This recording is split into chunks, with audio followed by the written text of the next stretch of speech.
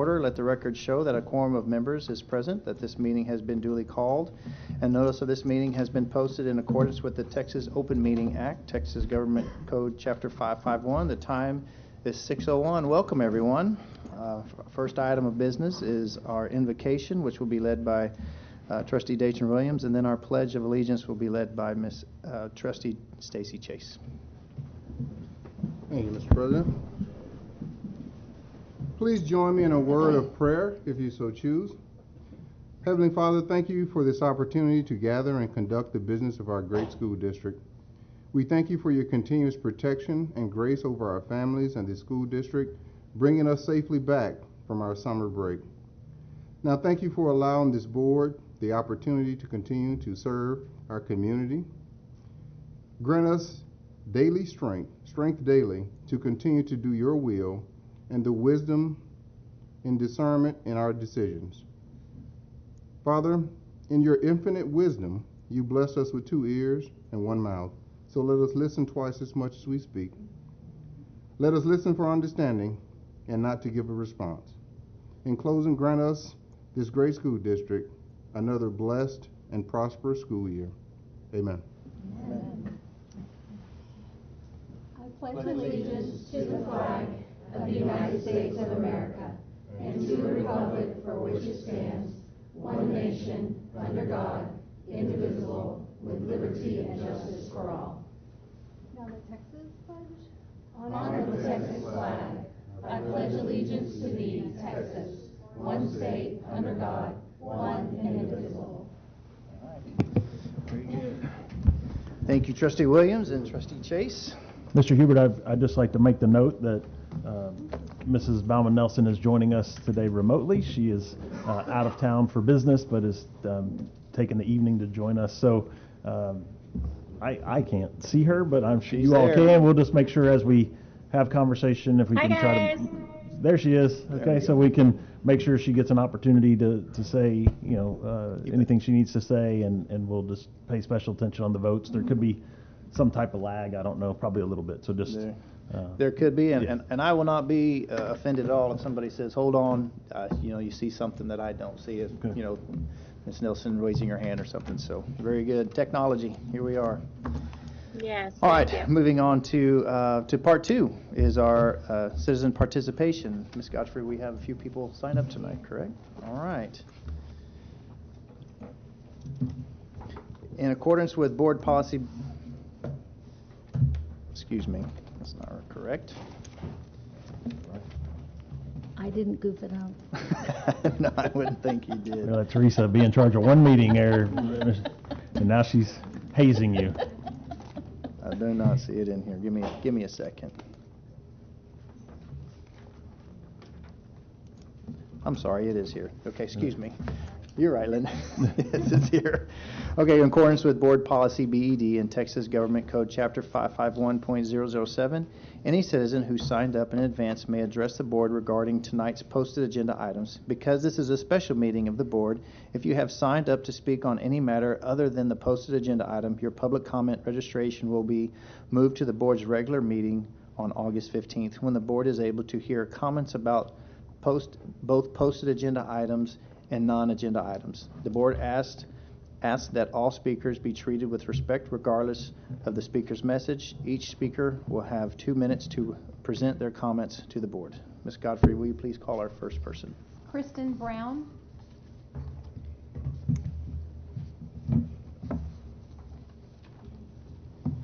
Good evening. I'm Kristen Brown, a parent of 2 students in the Oak Ridge School District, or Feeder District.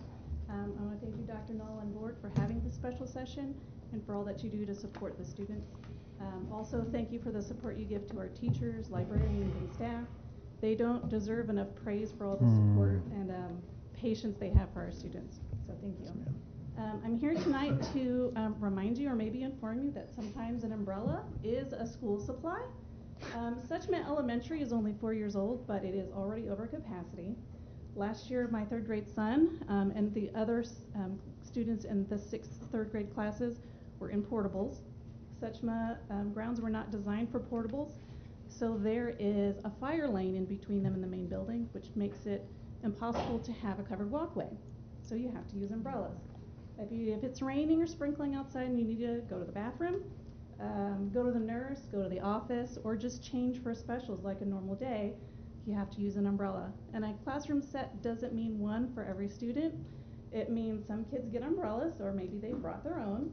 And my son's class had a ferry system, so someone would get the umbrellas and they'd walk back and forth between the building, carrying the umbrella and ferrying their fellow students. But if it stormed or there was inclement weather, they had to evacuate the portables altogether and go into the school. That's 6 classes worth of third graders that had to go and find space in this overcrowded building to figure out how to learn for the day. This coming school year, the 6th grade classes will also be in portables, so that's another 6 classes. So in a storm, it's going to be a bunch of third graders and a bunch of 6th graders crammed in someplace extra for the day or until the storm has passed. Because of this, I support Prop A and the proposed school bond. I support increased capacity for students at Conroe ISD through the expansion of existing buildings and the creation of new buildings. Our teachers deserve a place to work, and our students deserve a place to learn that is safe, secure, provides them space, and is stable. Thank you. Thank you. Mr. President, point of clarification. You would like for umbrellas to be considered in the interim, correct? In place of nothing, yes. Okay. In place of Understand. nothing. But I appreciate your support. Appreciate it. Paul Leskoski. Mike.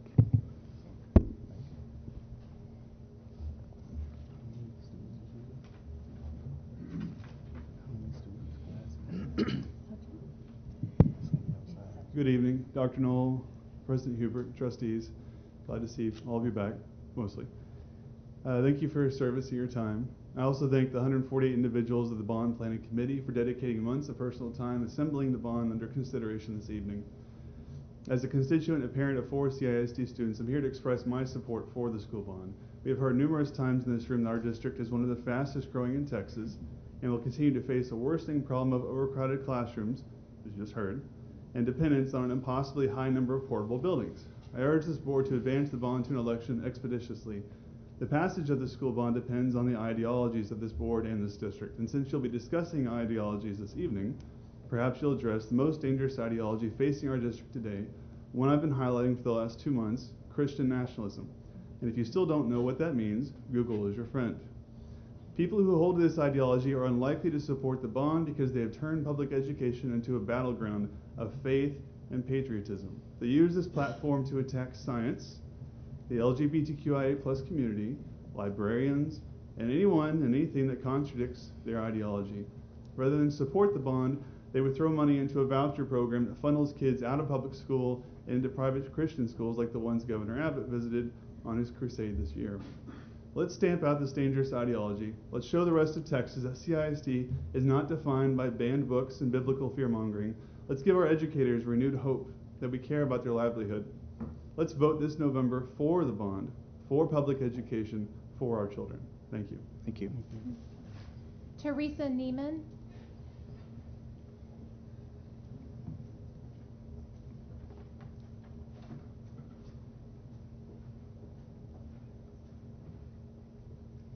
Thank you. I want to say that I support the bond, but I might also be a Paul fangirl.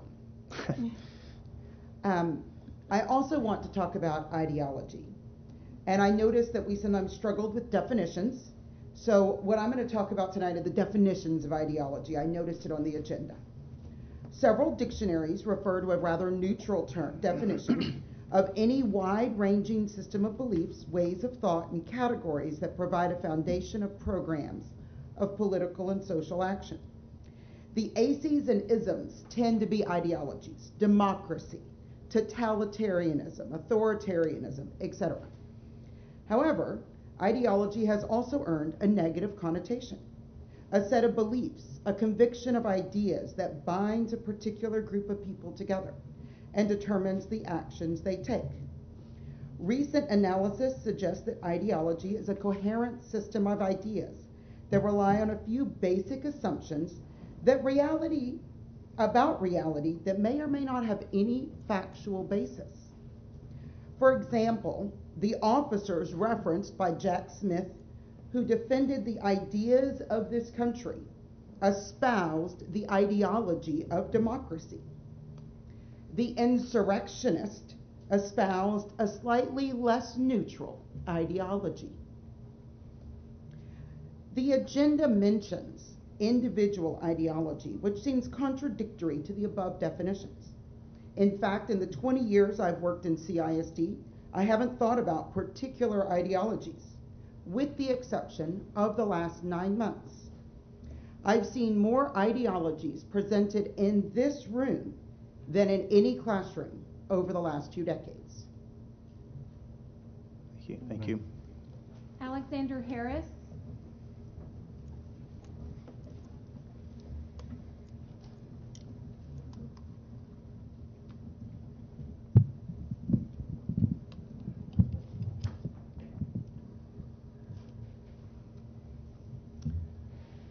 Dear board and leadership, at the June board meeting, a trustee labeled me a racist reading from a script. At the July board meeting, a constituent labeled me a Christian nationalist in his public testimony, projecting the image that we were dangerous. He then went on to say that we inevitably do harm to the most vulnerable families in our community, and threatening to make second-class citizens of anyone who disagrees and strips them of their rights to their dignity, their medical treatment. When he said medical treatment, I knew exactly where he was coming from. Senate Bill 14, which stops horrendous mutilation surgeries which sterilize a child. And it goes on, the list is castration, removal of the testicles, vasectomy, hysterectomy, oophorectomy, which is removal of the ovaries, medioplasties, which is removal of the penis, orchiotomy, removal of testicles, penectomy, penis removal, then phalloplasty, that is construction of a penis by surgery, and vaginoplasty, which is a construction of a vagina. Now, that is horrific. To take a child and put that through, that is horrific. Our founding fathers were not atheists. They declared that we were created male and female. However, that the religions of atheism have introduced all these teachings, and now we are evolved into LGBTQ and plus.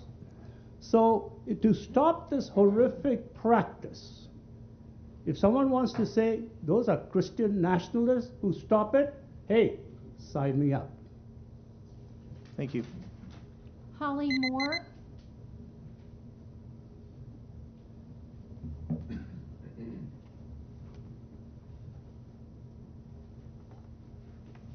Hello, good evening.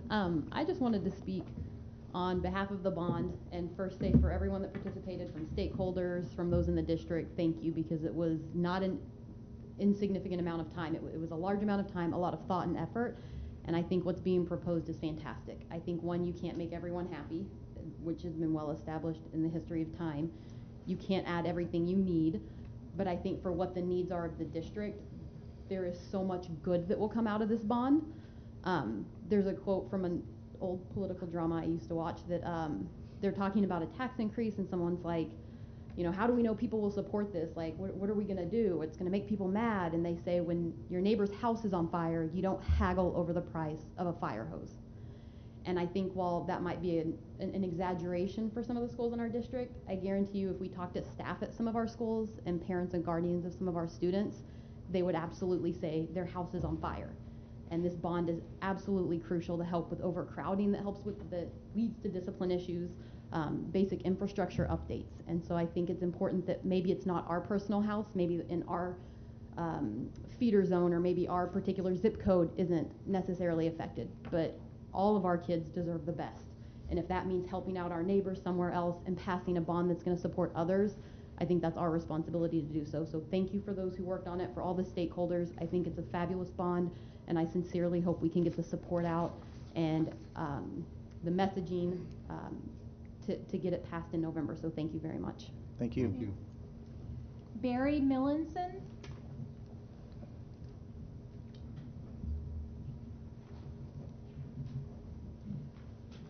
Good evening, President Hubert, trustees, Dr. Knoll.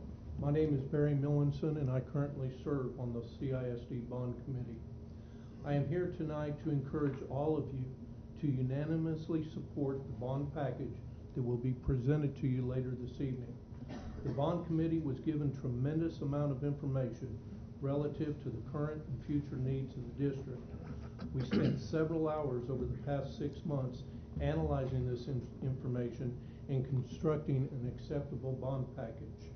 It was refreshing to serve on this committee. Throughout the entire process, we were told to ask questions, feel free to give our opinions, listen to others, and focus on creating a bond package that would benefit the entire district. I felt Dr. Knoll and the staff members that have been involved in this process presented everything to the committee in a very professional and transparent style. The CISD bond website was up and running from the beginning with tons of information, and the public was encouraged to view it. We were continually told to share with others whatever information we had learned. As I stated when I began, I am here to encourage this board to unanimously support this bond package. I have witnessed and read about several issues that recently have come before this board that many times you all have been divided on. Whether it was just a difference of an opinion, an interpretation, or someone's personal agenda, being divided on an issue and not willing to compromise or work together for a solution does not send a good message to the public. This bond package is critical to the CISD district, its employees, and most importantly, to its students. If this bond package is going to pass, it will take all of you to be in total agreement. Thank you. Thank you. Sam Pyle.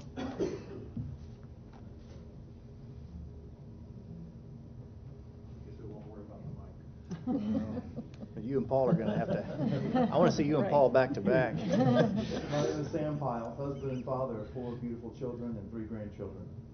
3 of our 4 children attended Conroe ISD schools. 1 graduated as Oak Ridge class president in 2013. 1 graduated from a private school, and I wish I could say our youngest, now 16, was still in Conroe ISD. But that's why I'm speaking to you tonight. My kids and grandkids call me Papa Pyle, a godly man who stands for conservative, traditional family values, the same biblical values our great country was founded on. 2 of my heroes and 2 of our greatest presidents were George Washington and Abraham Lincoln. And they also shared those same values. George Washington said, "Associate with men and women of good quality if you value your own reputation. For it's better to be alone than to associate with bad company." And this is the reason our youngest is no longer in Conroe ISD. In a district predominantly conservative, sharing our very same values, we have seen over the past 5 to 10 years the leadership and elected school board officials succumb to the pressure of the minority, especially an extremely small minority who wish to push their personal ideologies overtly and subtly to our children, polluting their minds. Some call this grooming. I'm here to support the mental health of our students and ideology-free schools. I support Texas Representative Steve Toth's bill from the 87th legislature and Senate Bill 3 that are now law. This legislation simply enforces that there will be no personal ideologies promoted in our schools not related to the instruction and teaching of our students. What I've seen in our public schools, our Conroe ISD schools, and is an alarming progression away from the very values our country and great nation were founded on. We must not let the philosophy of a few dictate the government of many. Abraham Lincoln said, "The philosophy of the schoolroom in one generation will be the philosophy of government in the next." Thank you. Thank you for your time and your service. Thank you. Thanks, sir. Stephanie Cox.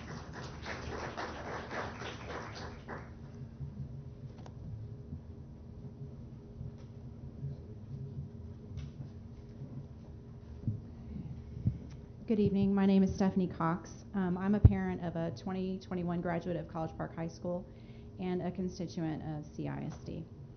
I would like to address the bond package that will be proposed tonight. As a member of the 2023 Bond Planning Committee, I was dismayed at the fact that the committee seemed to lack a cross-section of constituents of CISD. The committee seemed to be stacked with the vast majority of members being educators or employees of the school district, several of which may not even be citizens of the district. While I greatly respect our educators and what they do day in and day out, and that they are a valuable part of the discussion in the district, I believe that the bond committee was skewed in favor of the district's desires and an increased package because of the makeup of the committee. This lack of cross-section of the community causes one to believe that this proposal will be heavily weighted in favor of what the district wants, not the citizens of the district. It would be good to know who on the committee was actually a citizen of the district and who was a taxpayer and who was not. There is also the concern about how the district will frame this proposal, that if it does not get passed, teachers won't get raises. It seems the district could have used ESSER funds more wisely with hiring teachers, and now they will be using the bond to make up for that lack of planning or just incompetence in hiring policies. I ask you to consider the entirety of the bond package is not what the citizens of the district are needing or asking for. Yes, there are more people moving into the county, and there are updates that are needed in some of our larger schools, and a few schools are needing to be built.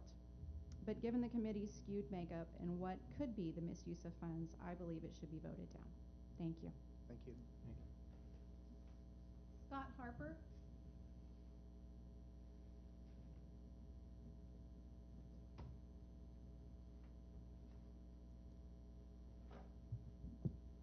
Chairman Hubert, Dr. Knoll, and the board, thanks for this time. I was going to say something, but that last few minutes changed my mind. I'm just going to say that what I went through part of the bond committee was amazing. And what the product that you're going to hear more in depth from our appointed officials is a great cross-section of how the entire district has been looked at in a number of different ways, and how all the different schools and all the different feeder zones are represented in this bond package. One of the biggest things I think that didn't happen is there's $1.6 billion at least left on the cutting room floor. And those were hard decisions, and we got there through a lot of different ways. And the presentation that Sarah and Dr. Knoll presented to us broke it down. So for those that didn't visit the website, you might want to go refer to that, because the numbers do not lie.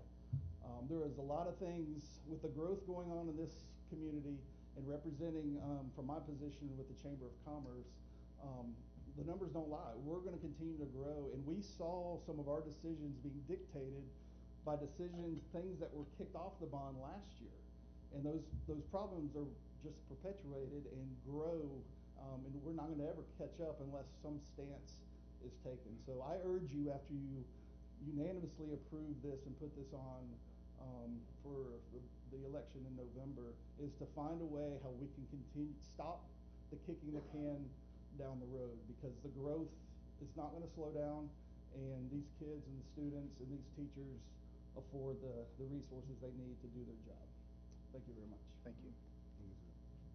That's it. That's it. Okay. Very good. Thank you very much for those who have participated. Moving on to item 3, which is our consent agenda, and I have not heard from anybody to remove anything. May I entertain a motion to approve the minutes? So moved. Second. Or the consent agenda. Thank I you. got you. Got a motion and a second. All those in favor show by the uplifted hand. Any opposed by the same sign? Motion carries. Thank you. All right, item 4, which is naming of our Director of Transportation. And I will turn this over to Dr. Knoll. All right, just a few short weeks ago, we had the opportunity to celebrate Mr. Sam Davla's retirement, and certainly wonderful work that he did. But the buses keep rolling, I guess I would say. And just a week from now, we will have probably 45,000 students that will be counting on our transportation department to deliver them to and from school safely. And you have to have great leadership in place to make that happen. And we were fortunate for so many years to have Sam here, but we were also fortunate that during Sam's time, he took the time to mentor and grow leaders within his department. Back in 2016, we were able to add a man who was a junior high principal in another district, so brings experience from the campus to our transportation team. He learned the ropes with transportation and what it meant to run a solid department, to the point to where we elevated him to the associate director last year. And so Mr. Juan Melendez has done all the work and built all the relationships and is ready to become our director of transportation. And this is a big job. Yes. This is a very, very big job. We have all the confidence in the world that he is the right leader at this time. So pleased to make the recommendation of Mr. Juan Melendez to be our new director of transportation. Okay. Do we have a motion? So moved. Second. A motion and a second. Any discussion? All right. All those in favor of the motion show by uplifted hand. Any opposed by the same sign? Motion carries unanimous. Congratulations, Mr. Miller.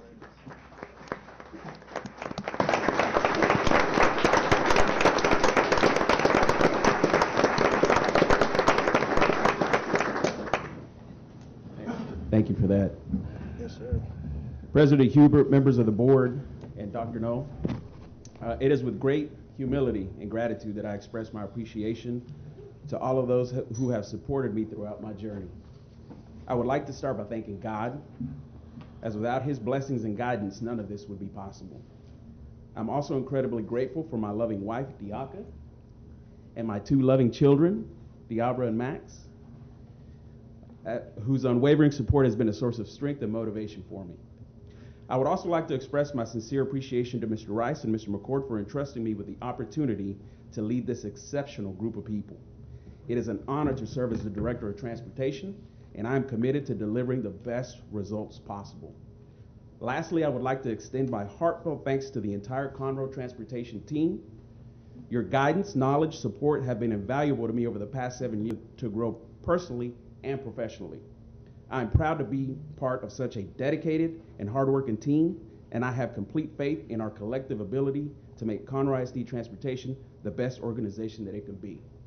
Together, we can and will achieve great things. Awesome. Thank you.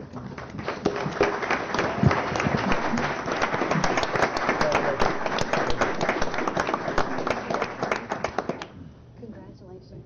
Does your wife know how to drive a lift too? She used to be. She used to be a coach. Congratulations. Congratulations. So good, man. Appreciate it. Congratulations. Well deserved.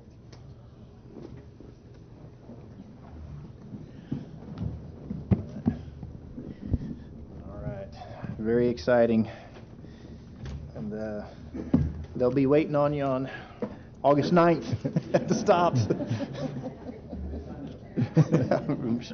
I'm sure you do. Very good. Now, thank you very much. Congratulations again. Moving on to item 4A is consider and accept the recommendation of the 2023 Bond Planning Committee. Dr. Knoll, I'll turn us over to you for All right. introductions. Thank you very much. Well, what a journey this has already been. We started talking about this so many months ago in this process. As we look back to our last bond election in November of 2019, since that time we have grown by thousands of students here in Conroe ISD. We continue to grow each day. Last year, as we began to see the empty seats at any of our schools become full to the point where we were at over 100% capacity district-wide, and many campuses pushing over 130 and 140% of their capacity. We initiated our demographic study to determine if this was our 3,000 student growth was a one-time occurrence, or was this going to be a new trend for us? And we learned through that it was certainly a new trend. During that same time, we added 3 new board members to our conversation, and we were able to catch them up and have them be a part of this process. And through your guidance, we created a bond planning committee to go to work to look at the needs of the district and determine if they wanted to come back to you with a recommendation. And so they are here tonight. I will tell you that I don't want to steal their thunder as far as they're going to tell you about their process, but I am so proud of the work that they have done. This was a group of 148 people that put in a ton of time, and it was hard work. As I told them early on in the process, saying no is going to be really hard to things. And as we heard in public comment, they had to say no to well over $1 billion worth of work that were needs, but they had to make hard decisions, and they did it. I'm really proud of the process, as well as we wanted it to be the most inclusive and transparent process that we've ever undergone. Every single thing that this bond planning committee has seen through their meetings, we've presented a lot of it to you all through workshops, but the entire world has had access to it on our website, and it remains there. So there's no information that every single person in our community couldn't have access to through the process. So we're very proud of that.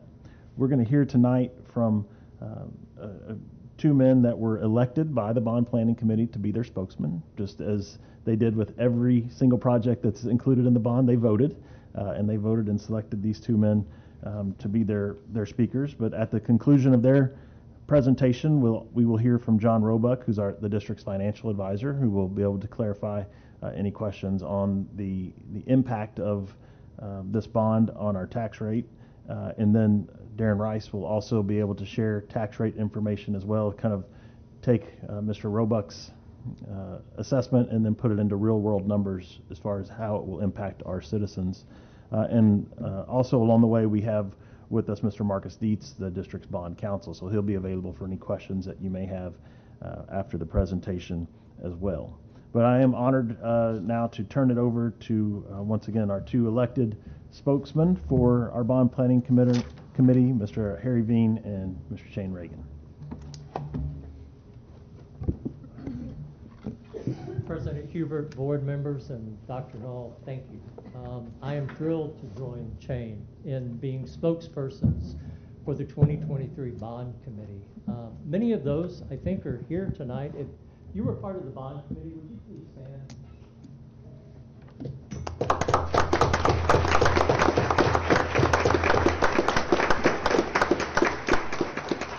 Great to know we have great representation and people that have our back. So I'm going to be speaking about the process. Shane is going to be speaking more into the nuts and the bolts of the specific bond.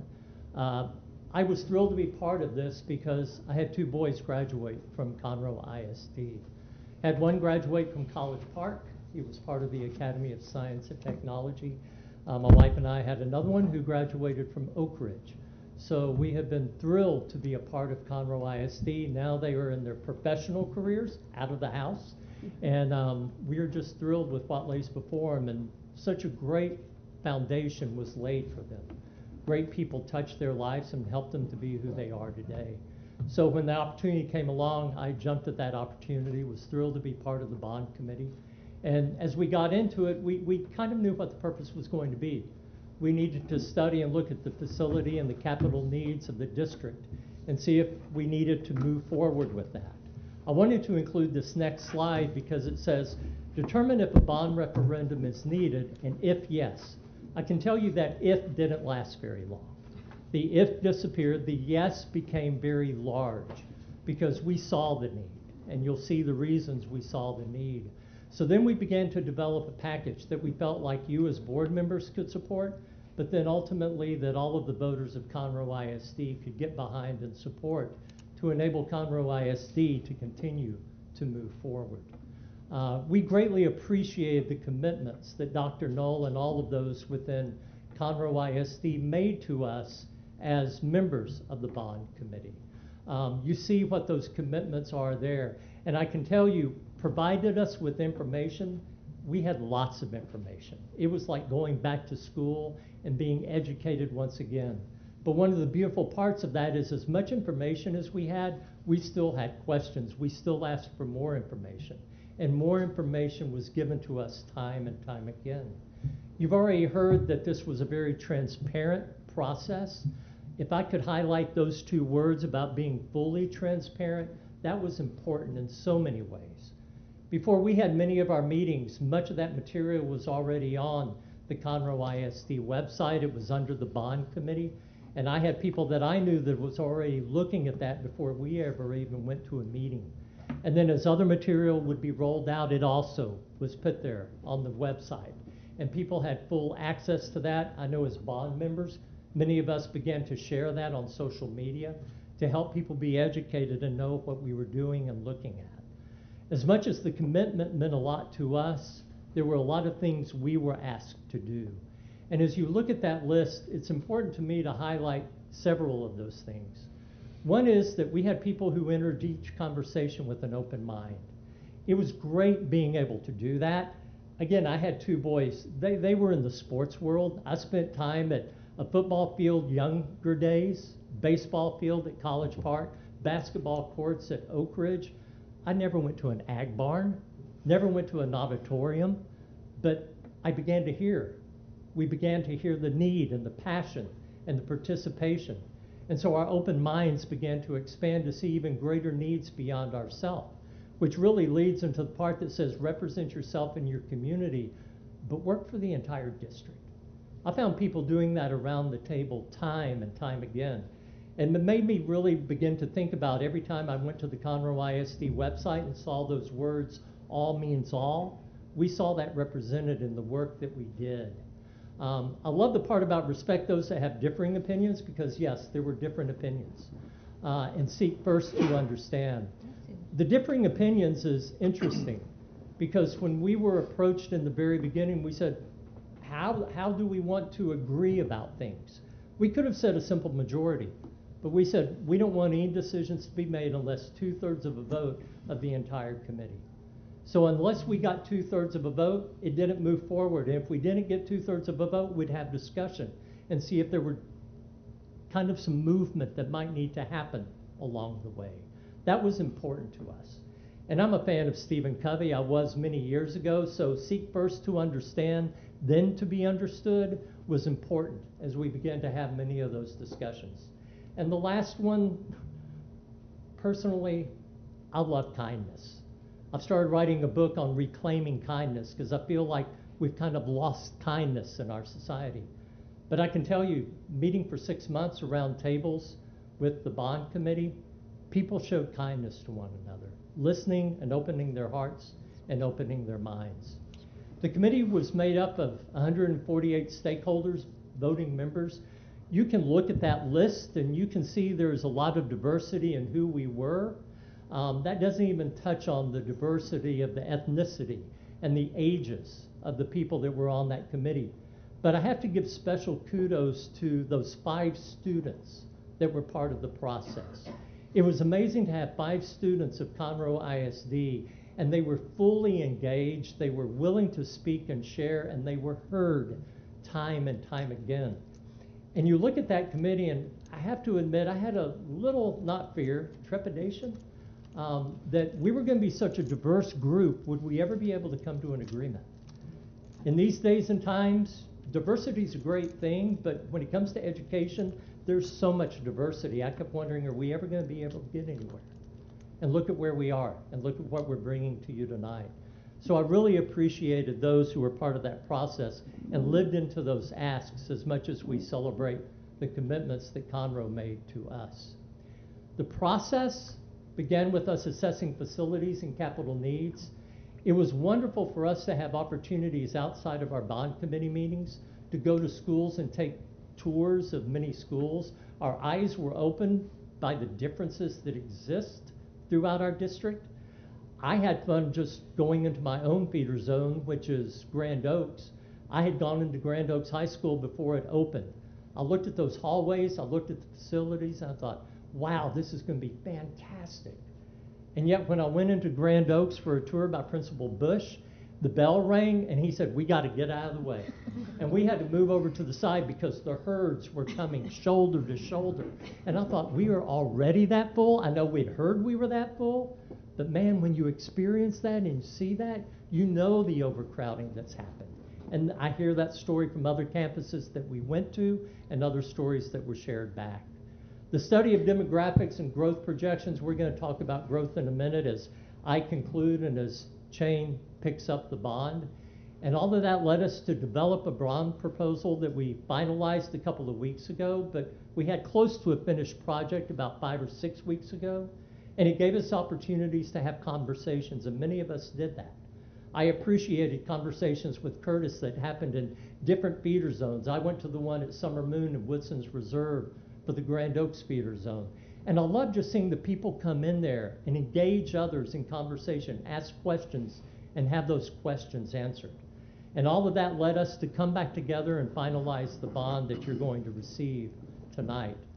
The meetings I'm not going to go over. I'm going to let Shane really speak into those because that helps kind of outline the bond, but I just want you to take a look at it as you'll see it again and as you understand the entire bond package that we have put together. I want to conclude about speaking about growth. Many of you are probably aware back in 2019 when the last bond was approved, there were figures thrown out that Conroe ISD was growing by about 1,200 to 1,500 students a year. And as the slide says now, for over a decade, we've grown by an average of 1,500 students. That's in the rearview mirror. If you're in the driver's seat and you're moving forward, look at those other numbers. From 21 to 22, Conroe grew by almost 3,000 students. From 22 to 23, by almost 3,500 students. And I agree with projections that have been shared and trends that we continue to look at. That's going to be more of what we're looking at over and over again. I can tell you that this past year I've retired after 40 plus years of ministry in the United Methodist Church, the last 15 of which was at Faith United Methodist Church on Rayford Road. And I have to tell you, Dr. Knoll said if I start preaching tonight, we can pass the plate. And if we do pass the plate, we're just going to have to arm wrestle about where that money's going. But I think I know a good place. So as people came into our church and came into our preschool, I asked them over and over again, why here? And when I said why here, I wasn't meaning the church or the school necessarily. I said, why here as in Conroe? Why here as in the subdivision that you moved into? As they shared, we could have moved anywhere within Houston. It wasn't that they were necessarily working in the Spring or Woodlands or Conroe area. They were working either in Houston itself or remotely. But they said we wanted to be someplace that's good for our children, that's good for our families, and we heard great things about Conroe ISD. So that growth is not only affecting you as a school district, but as we work together, it affects our churches. It spreads into the commercial realm. It spreads into the business realm. And that's why we are thrilled to be able to offer you this bond proposal tonight. So as a community, we can all continue to move forward and celebrate what's happening here in Conroe. Thank you, Harry.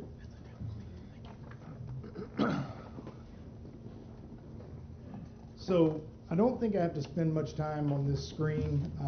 And let me back up. Good afternoon, Dr. Knoll, President Hubert, our CSD Board of Trustees. My name is Shane Reagan, and I feel very, very honored to have been nominated to represent our bond planning committee today. You know, when we began this process, there's a lot of things I did not know about the district.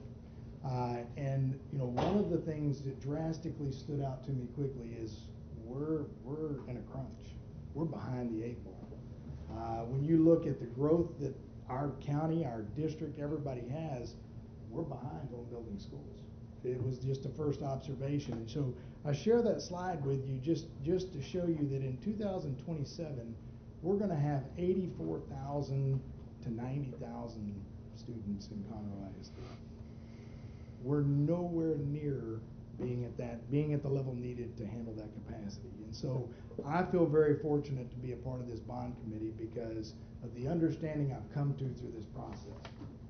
All right.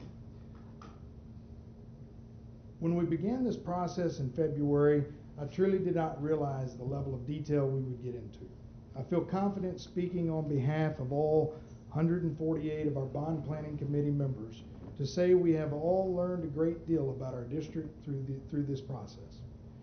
To prepare CISD for its next stage of growth, I hope not only our board but also our citizens will be confident that this committee has performed the proper due diligence and committed the time necessary to learning and understanding our district's needs to take us into the future. This has been a very transparent process, and on behalf of our 2023 Bond Planning Committee, we recommend for the upcoming November elections that our bond consist of 4 propositions totaling $1,995,777,000. Here's how that breaks down.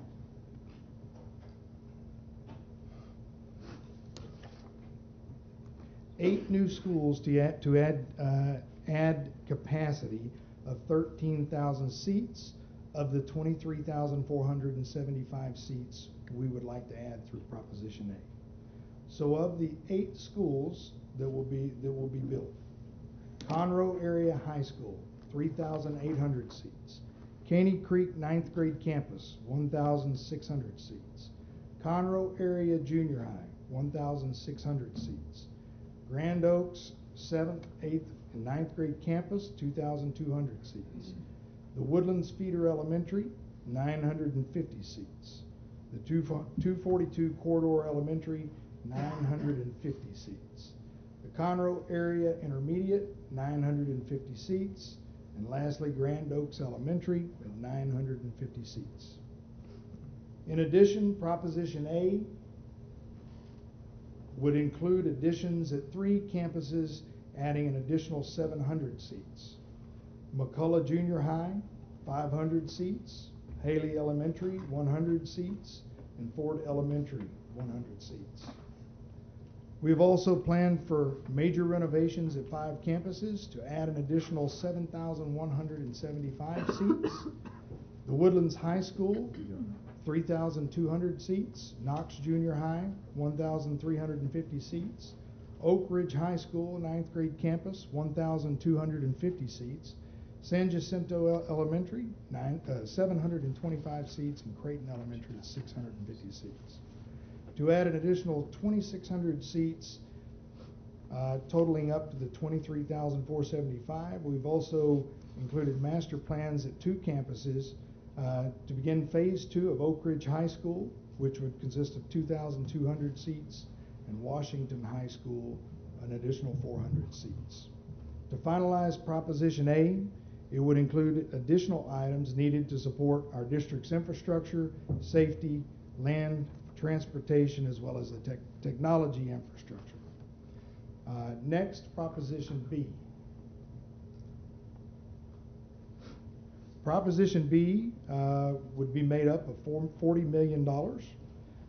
That would include our technology devices.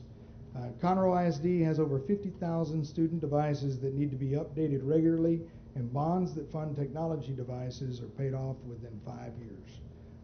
In today's world, these technology devices are just the most important things these kids are doing to get them prepared to graduate at the level they need to be at when they leave. Then we have Proposition C, which would consist of $112,877,000. Currently, there are 16 Conroe ISD elementaries that do not have a gymnasium and must use cafeterias for PE classes, creating many scheduling conflicts and limiting PE time. In addition, with Proposition C, it would be ag programs. Additionally, the district's ag programs are popular with our students, but the existing facilities are outdated and undersized. There are no facilities serving the Conroe and Caney Creek feeders, and that's what this Proposition C would be there to fund, along with the 16 elementary gyms. One of the things that I will add when we talk about the gyms, we did debate, do we do 4, do we do 8, do we do 12? One of the things that I think is just of the utmost importance in being married to an educator that's worked within a school without a gym is when you don't have that gym, you don't understand the consequences it creates. When you've got kids on a rainy day inside that gym, you're trying to do PE classes, you're trying to do all these different things that just create havoc. And you just hope that in that process, that's not the day that you've got a school program. So we went back, we thought 16, if we're going to do 8, we should do the 16 and make sure every elementary school in our district has that gym. Lastly, Proposition D. It would include $22,900,000. This would allow CISD to address the issue of overcrowding with 6 high school swim teams using the space in the Woodlands. That $22 million would be used to update and refurbish some of the outdated infrastructure at the current natatorium. In addition, it would add a 50-meter outdoor pool next to the current natatorium with additional locker rooms and restroom space. This would allow for an open-air structure to cover the outdoor pool in addition. I open this up for questions. If there's anything that you would like clarification on, myself or anybody that was on our committee would be glad to answer. If I could make just one note, if that's okay? Yes, sir. Just to clarify a couple of the numbers from Mr. Reagan there. In Proposition A, new schools and additions, that will add 13,700 new seats, okay? And then under major renovations and master plans, those are not new seats, those are the seats impacted by that. So, for example, when you see the Woodlands High School, that capacity at the Woodlands High School is 3,200. That's not work to add 3,200 seats. It's just to make sure that we can continue to utilize the 3,200 seats that are there. Okay. The same with master plans. Okay. And certainly, we want this to be for you all, however you would like to do it. If you would like to have questions with the bond planning committee members now, we can do that. Or if you'd like to see the financial presentations first and then open it to questions to all of the folks, it's really whatever you all would prefer. What I would prefer is to go ahead and hear from some presentations and then entertain a motion so that we can discuss that particular motion. Okay. So, all right. So if we could, thank you, gentlemen. We appreciate you, and I'm sure you'll be back up.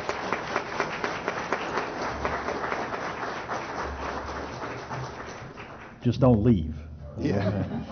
Yeah. Stay put. All right. We'll turn to Mr. John Roebuck now, if you would, the district's financial advisor, to tell us what the impact of this bond would be. President Hubert, members of the board, Dr. Knoll, thank you for having me this evening. So all those numbers we talked about and the planning we went through for the last several months comes down to a tax rate impact. So we've been running numbers since before the committee got together to find out kind of what our capacities were. But as we went through the process, we adjusted those numbers. We adjusted the timing of those bond sales to find out what the true impact would be on the taxpayer. As I always like to do, I like to give an overview of the current bond market. Now, this is the bond buyer index. This is as of today. On the far right, we have a 20-year average weighted bond issue with a AA rating has a rate of about 3.57. The school district's underlying rating is AA plus, AA1, which is one notch below AAA, but we'll sell these bonds with permanent school fund guarantee, which has AAA, so we'll actually come in below that rate when we sell bonds, or right at or below that rate when we sell bonds. But again, we won't sell bonds until the bond election passes, and we'll probably sell the first bond issue in January of next year. So again, this is kind of just giving an impact of what the bond market looks like right now.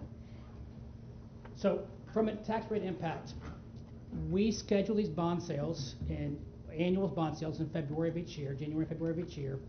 And what you see in the bar chart here, the first sale of about $489 million, second sale about $616 million, third sale $572 million, and then the final sale, fourth sale, $316 million, for a total bond package of $1,995,777,000, and the impact to the taxpayer is 2 cents.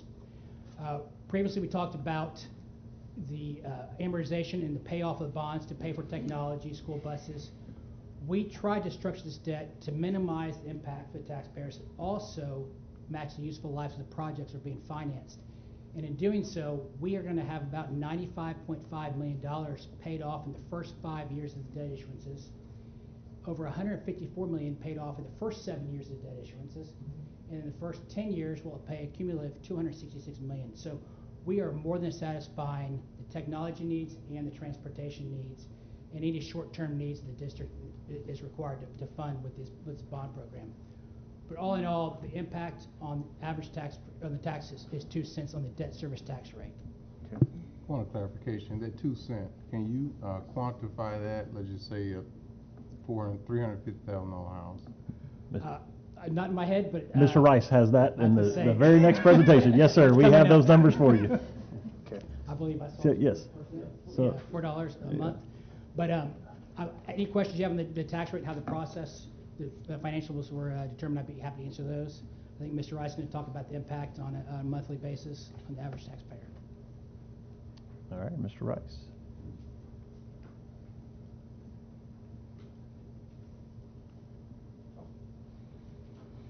Good evening, President Hubert, members of the board, and Dr. Knoll. Tonight I would like to share the changes on our tax rate resulting from the passage of Senate Bill 2 and the impact of a potential 2-cent tax rate increase on the debt service side of the tax rate with the passage of the 2023 bond. So this is our tax rate history, and the legislature passed Senate Bill 2, and it did two things. First, it compressed our tax rate an additional 10.7 cents, and secondly, it places on the ballot in November an increase in the homestead exemption from $40,000 to $100,000. So taking both of those changes into account, our tax rate for 2023-2024 is calculated at 96.21 cents. That is 26 cents on the debt service side and 70.21 cents on the maintenance and operation side. The tax rate will be 15.25 cents less than last year. And since 2018-2019, our tax rate has decreased a total of 31.79 cents. So to show the savings generated by Senate Bill 2, we will use a home with a market value of $500,000. So we'll just use that just for simple calculations. So in 2022-2023, a home valued at $500,000 will pay taxes of $5,127. So that same home with a value of $500,000 in 2023-2024, that tax bill will be $3,848 with a savings of $1,279. So now let's see what that tax rate impact will be with the passage of the 2023 bond and the 2-cent increase that comes with. So you can see the savings generated by legislative changes monthly on a $500,000 home. Once again, it's 106.59. That is the savings that they will receive from Senate Bill 2 passage. Annually, once again, $1,279. Now the effect of the 2-cent tax rate increase on that $500,000 homes is $6.67 a month, or $80 annually. So the net savings to one of our taxpayers is monthly right at $100 and annually $1,200.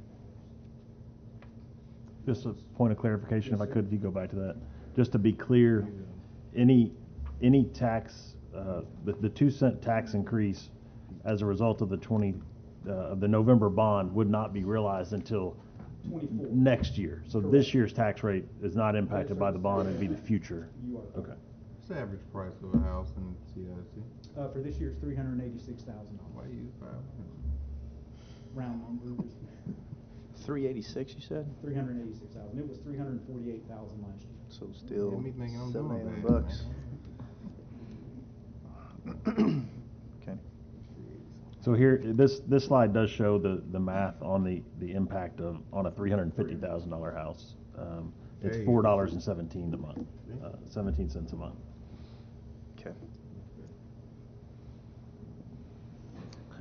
All right. Well, I think that's it for our presentation. We'll turn it over to y'all. I just want to remind all of everybody that may end up being asked questions, if you would please just come to the mic. I know we have a lot of folks that are at home. Mrs. Nelson is watching on Zoom, so she won't be able to hear unless you come to the mic to answer questions. So if you just please do that. So, Mr. President, I want to make a motion that we accept the recommendation of the 2023 Bond Planning Committee as presented, with Prop A, Prop B, Prop C, and Prop D as presented as well. Second. Okay, we have a motion and a second. Now we can certainly open it up for conversations. I'll open the floor to you. Who are you opening to? Anyone? Anyone have any Yeah, I mean, I had questions? a couple Go ahead. questions. So, first of all, thank you to the entire bond planning committee. I know all of us on the board understand the enormity of the task you were presented, and truly appreciate you giving up your time and your evenings that you would rather do other things probably than meeting and talking about the district's needs. We truly appreciate your service, so thank you. I had a couple of questions on the overview we had, so if maybe you could come up to the mic. on the ag barns, you mentioned it was for the Conroe feeder. and the Caney Creek feeder, is that correct? So the portion for the ag barns, there's been, and Dr. Noel, I'm gonna rely on you. For I'll jump in if I one need, thing yeah. The land that's been donated for the barn location. Correct. Can you? Yeah, share I'll be that? happy to help. Let me help with that. So, what's included in this package? We have 2 ag barns currently. We have 1 ag barn in the Woodlands that serves the Woodlands and College Park. We have 1 ag barn in the Oak Ridge area that serves Grand Oaks and Oak Ridge. Both of those facilities are at capacity, and they both are in need of expansion and some repair. So included in this number is expansion and repair of those 2 facilities. Our students at Caney Creek High School and Conroe High School do not presently have access to an ag barn at all. We did work a few years ago to have land donated or to a very low cost lease of land for a long lease at the fairgrounds. So we have a place there to build an ag barn facility. So included in this would be building a facility that would serve Conroe High School, Caney Creek High School, and this new high school. But that would be their ag barn. So that's what's included in ag barn. So it's renovation of the other 2 and then construction of 1 new. Do you know how many students are participating in the ag program? We might can pull that. Can you? I think it's about 400. Okay. At this point, we don't. I know we were asked by the committee asked the question, like, would we have more if we had more space? The spaces are full at the 2 south ag barns, and then in Conroe it's just not an option. Sure. Conroe and Caney Creek, so they don't have that as a choice at this point. And just to elaborate just a little bit on that as well, a lot of these kids that would like to show, they live within HOAs, and HOAs don't allow animals. And so that's one of the factors that I think we can't account for is the number of kids that would participate if they could participate. And yet today they just can't because they don't have somewhere to keep that animal. Makes sense. The interesting number on the ag barns, I would just add, you heard them talk about they voted on every item, and if it had to reach 66% in order to be included in the package.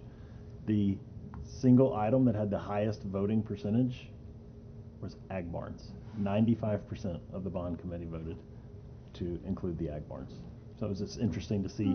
I would not have been my guess necessarily. I don't know that it would have been mine Yes. either, but interesting. Yeah.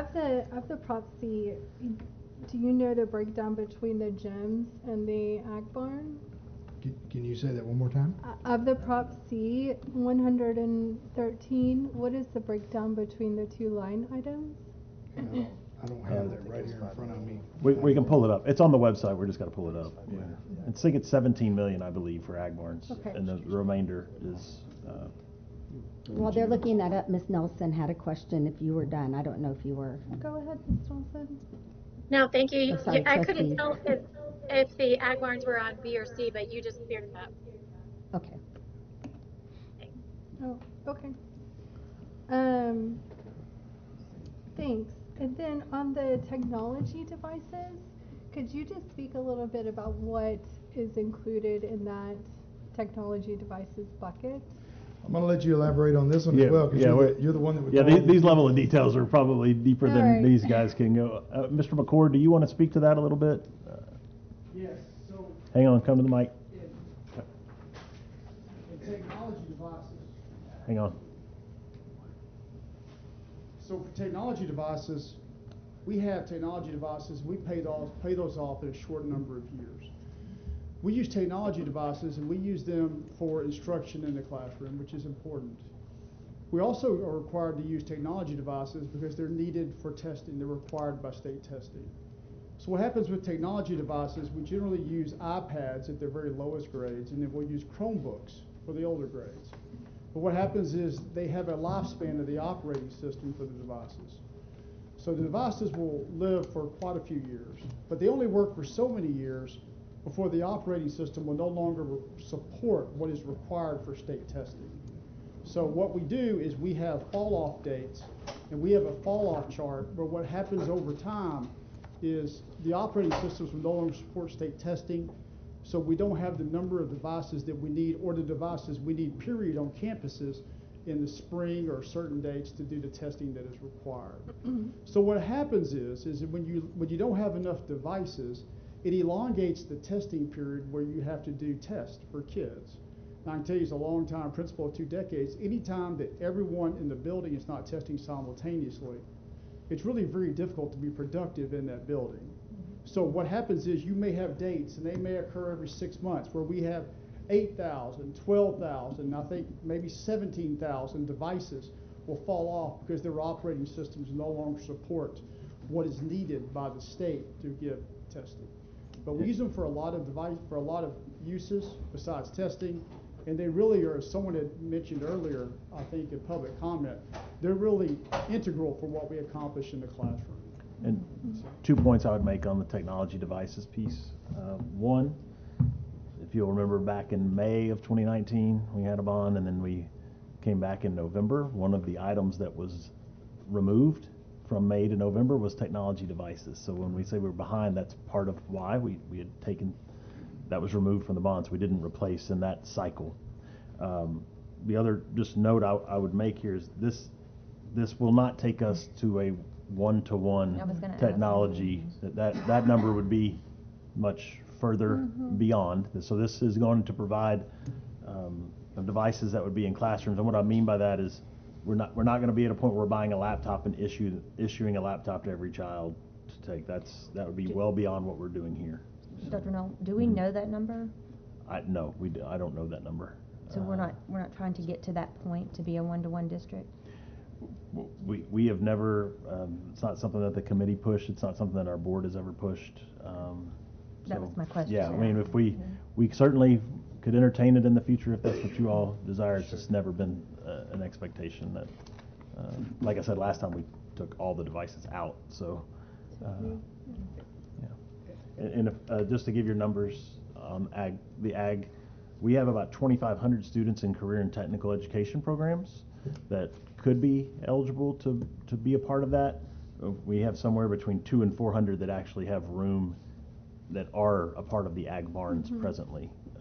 There's capacity there. And is that including Caney Creek and Conroe, or did you say they don't have any? They do not have any. So the 200 to 400 that are in ag barns now are only those 4 South County high schools. So if you're and we've had instances this year, I know Dr. Povich could speak to this, of students that moved from College Park to Conroe and they lose access to an ag barn. So how many students in Caney Creek, Conroe feeder zone do we have that are having to house their animals elsewhere? I don't know. Yeah, it's a hard number to, I don't know if Tally can give us that number. I think it'd be a guess. I know it'd be a guess to try to extrapolate that out to. We can try. I can tell you, I've got some at my house. I know you do, and that's I'm aware you've helped out with other students. They're not my own students, kids. That's why I said you've helped. Yeah, we can probably get the number of how many have them. It would be impossible to know how many would have taken advantage of the ag barn, but we should be able to get that information. We just may not be able to get it tonight. Hold on one second. Ms. Nelson had her hand up, so I want to make sure we get to her as well. You know what? Go ahead and finish your ag question because mine's on something else. Very good. Thank you. Thank you.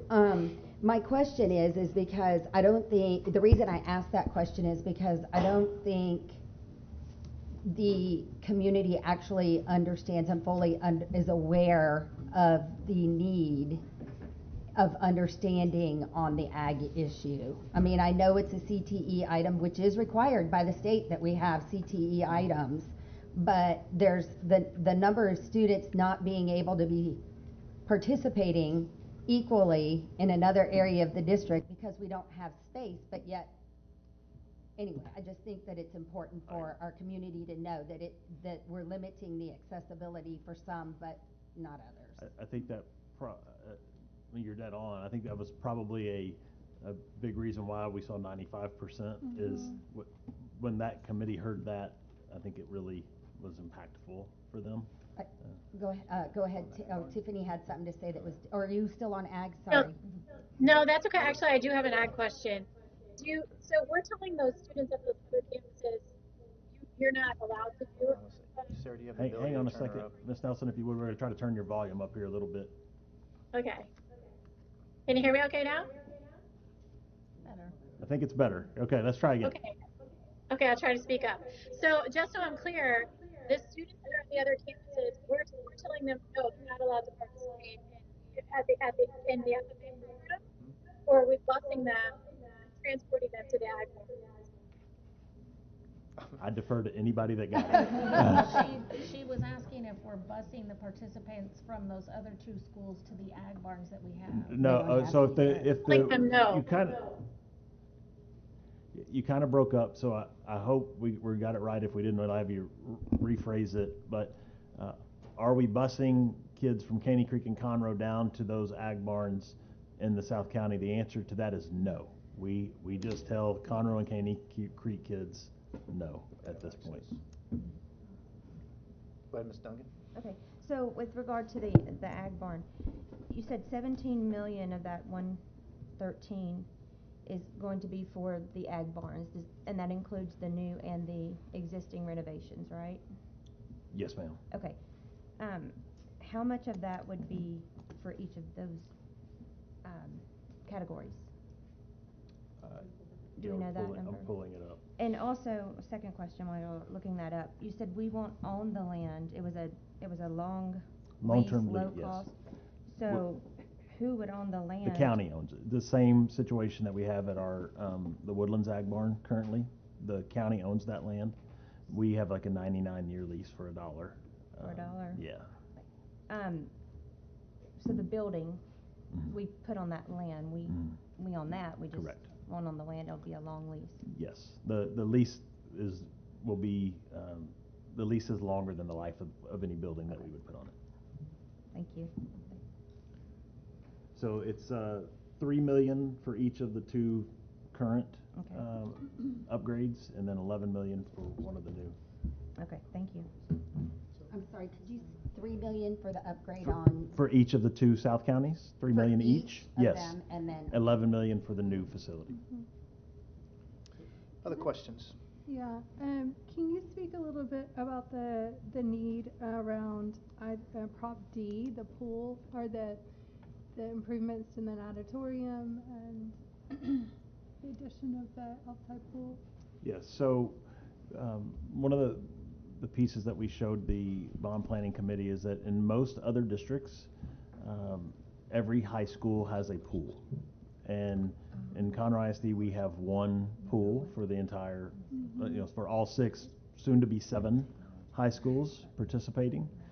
In addition to that, the UIL just recently in the last year has approved water polo as an official UIL sport. So now we run 2 UIL sports through our natatorium instead of just one.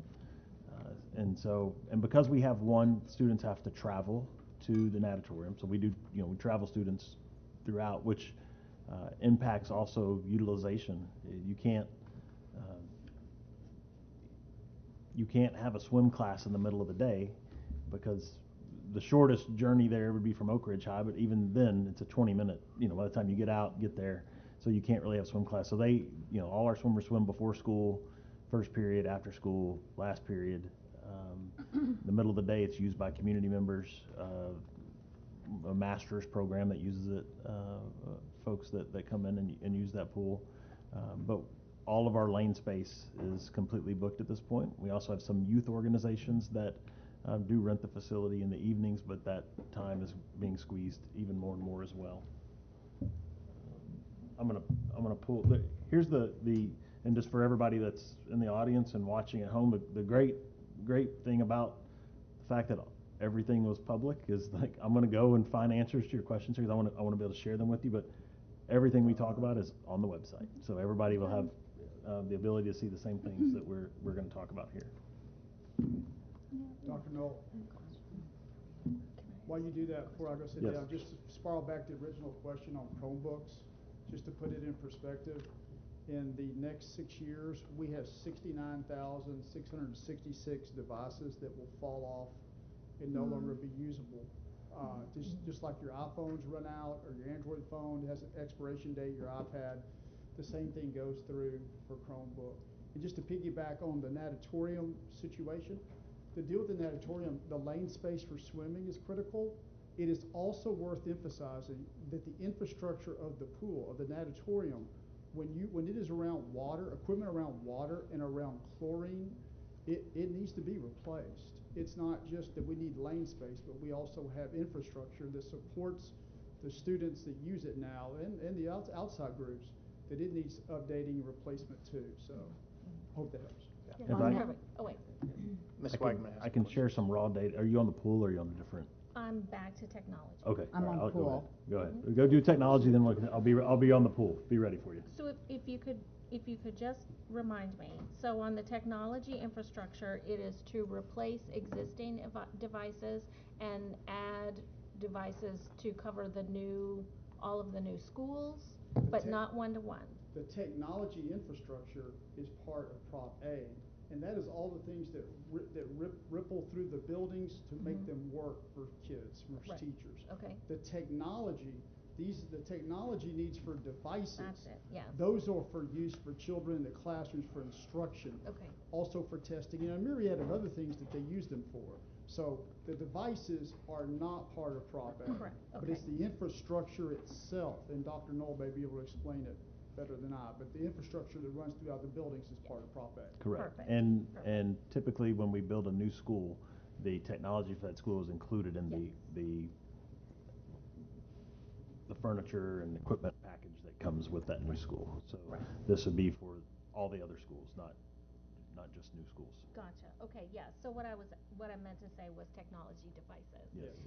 I realize that once the walls go up, you can't put the technology in afterwards. So, but on the 40 million, so that is to update and replace what we have currently, and to add any new devices for any new campuses. That is That's true. what the 40 million will cover. It's true. And to some degree, in all honesty, we're playing catch up to try to catch up. So what it is we have to be able to keep up and add devices and have for children what they need at a pace that's equal to or accelerates the rate that they're falling off and expiring. So to some degree, the devices are like milk or eggs or cheese, because the operating systems will no longer support what the state requires us to do. So the testing is just one small component of what the devices are used over a very small window, but it is worth mentioning, it is required, and they have to work. And there is no backup. There's no net. We test online for the most part, so that's why it's so important. And we don't want our kids to suffer or not have what they need to do their best, whether they're testing for STAR or SAT, ACT, whatever the case may be. So Okay. I hope that helps. Yeah, So the thank you. impact of not having these devices could mean that students are not able to complete testing. Yes, or that a school would be required to test over a longer period of time. Or the likely scenario with technology devices would be one of the examples that, we're often asked the question, what if we did not have a bond or the bond was not successful? Not having the technology devices is not an option. So that would be a situation where, we need roughly $10 million per year to replace technology devices. So that would be money that we would have to take out of our M&O budget annually to allocate. Just as we would have to do that for portables or other components of this that are just necessities to have school on a given day. Because even though the state requires these things, do they provide us funding for it? No. That'd be nice. Thank you. Ms. Oldenwiller. Well, I did have a pool question, but since we're on technology, I'll stick with that for the moment. On the replace and add in that technology devices, do we have a number? Yes, I can tell you exactly. I know it's 69 to 70,000 that are going out of date, but what's coming in? Great question. So 2024, for example, we have 4,802 falling off that will no longer work for what's needed. 27 in June, you have 17,923. Later that month, 13,000 fall off. and in 2029, 19,000 fall off. How So many are coming on? right now, we order when we have money, but we don't really have money to buy. So if we are able to find a grant or scratch and scrape somewhere, we will buy and try to do what we can, but it's basically coming out of our savings. We don't have the money to buy them. But in this bond Yeah, so referendum. yes, ma'am. So let me Yeah. give you the 23-24 budget. And I just, once again, for the sake of everybody at home, I'm in the April, let me get the date right, just so if anybody wants to follow along at home. We're in the April 11th Bond Planning Committee meeting and the technology devices presentation. The budget, as it was presented, for 23-24 would be, it's given in dollars amount, not number of devices, because that could change, right? So for iPads, it's a budget of 3.8 million. For Chromebooks, it's a budget of 6.1 million. Additional Chromebooks for growth is 1.1 million. Printers is 87,000. Desktop computers 1 million, for a total for 23-24 of 12.2 million. And I won't give you the full breakdown every year just because it's a lot, but just the totals for 24-25, the total is 9.4 million. 25-26, the total is 4 million. 26-27, the total is 13.8 million. And worthy of note, those devices, they're very limited use without the technology infrastructure of Prop A. Prop A is what drives it. So- The infrastructure, the technology infrastructure. How many schools do we have that don't have the technology infrastructure that we need in place to run what the state and what we need them to do technology-wise? We had everything that we needed in place to do testing, for just emphasizing testing, in the spring of this year. Mr. Lambert, Dr. Lambert, Mr. McClarity and I met 3 days ago to discuss this. We are okay as far as this coming school year goes. We may have to do some sharing and get it by. It is the following year in 2024 when we start seeing a fall off, and then the fall off really accelerates past 2024. On infrastructure? No, on devices. Okay, On that's infrastructure, it works until it doesn't work. Just like the air conditioner in my home, or the router in my home, or whatever.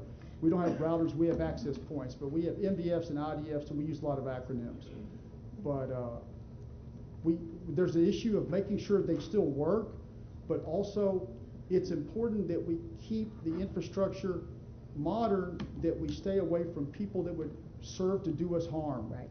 Because we talk about safety incessantly for kids and staff and everyone. But there's also safety of the network systems that are also important. So that's a big part of it also. I did have a pool question, thank you. Go ahead. We have no pool other than the natatorium, correct? Which we've already stated. Yes, ma'am. Which limits our northern area of participating. How much time do we spend busing the students that we have right now back and forth? And would that expense of putting a pool up there help offset that? Because I noticed that second option did end up coming off. Correct. So we turned up the mics a little bit. I was so now wondering. we're getting messages from people online that they can't hear. So I'm just going to encourage us all to speak closer to the mic so we don't have to turn it up so far that we hear ourselves. That is correct. So we went out and as we presented over the summer, bond planning committee members went out and heard feedback as well as to the two pool options. So pool option, one of those was the practice or the outdoor pool at the natatorium. The second option was to build a pool at the new high school. They chose overwhelmingly to go with this pool option.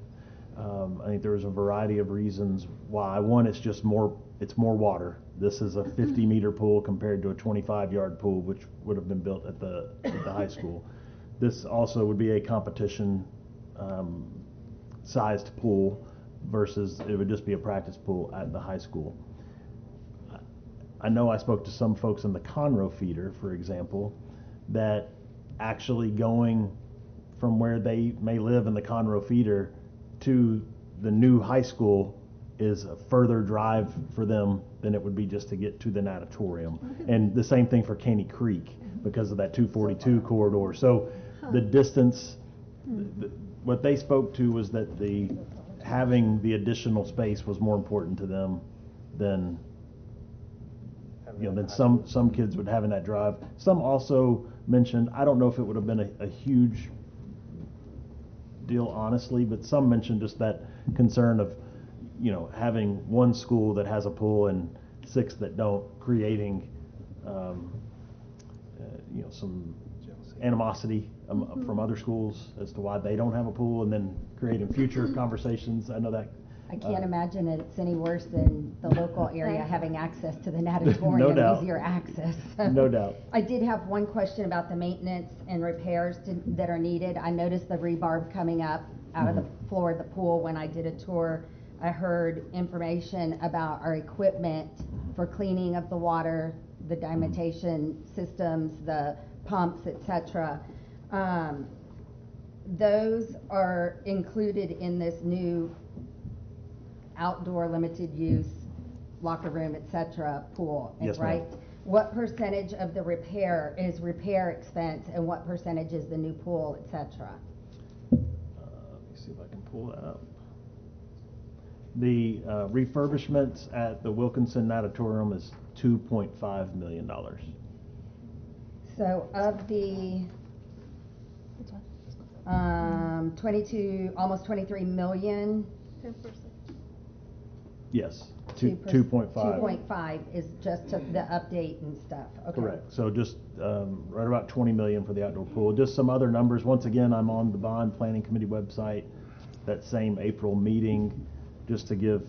I know you'd asked this question, Ms. Odenweller, about space, but you measure pool space in lane meters of water. Okay, that's how you measure it. We have 6, soon to be 7 high schools. We have 400 lane meters of water. Klein ISD, which is smaller than us, as we know, has 1,000 lane meters of water in the district. But they have pools at their school. Yes, and they so do. does Katy. Yeah, Katy has 1,600 Yes. lane meters of water. Cy-Fair has 1,400. Humble, who's significantly smaller, has 1,000, and we have 400. So it's we do not have an equal. We're significantly less. Gotcha. And pools are very expensive. I mean, we do talk about, when you look at Grand Oaks, as an example, is our most recent high school construction. And when we looked at the cost to build Grand Oaks, Katy and Cy-Fair built high schools right at the same time, and our construction cost came in at like $45 million or $50 million cheaper. One big component of that is that we don't put pools in. So you do save money in the construction, but it does create. Certainly that wouldn't have covered all of that $50 million, but it's a big piece. So. I have a question. Ms. Chase had one I first, just and then want we'll come back to you. clarification on the $2.5 million for the refurbishment. This is significant refurbishment. This goes beyond just operating Correct. repair. In the life of the facility, we have, through general maintenance, what I would call maintenance work, we have changed the lights. We have changed the purification systems in the pool. We have painted the pool. All of those. This is capital improvements of the major systems of the natatorium. Yes. Appreciate that. Full question? Ms. Duncan. So I know when we initially started this discussion, we entertained the idea, and I know you've touched on this, of having a pool at each campus, or eventually, or having it at a separate area. Is that something we are thinking we're not going to do in new schools moving forward? Is that what I'm understanding? Yeah, we have no plans to do that unless you all guide us differently. It's not something that we can ever fit in the budget, truthfully. So was it discussed amongst the committee, like what the cost would be if you do a smaller pool at a school? Do we know that comparison? Yeah, we did. So the two options they were presented with were to build a pool at the high school versus build the outdoor pool at the natatorium. Those were the those were the two options they were given. Cost difference? That's what I'm looking to see here. What is it? It would have been 16.5 million to do the indoor pool at the, which once again is a 25-meter indoor pool at the new high school. Okay, and this will be an outdoor 50-meter Correct. at the natatorium? Correct. Okay. Okay, Go just, ahead. on C, just one last clarifying question. Go ahead. On C, on the elementary gym. So I have 2 kids in elementary school, and we love our school, but one of our school is one of these without the gym. We use our cafeteria as the gym. So I understand the need here, but can you just, yes or no, when we build new elementary schools now, we build them with a gym and a cafeteria. Is Yes, that ma'am. correct? So yes, all new schools, Yeah. all new elementaries are built with gyms. Yes, which is which made for interesting conversation, truthfully, in the bond planning committee, because if you live in a newer part of the district, for example, if you live in the Grand Oaks feeder, you have no idea that there could be an elementary without a gym. Yeah. Because it's just there. You wouldn't Right. even know that you could not. And it was Mhm. funny, and not just even the Grand Oaks here, but just people that lived in, if their elementary had a gym, they just assume every elementary has a gym. Exactly. So that was it was interesting just to hear that level of conversation. Right. And most of these elementaries are in the Woodlands feeder? Yeah, it's based on generation of the building. Sure. Right, like that. There's a kind of that generation when the Woodlands was being developed. Mhm. That model generation of building just did not Okay. include a gym. So of the 16, I'm looking for my handy dandy chart here on site. Let me. While you're looking for that, Dr. Yes. Knoll, as an educator, I can tell you it is dramatic improvement to have the separate 2 facilities. Your administration and your staff are able to plan so much better for the time of their specials, their needs for their special needs classes, their special education courses, everything that having those 2 separate facilities impacts educational outcome. In my opinion, but I bet if there was a study out there, it would support that. It does affect how they run their master schedule, all those things. So just to give you the numbers, Mrs. Chase, in the College Park feeder, there are 5 elementaries. Only one of those 5 has a gym. In the Woodlands feeder, there are 6 elementaries. 2 of the 6 have a gym. In the Caney Creek feeder, there are 6. Well, soon to be when Bartlett opens, there'll be 6, and 4 of those 6 will have gyms. Mm-hmm. Conroe, there are 11, and there are 4 that do not have a gym of the 11. And then in the Grand Oaks feeder, all of them have gyms. Yeah. All right, I've got my questions. So, Mr. Reagan, you're not off the hook yet. Sorry. Almost. Come on up. I have a couple questions for you as well. So, once again, y'all did a great job. I appreciate it. This is my 3rd bond to go through. Mr. Williams, is this your 3rd as well? I believe it is, maybe 4. Something like that. Yeah, something like that. But of the 3, this has been, I think we've learned a lot over the last couple, and putting this committee together was fantastic. I know that we ended up having 148, 150, but we invited so many more, and your committee is going to be made up of those who are willing to sacrifice the time. And it may not have been the cross-section that the entire community wanted, but the entire cross-section of the committee was invited, and you can only work with those that are willing to show up and help. And I will tell you that I know that there were some people on a committee. I was fortunate enough to go to a couple of the meetings in the first one, and the statement that Dr. Knoll made was that we have people in here that are, I don't need to look at anything, we need a bond, to I don't need to look at anything, we don't need a bond, and everywhere in between. And I think that was great. I really do, because I think we all learned from one another on how to come up with these numbers. So the 2/3 vote was fantastic. So commend y'all on doing that. So I got a couple of questions, and one is both you and I have kids that play baseball. And I can't imagine a high school being built in the future that's not going to have turf. Is that fair to say? Our future high schools, not just in Conroe ISD, but around the nation, they're going to be built with turf. Yes, we build new schools cost-effective wise. When you're building it, we build it with, like Grand Oaks was built with turf. We Right. build the new ones with turf. Yes, Cost sir. effective. I've got a ranch in South Texas, and the little town that we were in has got maybe 800 people. Beautiful, brand new baseball stadium, turf. And that's just the way it goes. And so it's I would like to I respect the decision of the bond committee, but I understand that they took that off. I'd like for you to speak to that, if you don't mind, as to why would we. I mean, and I am for all of this stuff. I think this is extremely necessary, but the turf for the baseball fields was removed. Could you speak to that for just a second? Yeah, and I appreciate you asking about it. I personally, just being real, I feel like there's some significant misunderstandings about turf, is the reality.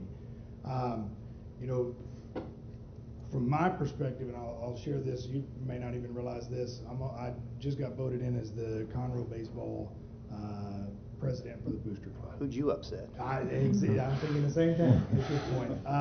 There's things that I look at from my perspective that what I realize is most of the community doesn't understand what I see. So for me, part of being on this committee, I felt like it was an opportunity to share some of that stuff. I will tell you that it was interesting through the process when we got to the part of voting for either having turf on or off. I don't know the number. I think it was 75% voted to not have it on there. And I respect that. Wholeheartedly, I respect that. I look at this more so as an opportunity, and this is why I appreciate you asking that, as an opportunity to educate people about why turf would be so beneficial. From a district standpoint, I will tell you that my perspective is our coaches aren't getting to coach. That's top foremost. If you've got a turf field, you show up to that field every day and you go to work. The coaches that don't have turf fields, they're out there dragging that field, hoping it didn't rain. If it rained, they're 3 days out from getting a practice in. They may be in the cages for 2 weeks when somebody else is out practicing. And so it really just becomes that topic of conversation that, for a baseball coach, I can't imagine doing their job in a district like we have with the top level competition, and you're a school with a dirt field versus a school with a turf field. It's just the experience is different for the kids. It goes even deeper, and most of this I can't even dig into tonight. But like if you've got a kid that's a pitcher, you talk about a rotation for a pitcher. If you have a rain out, that may throw you completely off of your rotation. Right. If you're a kid that plays at a high level and you've got colleges potentially looking at you, that may affect when they see you and how they see you. And so little things like the bounce of a ball on turf fields versus on dirt fields, it affects play, right? So if you've got a big college there looking at you, that could be a difference maker for you. There's a million different things that I could get into, but ultimately for the committee, there's still a lot of education that needs to take place. And so I look at that as just a challenge over the next 3 or 4 years before the next one rolls around. It's an opportunity, and when it got voted out as far as I'm concerned. But I do look at it as a true opportunity. If anybody does have questions about it, feel free to ask. I will tell you that this morning I spent time working on a broke down mower at the field on top of our drag. The day before that, it's trying to coordinate things for the baseball program. And I'm going to tell you from a booster club standpoint and from a parent standpoint, my objective is to make it great for the kids. That's it. Sure. Plain and simple. Right. And those little things get in the way of being able to do the great things for the kids. So I appreciate you asking. Sure. Yeah, absolutely. Yeah. Speaking of that, you talked about, if we have a high school that has a natatorium and the others don't ask the baseball players about the Grand Oaks High School baseball field. I understand that. If I'll just make a point here, not necessarily about turf, but I appreciate you asking the question. I appreciate you asking Mr. Reagan the question, because his answer just absolutely showed you what our bond committee did. Yes. I would argue that Mr. Reagan was the singular biggest advocate for baseball turf on the entire bond committee. And just as different people had different projects on that were personal to them, but you just heard him right there tell you, like, he advocated for his piece, and then he understood when it voted away, he's behind the committee that's there. I just think, thank you for being that example of all these folks that are here, because that's the kind of work they did. Yeah. No, and they left a lot on the table.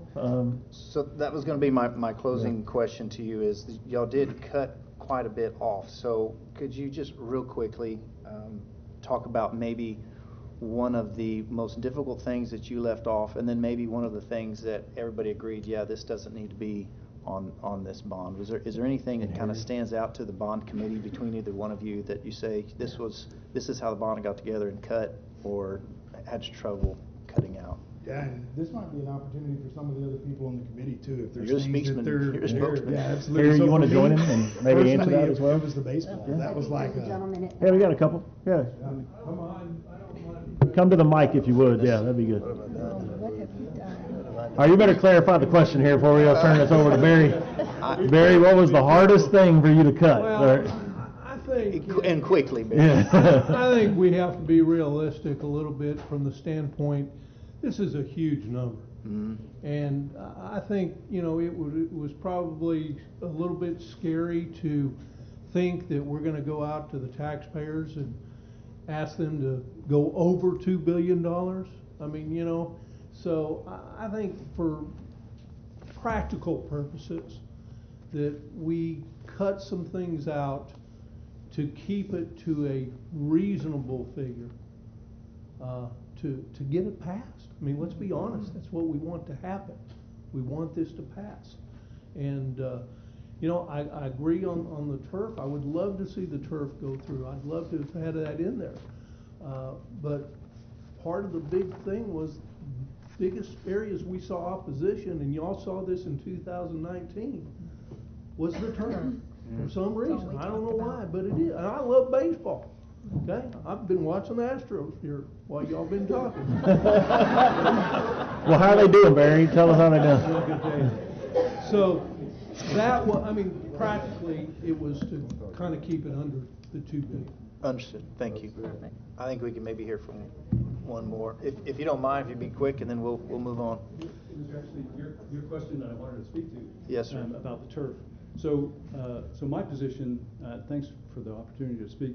My position on this bond A through E originally was A, B, and C are so critical that we need to not dilute the conversation like we are now about kind of some of these smaller things. And honestly, held up against the importance of new schools, turf is a secondary or tertiary issue that probably deserves some discussion, but it needs to not be the center of the discussion. So my recommendation was get rid of the pool and get rid of the turf. And let's focus on A, B, and C, get that done. And that actually got some traction and some discussion. So I just wanted to speak to that. Right. I know there's a lot of passion about baseball. Hey, I'm a fan too. But we can't do it all. And we shouldn't try. Fair enough. And thank you for that. Go up to the mic. I think what he said is very accurate too, because what we didn't want is something to jeopardize the things that we really have to have.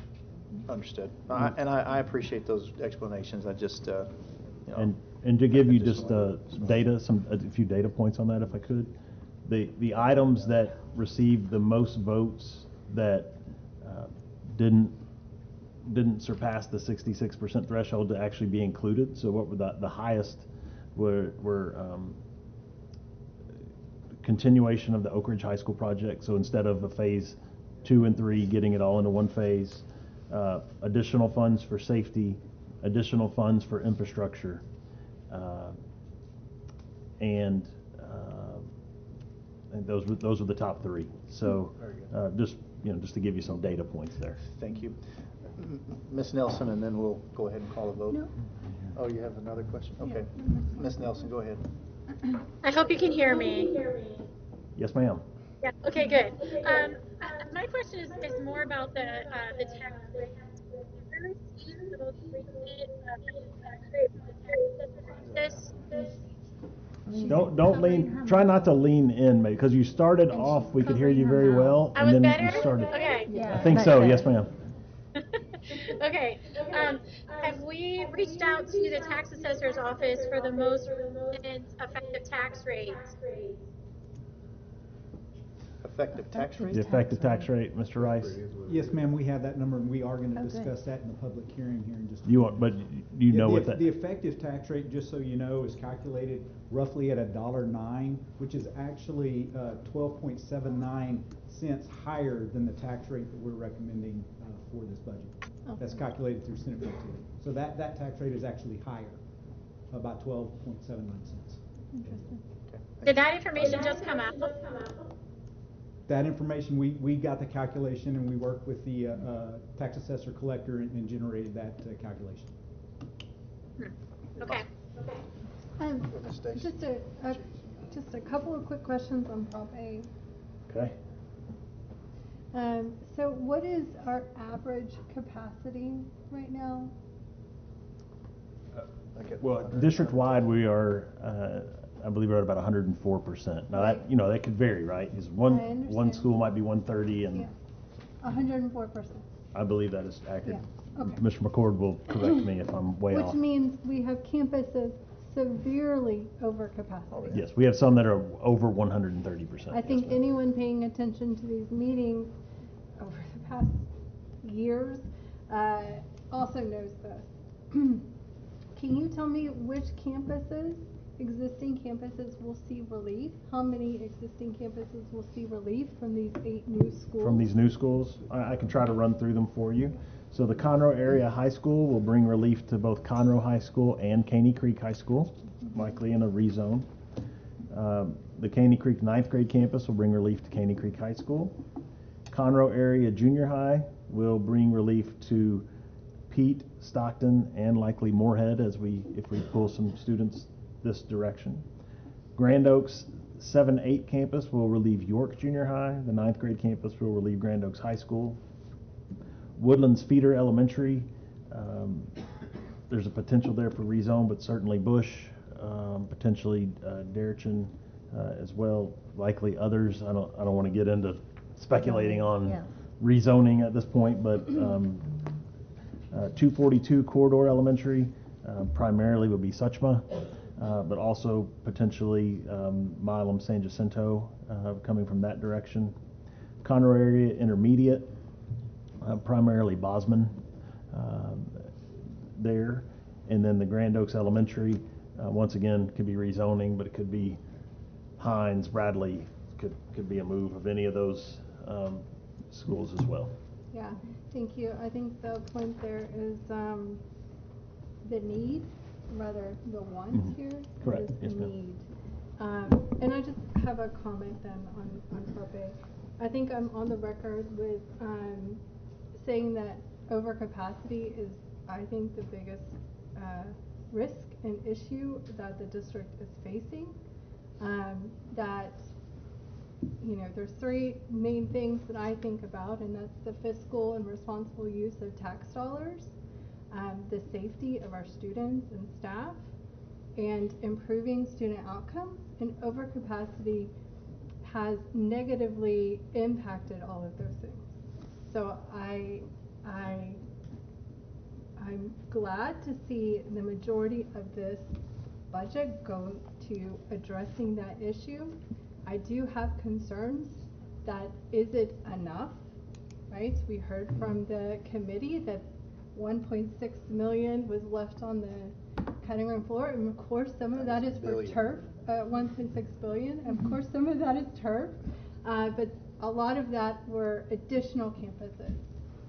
So, yeah, no question there, just a comment. Yeah, it's hard work, and that's what was part of our challenge for them, is they had to do, they were tasked with building the best package that they could build today, knowing that future bond committees will have work to do as well, right? And so that was kind of their task. Are y'all signing up again? We got to give them a little bit of time. We worked them pretty hard. I have one last question. Yes. Under those numbers, I wanted a clarification, actually, Dr. Knoll. Okay.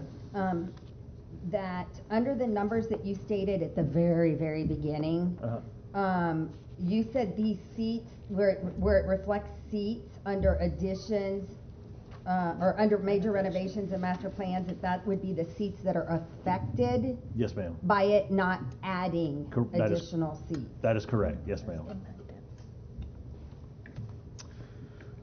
All right, so I'm going to say the motion one more time. The motion is to consider and accept the recommendation of the 2023 Bond Planning Committee. Has been the motion and a second. Call the vote. All those in favor of the motion show by the uplifted hand. Any opposed by the same sign? Motion carries 6-1. Congratulations. All right.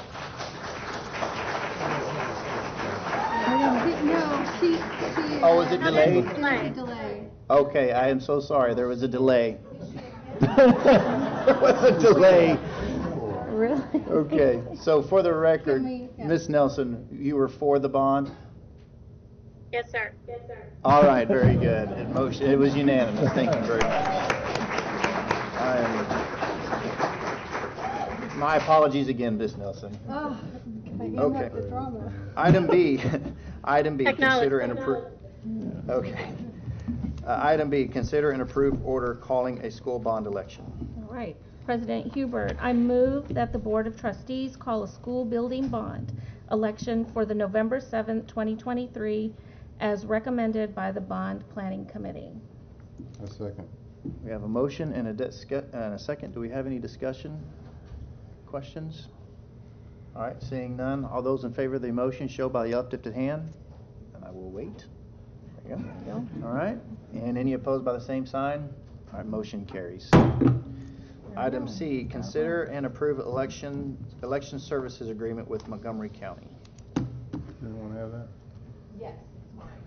So if we want to have an election, we need to enter into an election services agreement with Montgomery County. They Ms. want- Gladys, could you go to the microphone, please? Sorry. Thank you. I want you to hear all the things I say. No, so we use the Montgomery County to use our election services because they have all the equipment, they have the interpreters, they have the infrastructure, everything to do it, and this agreement allows us to continue to do that. And so if you approve it, it sets out the responsibilities of the county and the district related to holding and conducting the election. Okay. So moved. So we have a motion. Do we have a second? Second. We have a motion and a second. Any other questions or discussion? All right, seeing none. All those in favor show by the uplifted hand. Any opposed by the same sign? Motion carries. All right. And then item D, consider and approve joint election agreement with Montgomery County and other political subdivisions.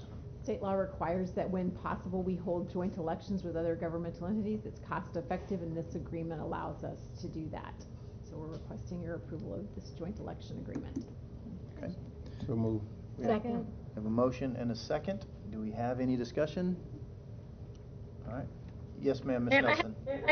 I just have one quick question. Is there going to be an additional to sort of advertise this bond and get the PR out? Yes, ma'am. We will be going to work. One of our tasks happens to be what we do for a living, but educating the community is going to be a huge part of this. So my guess is that starting tomorrow, you'll notice on our website and probably our social media, additional information that will come out. We will have many opportunities, be it through speaking engagements, electronic, videos that folks can interact with. But we will. Our task now that this bond has been called is to be the deliverers of factual information. That's our role as a school district, and that's what we will do. And then the voters will make their decision when they go to the polls. But we will certainly have all of the factual information available to make sure that everybody gets an opportunity to see it. And perhaps Dr. Knoll address the role of the board members. Yes. And perhaps maybe even Marcus may want to step to this, but maybe just to highlight the role of employees and the board members briefly as well. Sure, I'm Marcus with the Work Character Cycle, I'm your bond counsel. So now Marcus, the elections, I'm sorry. One quick second. Sure. I just want to make sure that this is pertinent to the second. Joint election, right. Is this, we do need to hear this, Marcus and I was thinking the same thing. We need to get advice on what board members can and can't do or say or when. You're saying let's move However, forward. I don't know that is pertinent to approving the joint election agreement with Montgomery County? And if it is, please let Well, me know. I'm suspecting that poor Ms. Nelson couldn't get her comment in at the time we called the bond, thank and you. so I think that Yeah, I think it's it's not Okay, inappropriate. I just wanted to make sure, that's all right. All right, Sure, thank you. sure. So, yeah, now that we've called that you've called the bond election, excuse me, you have to be aware that there's a prohibition against spending school district money on political advertising, on advocacy. So in your position as members of the Board of Trustees, when you're here on school grounds in your official capacity, you can provide facts, as Dr. Null was talking about, but you should avoid direct advocacy. When you're out in the community on your own time, and this goes for employees and officers of the district, although senior staff are really never off duty, they're always getting paid, so they really can't ever be advocates no matter where they are. But in your own, personal time, you can advocate as much for or against the bond election as you'd like. But that's the rough outline. Can I add one clarification Sure, too, just to clarify?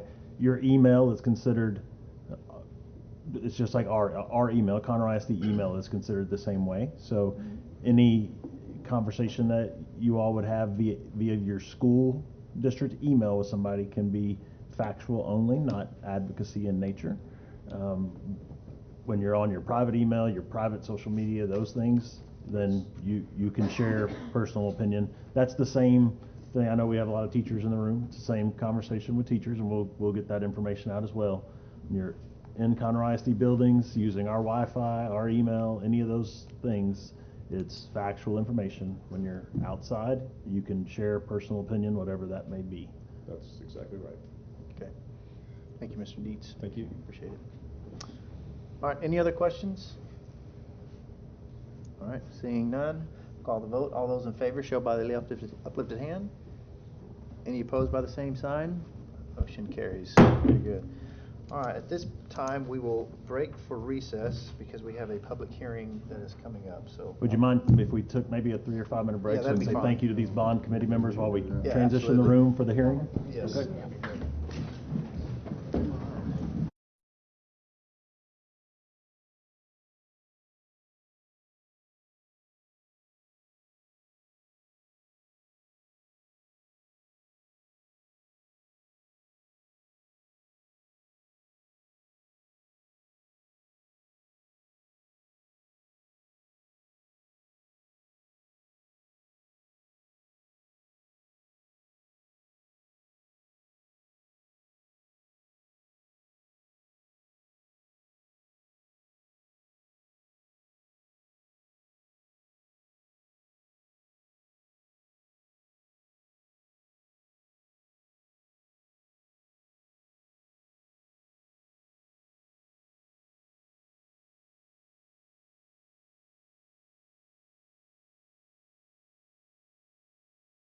All right, well, she can, okay, perfect.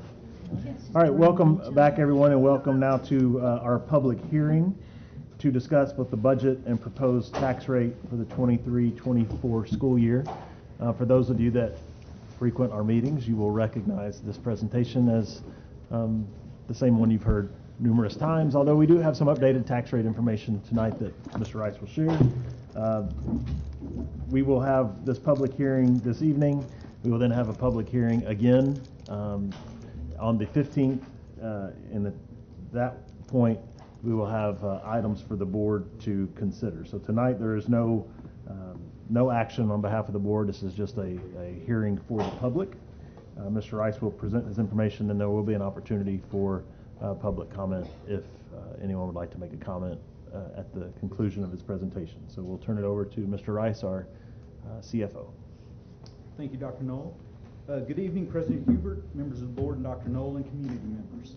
It is my pleasure to present the 2023-2024 preliminary budget. First, I would like to thank the Finance Office staff for their work on the budget this year. Ms. Karen Garza is here with us this evening, with Ms. Janice Stowers and Cindy Westrup were instrumental in the preparation of this budget, as far as the whole finance team also.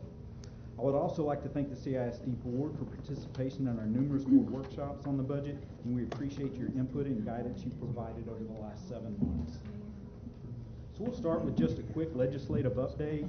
During the regular session, House Bill 3 by Burrows was passed on school safety. We do have an item talking about House Bill 3 this evening. Could you maybe work the mic a little closer? I just want to make sure everybody can hear online.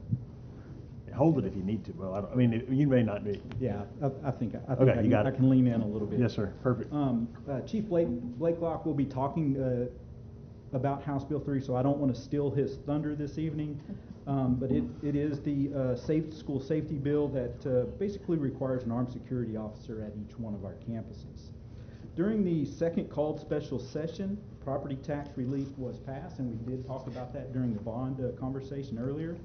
Senate Bill 2 by Betancourt, it added an additional 10.7 cents of tax compression on our tax rate. It increased the homestead exemption from $40,000 to $100,000, and it includes a hold harmless provision in the state funding formula for the increase in the homestead exemption.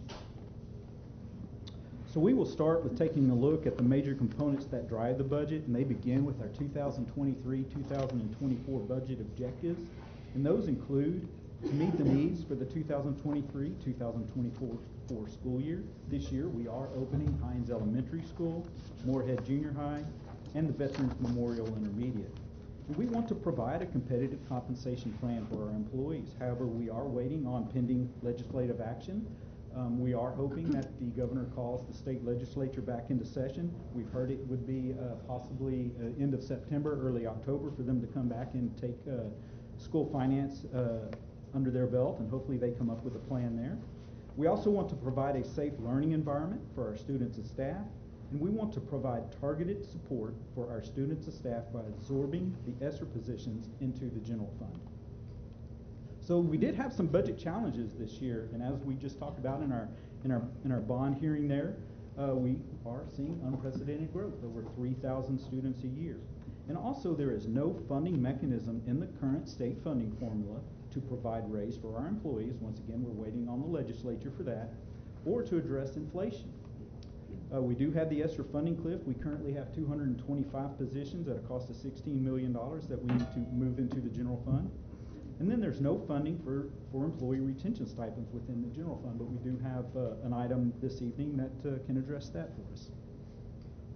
So our fund balance analysis. And as we look at the financial position of the district, we need to start with our fund balance in the general fund. And our goal is to maintain an unassigned fund balance in the range of 20 to 25% of our budget. As you can see, our target percentage of 20%, our fund balance needs to be about $124 million. Our projected unassigned fund balance at August 31st of 23 is $126.3 million. You take away our target there, we have available above that low-end target range of 20%, about $2.3 million. And I think it's important to understand that the term fund balance is used to describe the net position of the district's general fund. It is essential that school districts maintain adequate levels of fund balance to mitigate current and future risks, whether it be revenue shortfalls or any unanticipated expenditures, and it also helps us ensure stable tax rates. TEA and our bond rating agencies like to see 3 months to 90 days worth of fund balance in the general fund, which equates to about 20 to 25% of our budget. Our attendance data. This is one of the most important slides we will look at with regards to our M&O budget, as our state revenue estimates and campus expenditure budgets rely on our enrollment data. We're estimating our 2023-2024 enrollment to be 73,394 students. Our average daily attendance, or ADA, is estimated at 92.5% of enrollment. And this is the area with the most risk in our budget estimates, because our expenditure budget is set on enrollment, while our revenue budget is based off of our average daily attendance. And the only way a school district can increase its funding in the general fund is through increased average daily attendance. Our certified property values increased by 5.26% for 2023. This growth added $2.7 billion to our property values, bringing our total value to $54.9 billion. This increase does take into account the homestead exemption increase from $40,000 to $100,000. And it is important to note that this increase in value generates no net additional revenue for the general fund due to the state funding formula, but it is the primary source of revenue in our debt service fund. So once again, looking at our tax rate history, we just saw this same schedule a moment ago. And our tax rate for 2023-2024 is calculated at 96.21 cents. Once again, that is 26 cents on the debt service side, no change in that debt service tax rate, and 70.21 cents on the M&O side. This tax rate is 15.2 cents less than last year. Since 2018-2019, our tax rate has decreased a total of 31.79 cents. And as we discussed earlier, the no new revenue tax rate, or previously known as the effective tax rate, is calculated at $1.09, which is 12.79 cents higher than the tax rate calculated through Senate Bill 2. So now that we've discussed the major components that drive the budget, we will now look at the effect that they have on the budget itself, starting with our 2023-2024 funding estimate. And that includes our property tax revenue decrease generated by the effects of Senate Bill 2, which has the tax rate compression and the additional homestead exemption. That will decrease our property tax revenue by $60.26 million. However, we are held harmless by this by the state, so we have a dollar-for-dollar state funding increase of $60.26 million, so net effect of zero there. We do have an increase in our state funding based on our golden penny yield increase that generates $13.5 million. And then state funding increase based on our new students and our ADA associated with those 3,000 new students coming in, $29.91 million. We're increasing our interest income. Since interest rates are going up, we're generating additional revenue, $4.3 million. And TRS on behalf, that's an accounting entry we must do each year, $1.75 million, for total estimated funding increase of $49.46 million. So moving to the expenditure side of the budget, this is our 2023-2024 personnel additions. These are additions to support growth and provide targeted support at the campus level. There are 442 positions at a total cost of $28.6 million. We do have additional district support of 113 positions at a total cost of $7 million. Total additions are 556 positions at a cost of $35.7 million. And a couple of items to note that contributed to this increase, we did a staffing ratio change in grades 1 through 4. We moved from 23 to 1 to 22 to 1. We did absorb those 225 ESSER positions into the general fund budget. That is a $16 million cost. We did large increases to support special ed, adding additional campus support, and then we are opening 3 new campuses this year.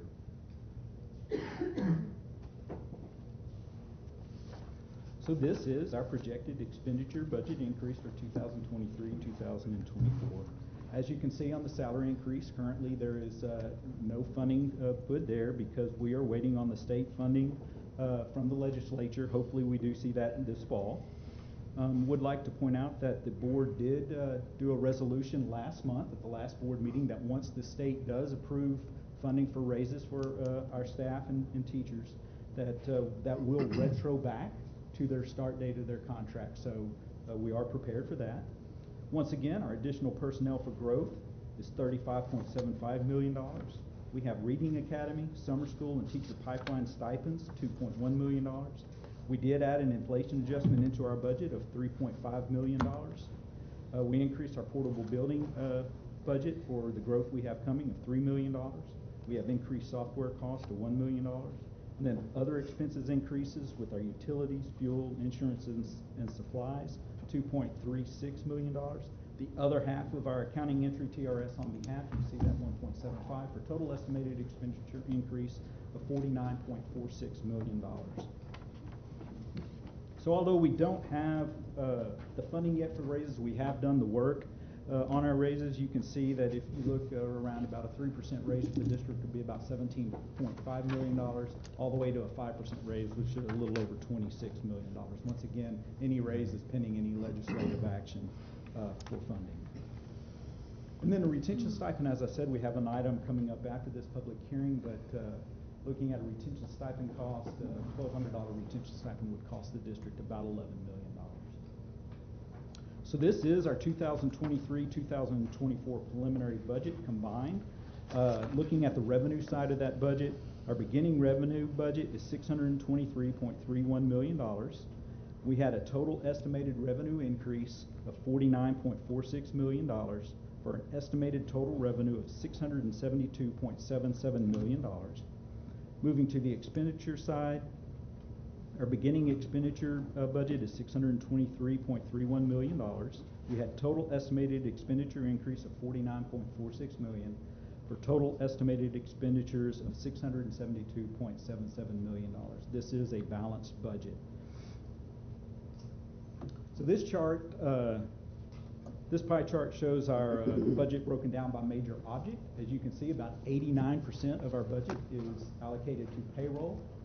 5% of our budget is for contracted services. The largest item in there is our utility bill.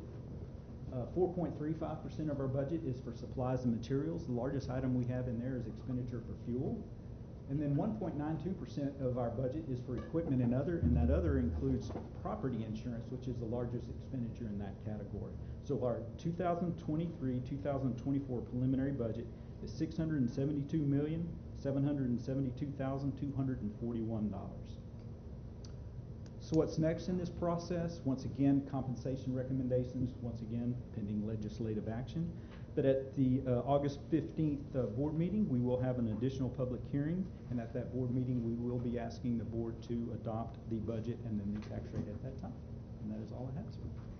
Thank you, Mr. Rice. This time we'll open it to the public. If anyone would like to make a comment, you're welcome to come to the podium there, Stuart. If you would state your name, and we'll give you 2 minutes to make your comment, sir.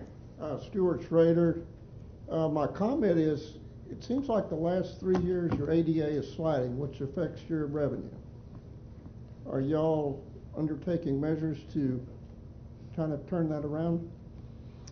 Yeah, that's a great question. As you heard Darren mention, it makes him nervous. ADA always makes him nervous. COVID has played a huge role in that, right? And and that seems where it started. Yeah. With the COVID year. In one sense, it's probably a positive, in that people are probably more likely to keep their kids home when they're sick now, where before they might have just sent them to school to get everybody's kids sick. But that also can mask other attendance issues. So it's a priority for us, no doubt. But I don't know if we're ever going to get back to the previous levels. The pre-COVID? Yes, sir. Okay. And one question. You mentioned the legislative possible action maybe in September. And your fiscal year is September 1st, right, with the new budget? Mm-hmm. So you're going to have to, before the legislature meets, set your budget and all that. So if and when they meet and something happens as far as teacher raises, are y'all going to have to adopt a revised budget? We will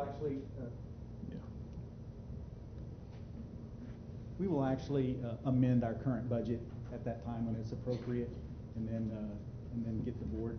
We did the retroactive resolution last month, so we'll just bring an amended budget to the board for that. It will be balanced because they will provide the funding, and we'll have the corresponding raise associated with that. So yes, we will bring that amended budget to the board.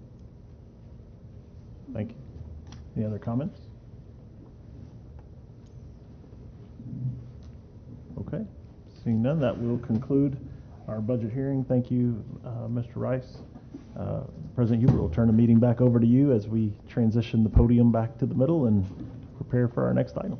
Okay, very good. All right, we are back in session. The time is 8:24.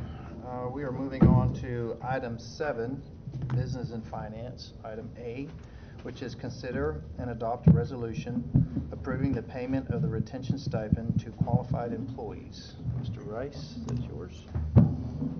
Yes, good evening once again, President Hubert, members of the board, and Dr. Knoll. Tonight we're recommending that the board adopt a resolution approving a retention stipend for each qualifying employee in fiscal year 2023-2024. Because the legislature has not yet passed legislation to provide funds to school districts for employee raises, the district recommends paying qualifying employees a retention stipend in the amount of $1,200 or $600, depending on the employee's status as full or part-time. Stipends ensure that the district can continue to retain employees that are highly qualified and well-versed in the district's expectations. Stipends also boost employee job satisfaction and productivity. A one-time expenditure of $11 million utilizing ESSER funds will fund the stipends. To qualify for a retention stipend, an employee must have been employed on or before September 15th of 2023 and expect to be employed through May 23rd of 2024. Qualifying employees considered full-time employees, and those that are working at least 50%, would receive the first $600 payment on their October 15th, 2023 paycheck, and the second $600 payment on their November 15th, 2023 paycheck. Employees working less than 50% will receive a stipend in the amount of $600 in two payments of $300 each and on the same paychecks as noted above. And then in addition to this stipend, with the passage of the 2023 bond, $30 million will come back to the board fund balance, and this could be used for potential retention stipends in the spring if the board so does choose. At this time, I recommend your approval. Okay. Do we have a motion? So moved. We have a motion. Do we have a second? Second. Very good. Any discussion? I have a question. Yes, ma'am. Regarding what you just said, Mr. Rice. So you said $30 million will come back to the general fund. Where is that $30 million? That is the $30 million that the board allowed us via resolution to pay for land that we needed for current schools. And in the resolution, it says if the bond passes, we will reimburse the general fund the $30 million for that land. And that there is a line item in the bond referendum for $50 million worth of land purchases. Okay, another question, just so I'm getting my numbers right. On your breakdown, it says if we do I believe a $1,200 stipend, that would be $11 million. Yes, ma'am. Where are we getting that $11 million? ESSER funds.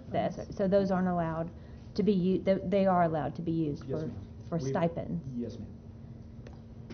Is the full amount from ESSER? Because I was under the impression we had $9 million available in Well, our ESSER. grants like child nutrition and some of our federal funds will cover that portion. The vast majority of it will come from the ESSER funds. Okay, thank you. And refresh my memory, please. When did we approve the $30 million for land purchase? I do not remember the exact board meeting that. Or what month? I'll have to look. It was prior to you being on the board. It's probably been a year, 15 months, 18 months potentially. So, and that was a $30 million flat? Yes. Yes. Okay. Mr. Rice? Yes, ma'am. Can you what a qualifying employee is? How do you become qualified? Well, what we're calling a qualifying employee, and they're considered full-time employees, and those that are working at least 50% of those 50% or below. Really what we're saying a qualifying employee is if you're employed, we're going to do our best to get you part of the stipend. But there's also a start date. Oh, and the start date, you have September to start on or before September 15th of 2023, and that date is chosen, number one, to include as many people as we can, because that is a cutoff for payroll to get that to the October 15th paycheck. So that is why. And this is for teachers and paras This is for all employees. Okay, great. Thank you. My comment is thank you for finding this and working with us and allowing us to show our appreciation to our teachers. It's very, very hopeful. Fingers crossed that there will be more coming to our teachers. It was a very difficult task to have a balanced budget, which we strongly believe in as a district, is we need to have a balanced budget without going into a deficit, but also find a way to reward our teachers who, for some reason, have not been rewarded by the state yet, but we're still hopeful that will happen. So we really appreciate them, and I hope that this is showing our commitment to them and our support for what they're doing. All right. Do we need a motion, Mr. President? We have a motion and a second. So, but we need a vote. Yep. We need a vote. So all those in favor of the motion show by the uplifted hand. Any opposed by the same sign? Very good. Motion carries. Thank you. And I will plan to shoot a little video to share with staff to let them know of your all's investment in them. We'll get that to them this week so that they're aware that that's coming. Okay. All right, moving on to item 8A, teaching and learning. A is receive information from the School Health Advisory Council regarding the use of cell phones and their impact on student mental health. We have somebody from our SHAC committee that will be presenting. Yeah, Dr. I'm going Knoll, to would you like to invite introduce? Dr. Adith Upshaw to come up and make our introduction of our SHAC committee chair. Thank you. Good evening, President Hubert, Dr. Knoll, and members of the board. We do have our SHAC chair tonight, Dr. Bryce Spears, that will be sharing with you information on some recommendations for cell phone policies and also their impact on student mental health. Just a reminder to you, our Student Health Advisory Committee that we call the SHAC is a committee appointed by the board, majority of parents and district employees that come together to look at these policies and procedures that pertain to student mental health, particularly to tonight. So the subcommittee that's coming to you tonight is a subcommittee for mental health, and that involved 12 people, which were 8 parents and a couple of counselors from our school district. And I will hand it over to Dr. Bryce Spear to be able to share this information with you. Thank you.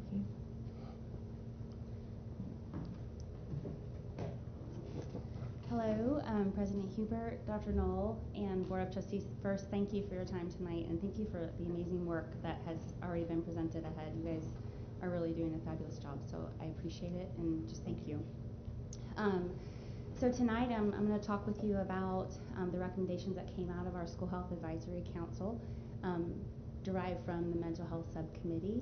I think a little bit of background on this is important, that this Mental Health Subcommittee came because one of our members of the council was directly affected by a student's suicide in the district and suggested that we look into mental health concerns. And so it falls under the purview of the School Health Advisory Council, and so we really worked hard as a group to listen and understand where people were coming from on this and try to identify things that we could do that could potentially improve the mental health of our students. So with that, I'll get started.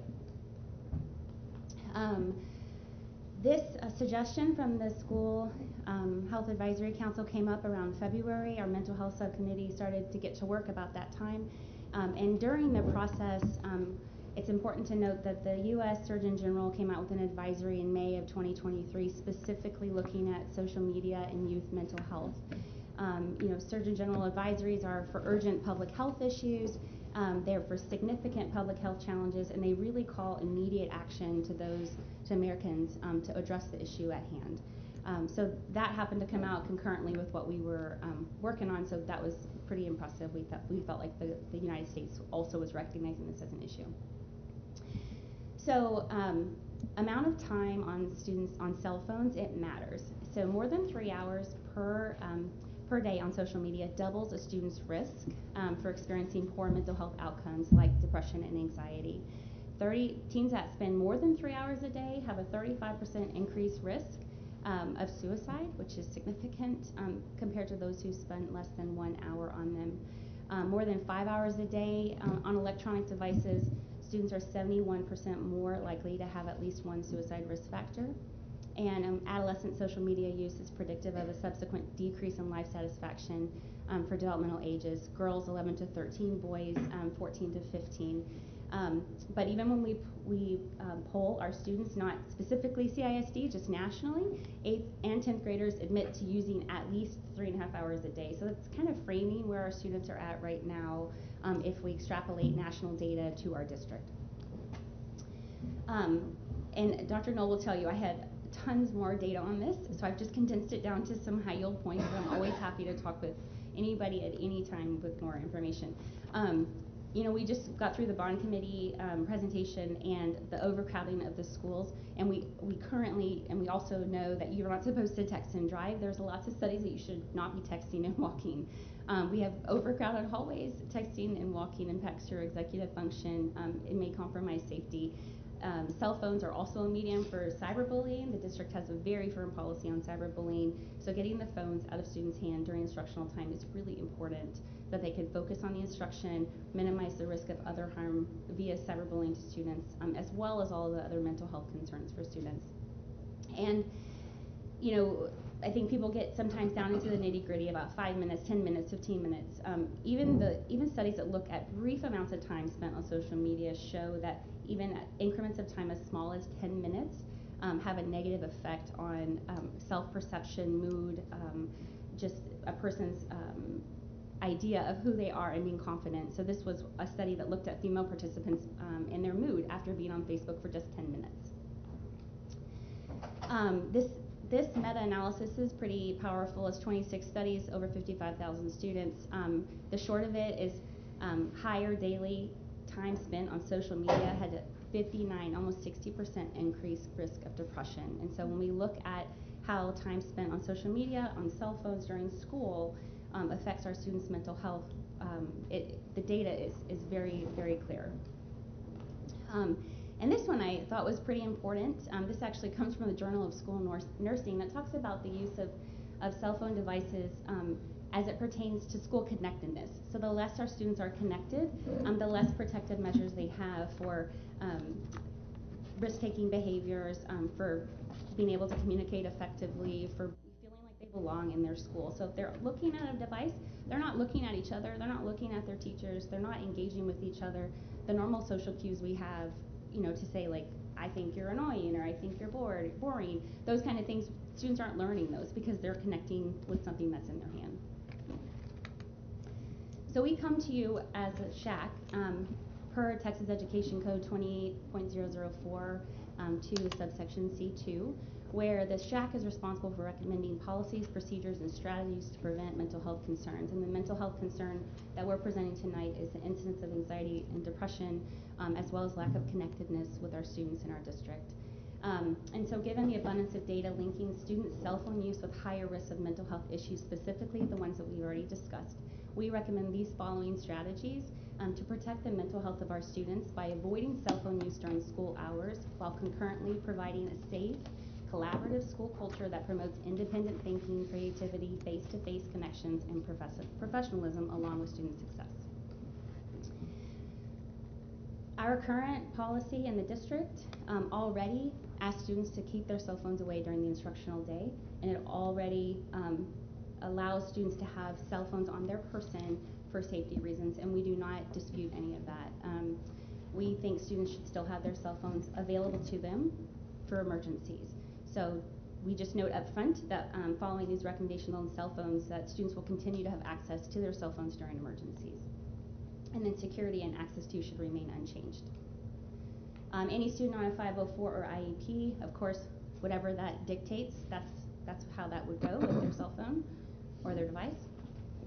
But for time and space, in short, for kindergarten through 8th grade, cell phones, we recommend that cell phones be used respectively and responsibly before and after school, but then away for the day. No recording, no videotaping, no photographing, nothing like that. Cell phones should be kept in silent mode and in their backpacks, and they should not be visible during school hours, including class time, lunch, hallways, and locker rooms. For 9th through 12th, that is also the recommendation with a few exceptions, that students should have access to their phones during 2 designated periods, but not lunch, because we want to encourage connectedness, on the order of about 20 minutes a day. So for example, students could have 2 10-minute periods of time to manage more pressing personal matters. And then outside of those designated periods where the school recognizes now's the time to check your schedule or do whatever you think the student would need to do, we ask that the cell phones be put away. Yes, sir. 2 questions. Yes, sir. Should I wait till you finish and then ask questions? I don't mind. I'm happy to take questions whenever. What's the what constituted an emergency back in your other one? I'm curious. It would be whatever the district's definition of emergencies. That language is from the district. Personally, I went through K through 12th grade without a cell phone. I agree. I never agree. had an emergency Yes. where I needed a cell phone. I Or think. I had used one. 2. Sorry. Why the 9th graders and 12th graders getting more leeway when that's the most bullying and all the other good stuff that goes? What's respectfully? How we define that, and why are we allowing them more leeway as far as their use of the cell phones than the younger ones? Sure, I think those are really valid questions. So for the first one with the emergency question, The concern with parents on the committee was that if the student didn't have access to their phone during an emergency, like an active shooter event, that their student would be in more, potentially in more danger. I had different opinions. I think that students should have their access, should be able to have their phone, but I'm a parent of a child with special needs. And so I absolutely 100% respect the school's ability to protect my daughter when she's in her classroom, regardless of the situation, even in emergencies, and there's no way she would ever be able to use the phone. So I see the arguments on both sides, but that was the total recommendation of the SHAC. Excuse me. I'll go. I'm good. Okay. I mean, I would argue that point, but I'm good. Quick question, just in your example that you just gave with you having a child that you would want your child to have the phone versus the policy of not having the phone, how would we go about defining that?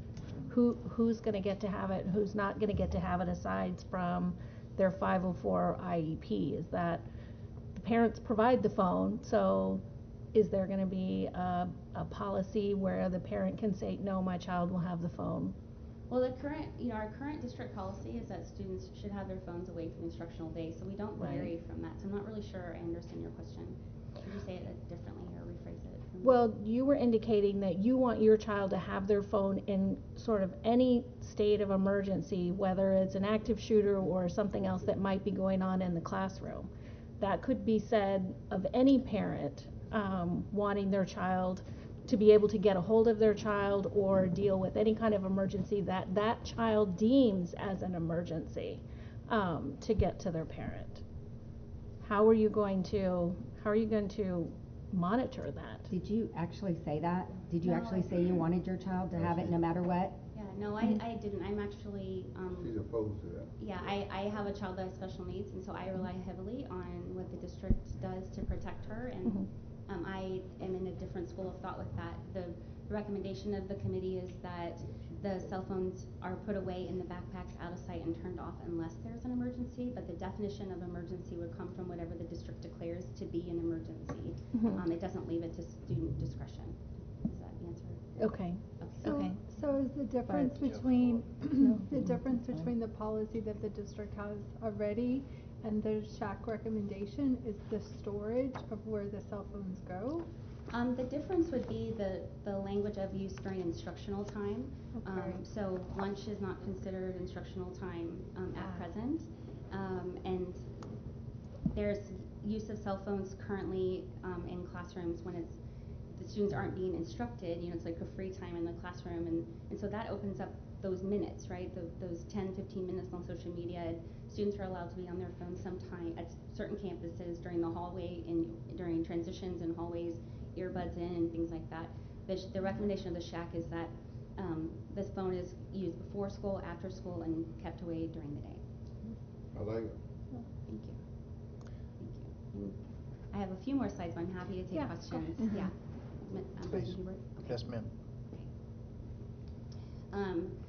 For extracurricular activities, we recognize that students often receive mixed messages with communication during the school day from various entities trying to contact the student, like sports or a QR code in the hallway to encourage. We don't think about if you have a poster board on there that has a QR code, you're sort of prompting the student to bring their phone out, scan the code to get the information. So the recommendation is to avoid sending mixed messages and use other things like monitors, announcements, Canvas, etc. for inclusion purposes. And then for 9th through 12th, on rare occasions where extracurricular communication must occur, that the school identify to the students when those times have to happen, so they're not worried about, oh, is my track meet going to be rained out? Is this going to? So there's a time when we communicate with our students. Campus awareness, this touches also on the mixed messages sent to students with the QR codes, and we encourage the use of Chromebooks, monitors, other ways to contact students instead of their cell phones during the school day. And then accountability, this piece is hard, but students should be supported with appropriate interventions if necessary based on mental health concerns. Students should be held accountable with appropriate interventions that deter desire for noncompliance. And cell phones should not be used to incentivize behavior to fill classroom time or free time if that occurs. So in summary, and the way forward from our lens and the work that we've done, we should engage everyone in a proactive, multifaceted approach. All of the key stakeholders, educators, administrators. To your point, Ms. Wagman, and I think Mrs. Chase, defining the goals. How do we measure success? What constitutes what? So it's very clear for the students, and then develop strategies to reach the success. Be supportive, develop partnerships, and try to really dig deep to figure out how do we address this problem that really is endemic, not just to CISD, but to our state. Thank you. I think the data you put together was certainly alarming, right, as a parent. So, yeah. Dr. Knoll, a question for you. Like, how much of a burden does this create for our teachers to enforce this kind of recommendation from the SHAC committee? It would be a huge challenge, right? But sometimes huge challenges are worth it. But you need structures in place to make it work. I think, I know I've shared with you all some articles of different districts and things that they're doing. I think what we have to be aware of is that, it's hard for me, it's been 10 years since I've been a principal. So the world is different. I don't live on the campus every day, so it's hard for me to sit here and say what rule would I put in place, that they could enforce. I think we need to ask them how do you build it so that they can enforce it. And at the same time, we recognize that we are such a diverse place and different buildings and different things that if we provide a framework of what we want, I think we have to respect their ability to make it work for them. Because what we've learned through foundations and all those things is when the campus owns the rules, the campus is effective at enforcing the rules. We can provide some big picture ideas. This one is a unique topic because, as I kind of think maybe Ms. Wagman had mentioned, this is going to be as much about education and bringing along parents as it will be students. Because the most common person that probably texts someone during class is their mom or dad, right? And I was guilty as a parent, I'm sure, upon occasion. But we're going to need parents to understand the whys, and so I agree. I think this is a large educational piece, probably even before it's an action item. It's an education item as to why it's important, what the difference could be, and then move forward. When you talk about that burden, I just want to mention what is, if we don't bring the parents with us, we will be working against parents in this, right. and what we'll do is we'll be putting teachers and principals in that position, not us necessarily, but teachers and principals in the daily line of that fire. So we need them to be on board if we're going to make any of these changes. We need them to be on board with it. So a couple of things on that, Dr. Knoll, I couldn't agree more with you about, because I was guilty of it as well with my children when they were in school. I'd be going, hey, what's your plan after school today, when it could have waited until another time or whatever. But I think you'd be very surprised how many parents district-wide are in favor of the phone limitation. Yes, it means that if I were in those shoes, I'd have to schedule and know what does the school's foundation set up as the times that they can check their phones or so on and so forth, or only at such and such a time. But there's such a value on each and every one of those children's lives and their mental well-being that I can't imagine that we could put a price of burden on that. They are so valuable to us. And then secondly, our greatest job we are tasked with is educating them. And when we say not during instructional time, there's multiple times throughout the day. If you were to do a survey, even in any one of the feeder zones, I bet you would find parents telling you their children are on their phone on Netflix or other things, filling that dead time when they finish their assignment, when we used to get them doing other things during that time. And then the third thing of my concern is it's those social skills. My child's 29 and children are 29 and 32. My 29-year-old has a totally different ability of interacting professionally and acuity of things going on and aware of things going on and how to address certain things, and his desire to even carry a conversation with people versus my daughter, who's only 3.5 years older, or 3 years older, and the difference of the cell phone use. I think that's critical, and I think it also goes to their social skills of what we're trying to do in SEL stuff as well. Yeah, I think it's, once again, I think it's a very worthy conversation. I just want to make sure, however we move forward with this, we move forward in a way that's not setting campuses up for failure. You know, like one example I would just say, like, if we say they can have them in their pocket but they can't use them, I don't know that's I don't know how you enforce that, you know, and then how do you deal with the Apple Watch? Right. Well, the difference with an Apple Watch is that it's much more difficult to get to social media on an Apple Watch. It's one thing for them to get a text message or something, and they can, and their earbuds, when they're wearing earbuds, and I can't tell you the number of campuses I've been on with earbuds or headphones on, even in a classroom, that they're getting their text messages read to them and so forth. But the social media, which is our biggest concern for their social and mental well-being, that's the real limitation there. Yeah, fair enough. Absolutely.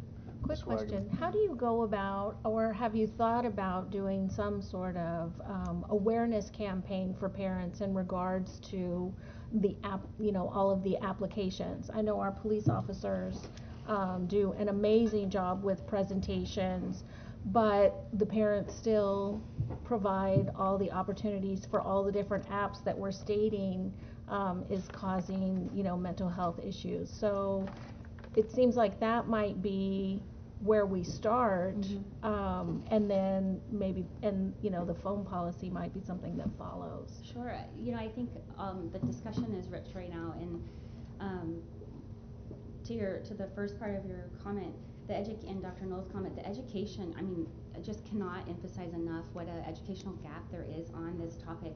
Our committee, we probably have well over 100 volunteer hours just in our group trying to work through all of this stuff. And when we first came together, I don't know that you could get 12 more opposite folks on different sides of the coin, if you will. And so it was the education piece that really unified the group to say, these are the concerns. This probably should be the standard for the district. We're not going to get there overnight. Parents don't understand.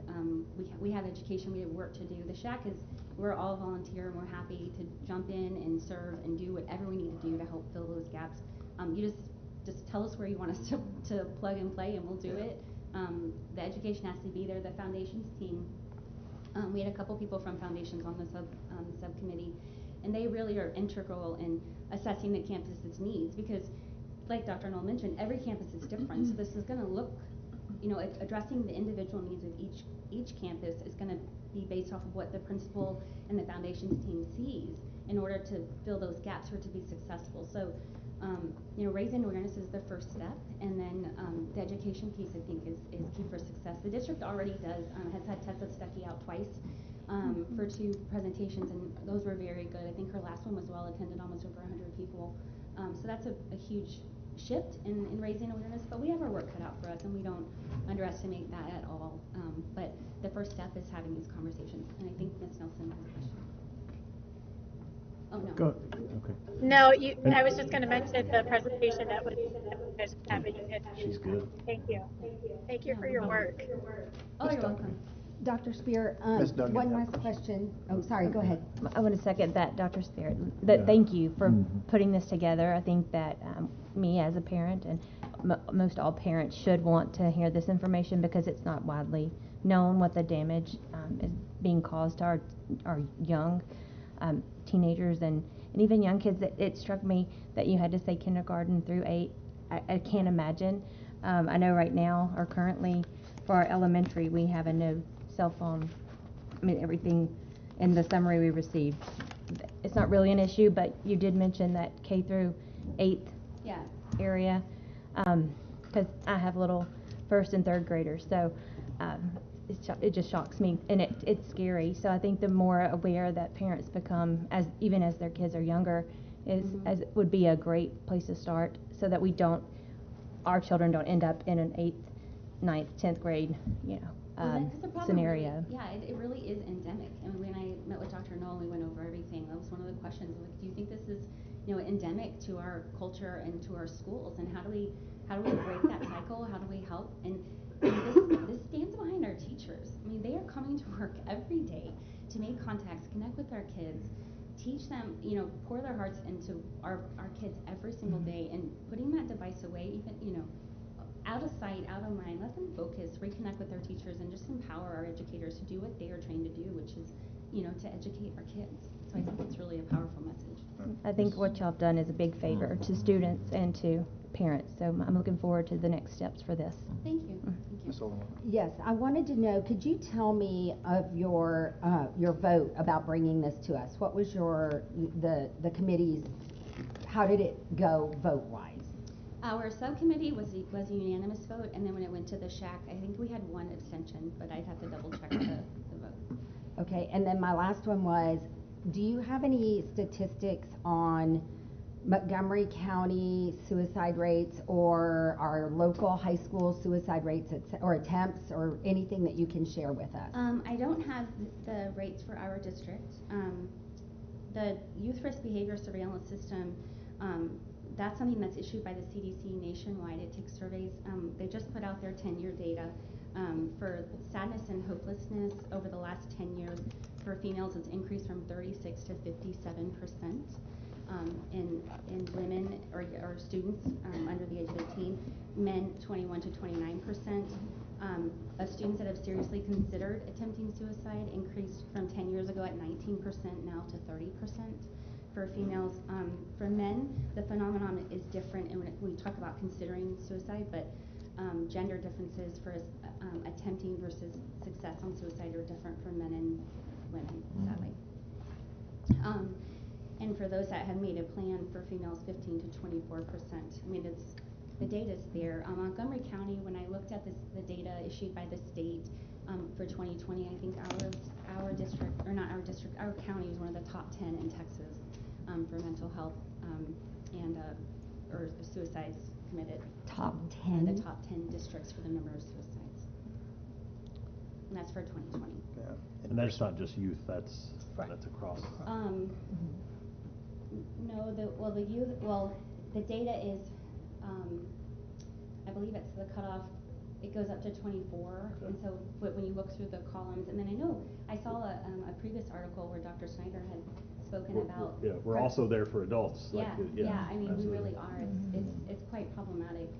But we use devices to stay connected, and the problem with the devices with youth and adolescents is that they're not really connecting, right? They're using it to communicate. They have no feedback. They get that dopamine rush that, I got a like on my social media, and then there's no balance, right? So they get this really big high, and then they get this really low, and there's no intermediary. Whereas if we were having a conversation in person, you'd be able to be like, oh, you look kind of sad. Are you sure you're okay? They don't have any of that feedback, so it really makes this disproportional, and then it drives it to go again because they just get low and they need that up, and then they go low. So this up-down pattern is really, really concerning. Were the statistics that you just presented, was that due to cell phone use, or did it list any reasonings? The youth risk behavior surveillance system, that's nationally through the CDC. So they just look. They don't say it's specific to cell phones. They look at the trends. The United States Surgeon General is looking at mental health concerns for students in social media. So Dr. Murthy is the U.S. Surgeon General. That advisory just came out in 2023, and that specifically is looking at social media and youth mental health. And so that's where those initial statistics came from, was all the studies that he had cited in his paper. Okay, thank you. And it should be noted, Dr. Spear, your background is in research, is that correct? I'm a physician. A physician, and you also work with research stuff. I do. That's what I thought. Dr. Spear and I had, good conversation about these items, and part of it is, is understanding that you can have time on your phone that's not on social media, right? So they don't directly equate, but the key to education here is that we only have these kids 7 hours a day, right? So that's why the education piece is so powerful, because in the end, this is a parenting decision. Yes. Parents decide if their children are on social media. I know Dr. Spears and I talk about this. My kids are older than hers. She's just coming into this, but I was that dad, right? I was that guy. You can get it when you're a senior. You get your first social media when you're a senior. That's a choice I made as a parent, right? So I think the educational piece here is really big, because without educating parents, and you wouldn't think this, but sometimes parents almost need permission to be the bad guy. Like, they need to know that other parents also say no, instead of, because the kids are always going to say, like, everybody gets to do this. They need to know that other people say no, and because they need to say no to some of these things, and we have to educate them to do that, because in the end, we can remove a lot of these devices. We can remove devices from school altogether if that's what we do. We can do that, but they still go home and if they spend the next 8 hours involved in all of that awfulness online, I don't know that we're going to solve mental health. But if we can help parents understand how negative that is, and their role in monitoring that and policing that in their own house, and I think that would be a really big help, right? Beyond anything, beyond what we do as well. And then at the same time too, the secondary challenge to this is our role is to produce young people that are ready to move into the world and be effective citizens. And so that's an added challenge, right? Because when you go to Lone Star, or you go to University of Texas, I don't know if they have a rule. So how, at the same time that we are trying to limit and protect them, we also need to be educating the students about the risks, so that they understand and they know better how to manage this in life moving forward. So there's a lot of pieces to this, I think, but I do believe education is where it really begins, and we can jump in on that right away, right? Like that's a place that we can lean in very quickly through our own communications department, social media, lean into this educational piece very quickly. And there are campuses right now, York Junior High, it's away for the day, except for lunch. But students can have them in the morning before school, they can have them after school, and they can have them at lunch. That's it. Irons Junior High, I mean, there are campuses already that have really tightened up their implementation of current district policy to set the expectation out of the gate. And it's, I heard a story today. I won't mention campus names, but sorry, I was just bragging. No, you really can brag. No, that's very good. Mine's not as braggy, so I'm not going to say the names. Oh, okay. But it was I heard a great example today of a campus that tried to take another campus's rule and just put it in place, and they crashed and burned immediately because all the teachers didn't buy in, because they weren't a part of the process. So that didn't get enforced universally, and then it didn't get enforced universally, so that created distrust between parents and the kids, and why was the policy in place?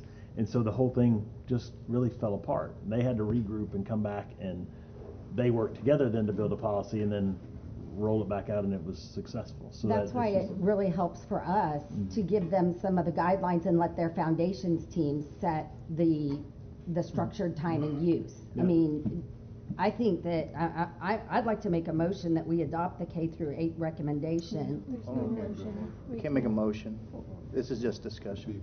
It's discussion. So anytime we ask to have a discussion about things, we can't ever make a motion? Correct. We have to give people, the public, but then that becomes part of the notification, and then we bring it back the next month. Exactly. And that's what I'm saying. Yes, so if I make the motion that we adopt this, then it comes forward in the next month. No, it doesn't work that way. We just can't make a motion. Yeah. We can make some assignments, and I think that's probably where we're going. Is we can make an assignment, but we can't make a motion. Motions are for policies and procedures and stuff like that. It's not really That's what, assignments. that's what she's saying we want to work towards. So what do we need to do as a board Yeah, that's- to that's- work toward that? So if you Yeah, want to so- have if you'd like to have an action item, you could have an action item in the future. Yeah. If I may, Dr. Knoll? Yes, absolutely. I just want to give my 2 cents as well. Dr. Spears, I want to say thank you for taking this on. I really mean it. I appreciate the work that you've been able to do on this as well. It's extremely important. And I also want to say thank you for working with me on this agenda item as well. I know we wanted to get it last month, but as you can see, those that were not here in attendance have asked a lot of questions as well, because we're very interested in coming up with something, especially your angle on the mental health. I think that's extremely important as well. Mental health is something that we need more awareness in our community. We need more awareness in our schools. I know that if someone grabs their chest and falls to the floor, who do we call? 911, right? But if someone has something going on in their head, does anybody know who we call? Right. It's 988, and nobody knows that's the phone number. We need to get those messages out. So mental health is a big deal. I'm very proud that my wife 15 years ago introduced to Conroe ISD a resilience program, emotional resilience program that was widely accepted and has been taken over by the district. So, and I was very proud of Mr. Ray Sanders for the years that he was on here trying to bring more mental awareness to our district. So and you taking this on is kind of helping us with our effort that we've been trying to move forward. And Dr. Medford and I are meeting with our guidance and counselor, the director of guidance and counselor, to talk more about this and Mosaics of Mercy and all the resources we have. So I appreciate that. So not as a motion, but certainly as the ability to say, how can we move this forward? There was an article that Dr. Knoll sent us kind of in preparation for this, and I'm not going to sit here and read the whole thing, but I highlighted something that said, pertaining to where do we go from here, the views of parents matter because their views may influence the extent to which their children follow the policy. The views of children matter because they are the ones being exposed to follow the policy and the benefit from it. The view of teachers matters because they are often the ones that have to enforce the policies. Research shows that enforcing cell phone policies is not always a straightforward issue. So is there a way that we can have some type of committee or some type of group that can formulate, as you have touched on and as we've kind of all touched on, the buy-in, to have the buy-in from those that are going to be impacted the most by this new I think that's correct. So sorry. Go Yeah, ahead. no, absolutely. If it's something you all want us to explore, sounds certainly like it is.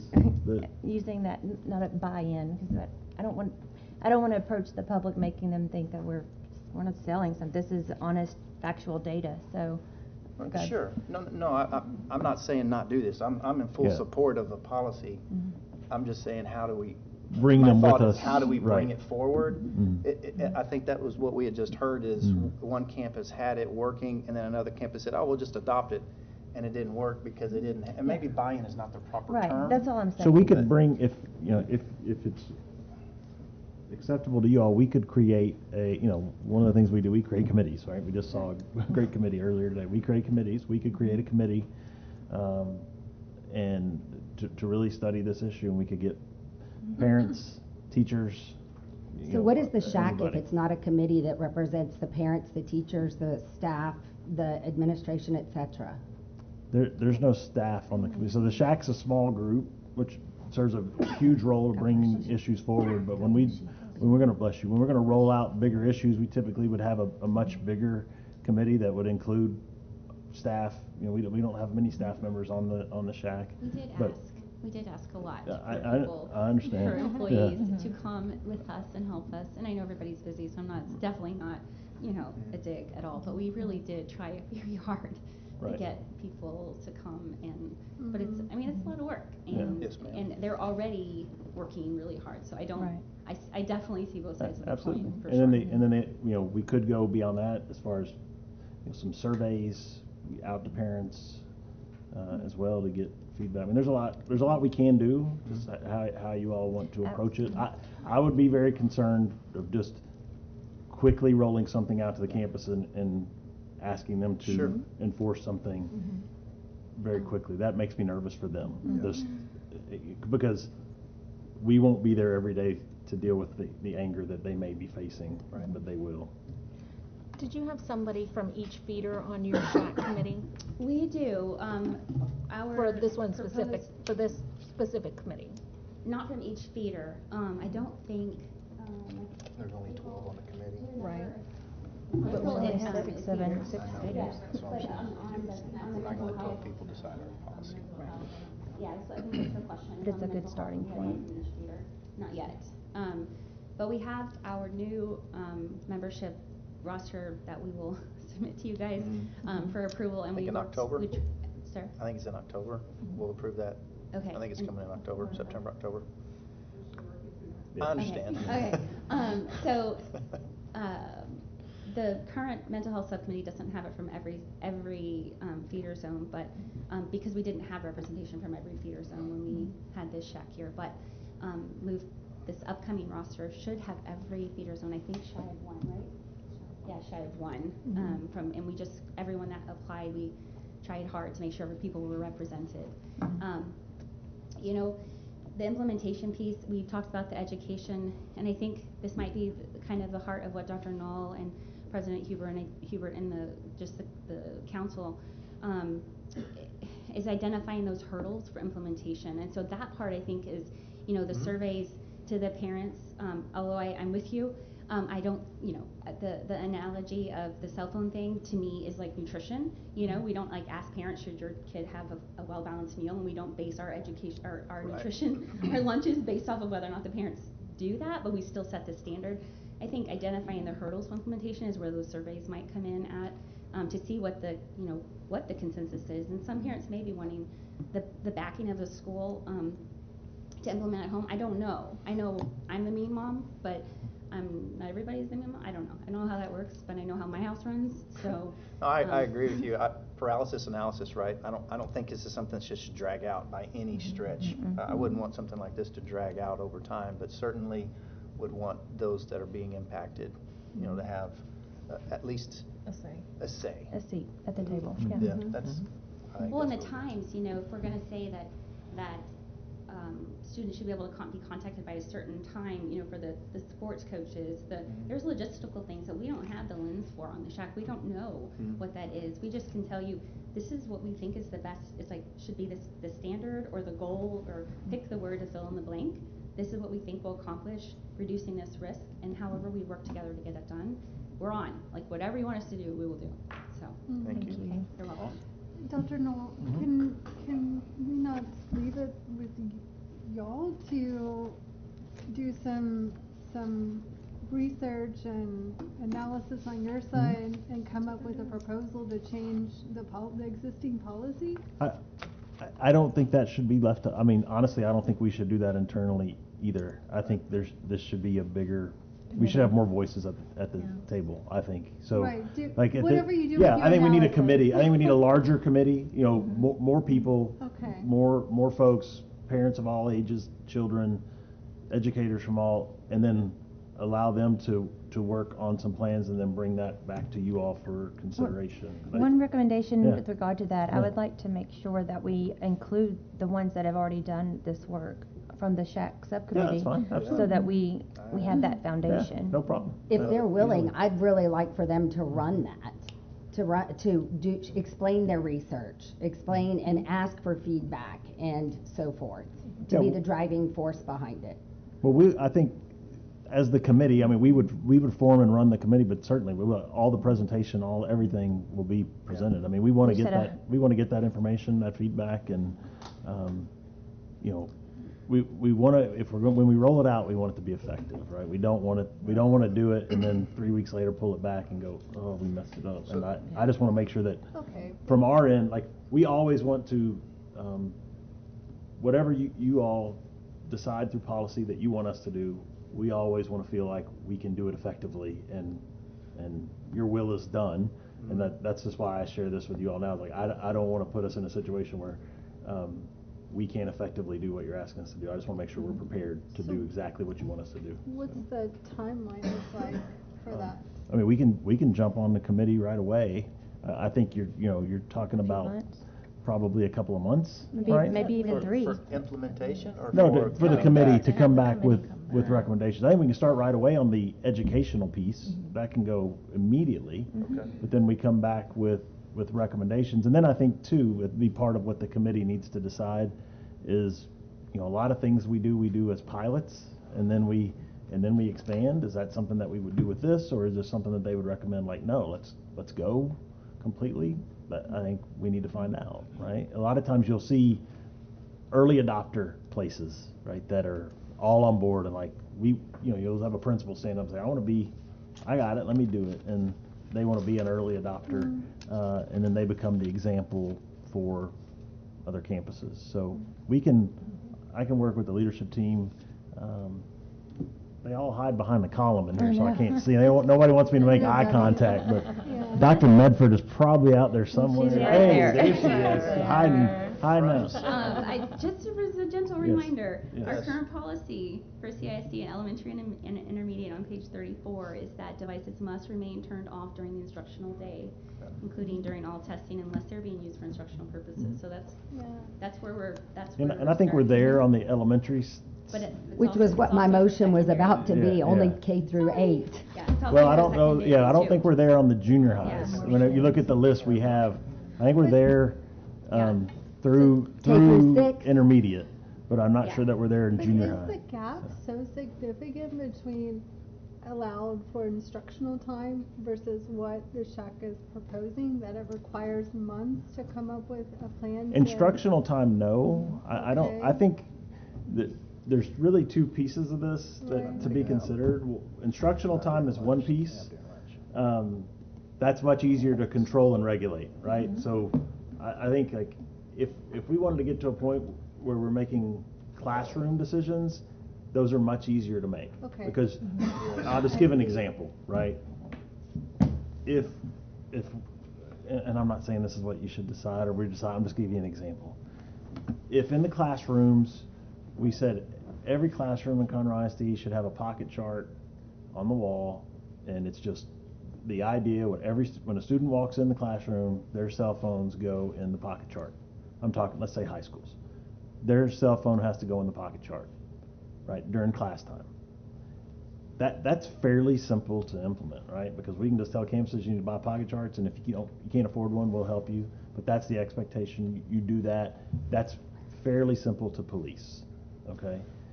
When you get to the idea of hallways and lunchrooms, the policing of that is an entire, for example, at Conroe High School, they don't fit in the cafeteria, so they have kids that eat lunch throughout the entire building. If they have a cell phone in their pocket, and there's 900 kids at lunch and 5 people on duty, how will they enforce that rule? Those are the challenges that are hard. And there are some creative ways to handle that with monetary funds. Those things. Classroom's not as hard. So did you say monetary funds? Some districts are using And monetary lunches are funds. only like 30 minutes at the maximum Yeah. from the bell ringing to the bell Indeed. ringing. Yes. And if they're allowed to have them out during lunch, you're not having to police it anyway. Right. So that I just think there is low-hanging fruit that could be easy. Some are harder. And then you turn in like even the challenge is like even the plan I mentioned that I said was easy is nothing's easy because put your phone in the pocket chart. Every kid has 3 iPhones. They have the last 2 generations, so they just bring their old one and put it in the pocket chart, and they still have their other one. So those are just things we have to work through, and you don't want to look up and have in-school suspension, with 500 kids in it because they have their cell phone out. Sure. So we just have to find those ways. Honestly, it's also surprising to me that cell phones should be accessible during classroom time because, of course, with generative AI and all kinds of other technology that could interfere with demonstrating knowledge that we're trying to get from students also is added reason to keep those out of their hands. Yeah, during class and so time. like I said, some of that's easier, and I think could be like early things. Some of them get larger, and more complicated that we would, but that's just what we need our folks to work through because. And I know this is a touchy Yeah. topic, but Yeah. the 1-to-1 technology ratio, Yeah. I think could solve, I don't understand how a district with our funding could not be a 1-to-1 to reduce these. I mean, Money. an example, I mean, Right, but- I'll give you the example, I'll We- tell you how and why. Mismanagement. No, not at all. I disagree with No. that completely. Our bond and indebtedness tax rate is 26 cents. Mm-hmm. Katy ISD is a 1-to-1 district. Their bond and indebtedness tax rate is 39 cents. Mm-hmm. That, if we had a bond and indebtedness tax rate of 39 cents, we'd have everybody. to have Right, a and I'm computer. saying So- we could get more creative on getting to that goal, like having a goal to get to the 1-to-1, so that removes that aspect of the phone policy where we don't have to No, have it it would for be instruction. certainly beneficial. It's just the reality, I mean, it is a Right. hard reality. I certainly accept your thought of being creative. I think that there's always ways we can push the envelope and be creative. Absolutely. Yeah, mismanagement I don't agree with. I don't Maybe think that wasn't the that's- right yeah. term, but I'm saying there is a way to get to Yes, that ma'am. goal. I think you're right on it. Thank you so much for your. Thank you. Thank you for your time. We Thank appreciate you. it. Thank Mr. President, I have a point of order question. Sure. At what point, based on Robert's Rules of Order, Mm-hmm. because I've been trying to learn and not interrupt and be incorrect, I'm Okay. new to this. Sure. At what point, based on Robert's Rules of Order, am I allowed to make motions? Sure. So if you'll notice on the agenda, let's just take, if we just go back and look at the agenda under item 5, legal, it says consider and accept. Right. You can make motions on those, consider and accept. Down here where it says hold public hearing, no motion. Consider and adopt on number 7, we can make a motion on that. Receive information from the shack, can't make motions on that. That's part of the Open Meetings Act. It's not my rules, it's not Robert rules, it just says you have to make a public notice if you're gonna make a motion about a policy or procedure, something like that. Okay. So that's why we said we can make assignments. Right, but I well, can't make so a that's why motion. I'm just trying to learn and understand, because last month, I Mhm. tried to move it to where we'd be able to consider and make a motion, Move what? whatever motion. I mean, at the wasn't time, it had to do with the informational. cell phone policy at that time, and I was told, no, I have to wait till the next month, let's put it on the agenda. So here I am, I believe what you were told was we're talking about cell phones at the next meeting. Yes. That's what, I believe that's the instruction no, that you were my given. question, I tried to make a motion at that time. That was an informational Hold on. item. Hold on, I'm just trying to learn and understand so I Sure. don't cause a problem in the future. Well, you're not But I causing was problems. trying You're to, not well, causing I didn't problems. mean You're it just that way, asking but questions. I'm just saying taking up time and distraction. ma'am. So, and I'm not the only new member, so I'm understand. doing this. That's fine. And I was trying to learn and follow. I get it. So, when I brought it up the last time and tried to make a motion, I was told I would need to wait till the next meeting. So, Yes, ma'am. in actuality, at what point do I, as a board member, get the opportunity to say, I want to be able to take action on this? Well, I think you need to work with myself or work with Dr. Knoll on the wording of the agenda item that you want. Last month, I don't believe the agenda item was talking about cell phones. No, it was discipline. Right, so it was And about. that was part of where I brought it up. Right, but the agenda item was discipline, so it's years past, not Conroe ISD, but a lot of reasons why these Open Meetings Acts and Robert's Rule were created is because, not us, but city councils and stuff, they would talk about budget, and oh, by the way, let's go ahead and approve something else, right? So the Open Meeting Act has created it to where it's very important that we make sure that the wording is correct on our agenda items. And so if the intention that you have was to make a motion, then we need to create it to where it says act. We can make some type of action on that item. Folks in public comment have to have an opportunity to speak to it if you're gonna be voting. Yeah. Right now, I respect that. Yeah. And the Robert Rules doesn't address. I'm gonna let Carrie try to help me. I'm gonna tell you how I learned it. Maybe it helps you or it doesn't, but like, when I started learning these, I viewed them through two different lenses: information items and action items.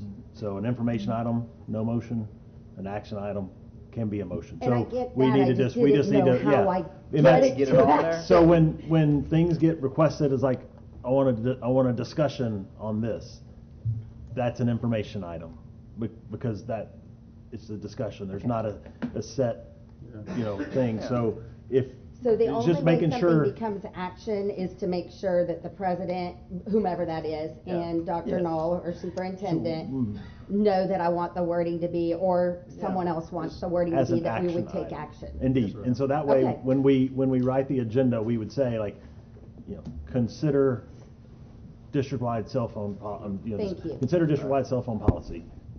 But we'd also have to have the information to include In the board book, yeah, there has to be and we would do the recommendations same. and all So- that. It can't just be open-ended. It has to Whenever be. that happens, you can help me. Yeah.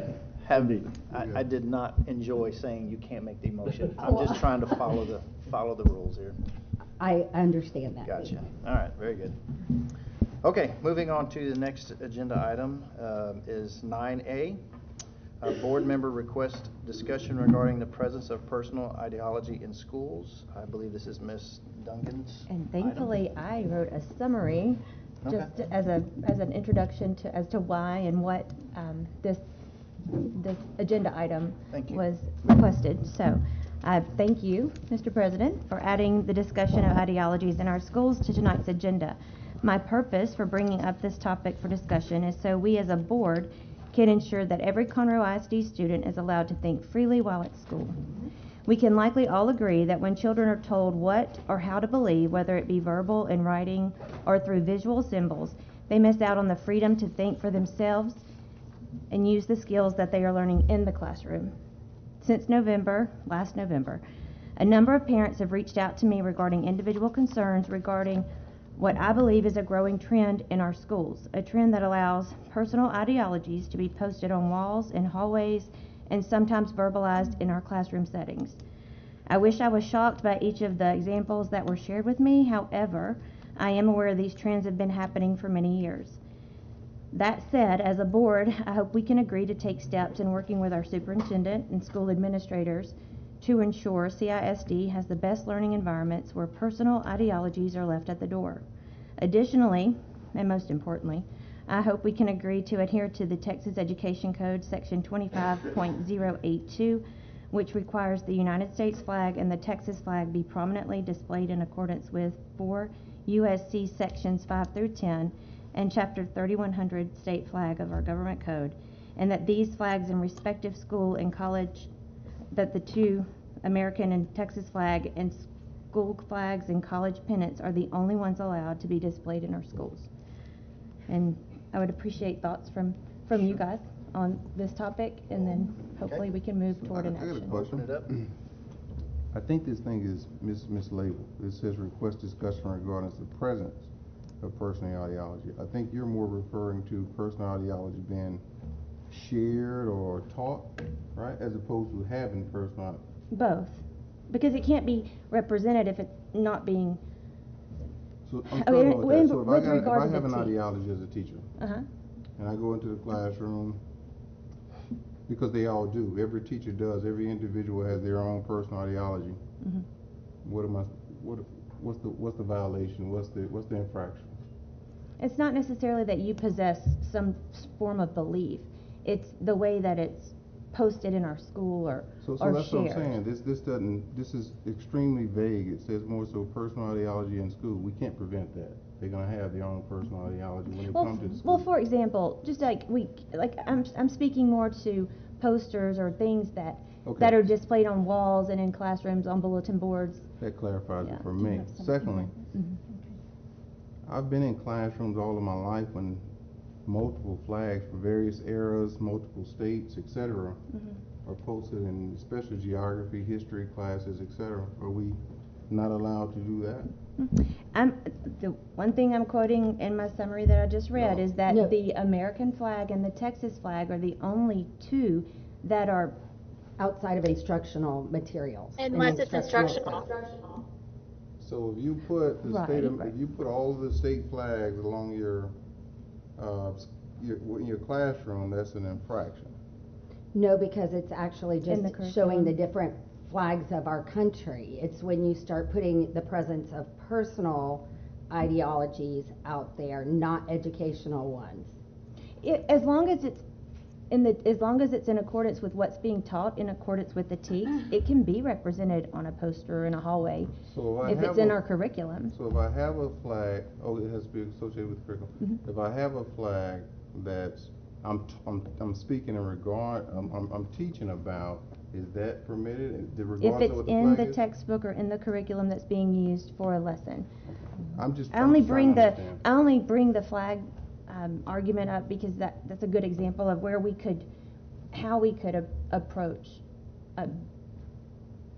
a restriction or a standard. So what would that restriction look like? Let me clarify.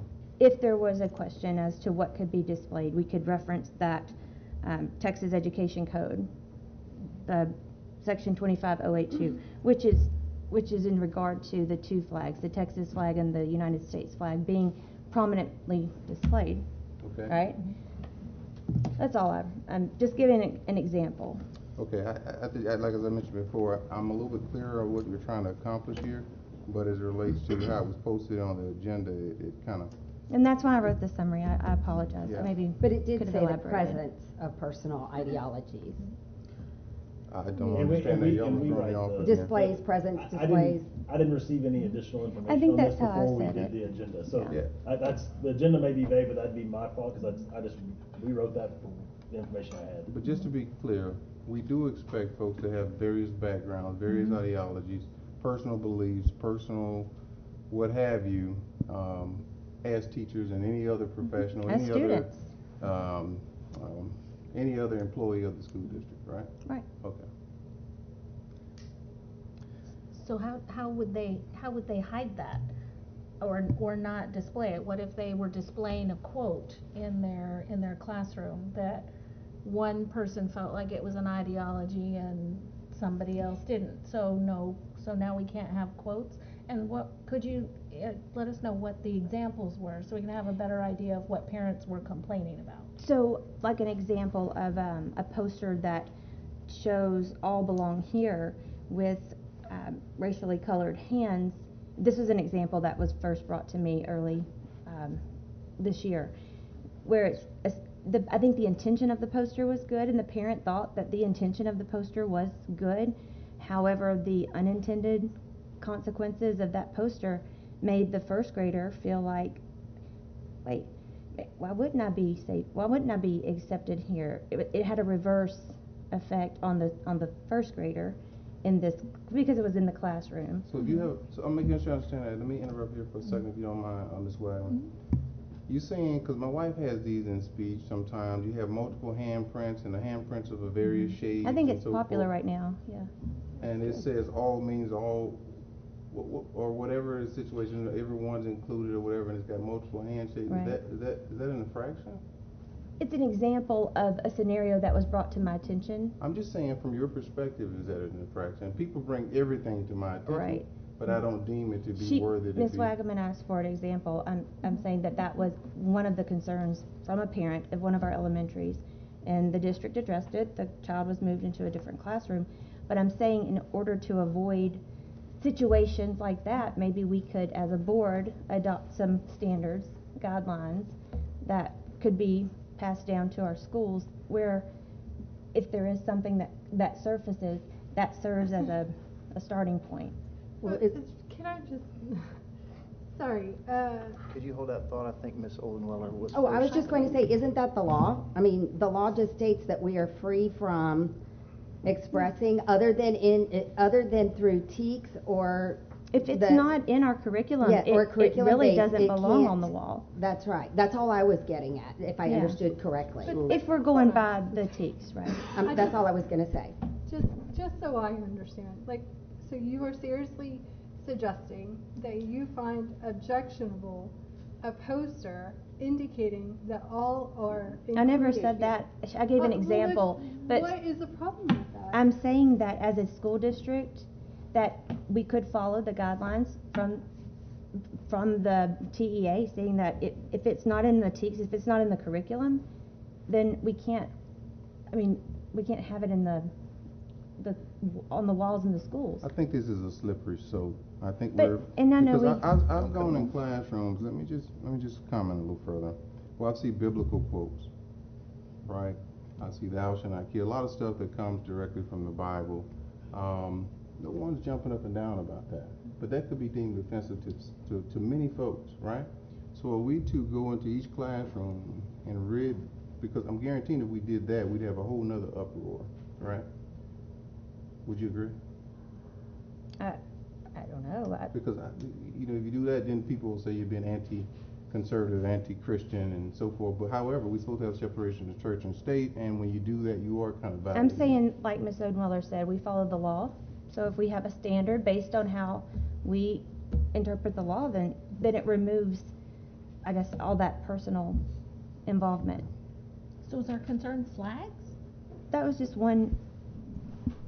That's a legal. We do have angle violation of this law, and I mean, we that have applies to examples certain of it from the Woodlands High School and other high schools, and York, and although that was last year, I'm not talking about this year, but. But would the opposite be a violation of the law? There are, in classrooms and outside of classrooms, Dr. Knoll has received the photos, and they've been sent, and then they were sent out to us of different issues of expressed ideologies and symbols placed on the walls outside of classrooms and inside of classrooms that violate the law. Are you talking about rainbows? Not specifically. Yeah, not specifically rainbows, but some of them are. Those were the pictures that were sent Some to of us them by are. So we've email. had, I feel like we're talking around this. I'm not sure why we're talking around it so much. But it's political, it's race, right, it's all of them. Right, so we've had sexual orientations and all of it is included. Agreed, and we have policy in place that forbids that, and I will tell you that in my 5 years as superintendent, any single example of that's been brought forward that has been immediately addressed, because we already have a policy in place that says that if it's political in nature and it doesn't pertain to your curriculum, then you can't have it. We already that exists already. We already enforce that. There's never been an example that hasn't been enforced ever in my time here that's been brought to me. Every single one of those has been enforced. I've never engaged in any conversation about a poster. Okay, that I'm not engaged in. But as far as if we're talking about an LGBTQ plus flag, any example of that's been brought to me has always been addressed. And we do have policy, Dr. Yes, Knoll. Okay, we where enforce that it. is? Yeah, Because I tried searching in our policy handbook, both legal and local, and I had trouble word searching every variation I could think of. Ms. Oldenweiler, did you reach out to our legal team at all about this? No, because I would encourage you to do so in the future, because they could help you with that. Thank you for that chastisement, Mr. President. That wasn't my intention. No, what I'm saying is Ms. Gladys you said you was spent the time priority, looking so I for it, so I'm apologize. just saying, use our resources. That's all I meant. That's all I meant. I apologize if it was chastising. I was just trying to say, you just said you spent hours looking, and I didn't say hours. Okay, I just said I excuse me. spent time looking, You spent and time looking for it and couldn't find it, so I was just saying, well, we have resources with a legal department. You could have picked up the phone or emailed and said, hey, could you help me find this? I'm looking for it. That's all. I would just like to point out, given the conversation we just spent, valid conversation we just spent time on around the mental health of our students, that students, LGBTQ students, are students at increased risk of suicide and mental health problems. So I think the conversation, should also keep those things in mind. Agreed.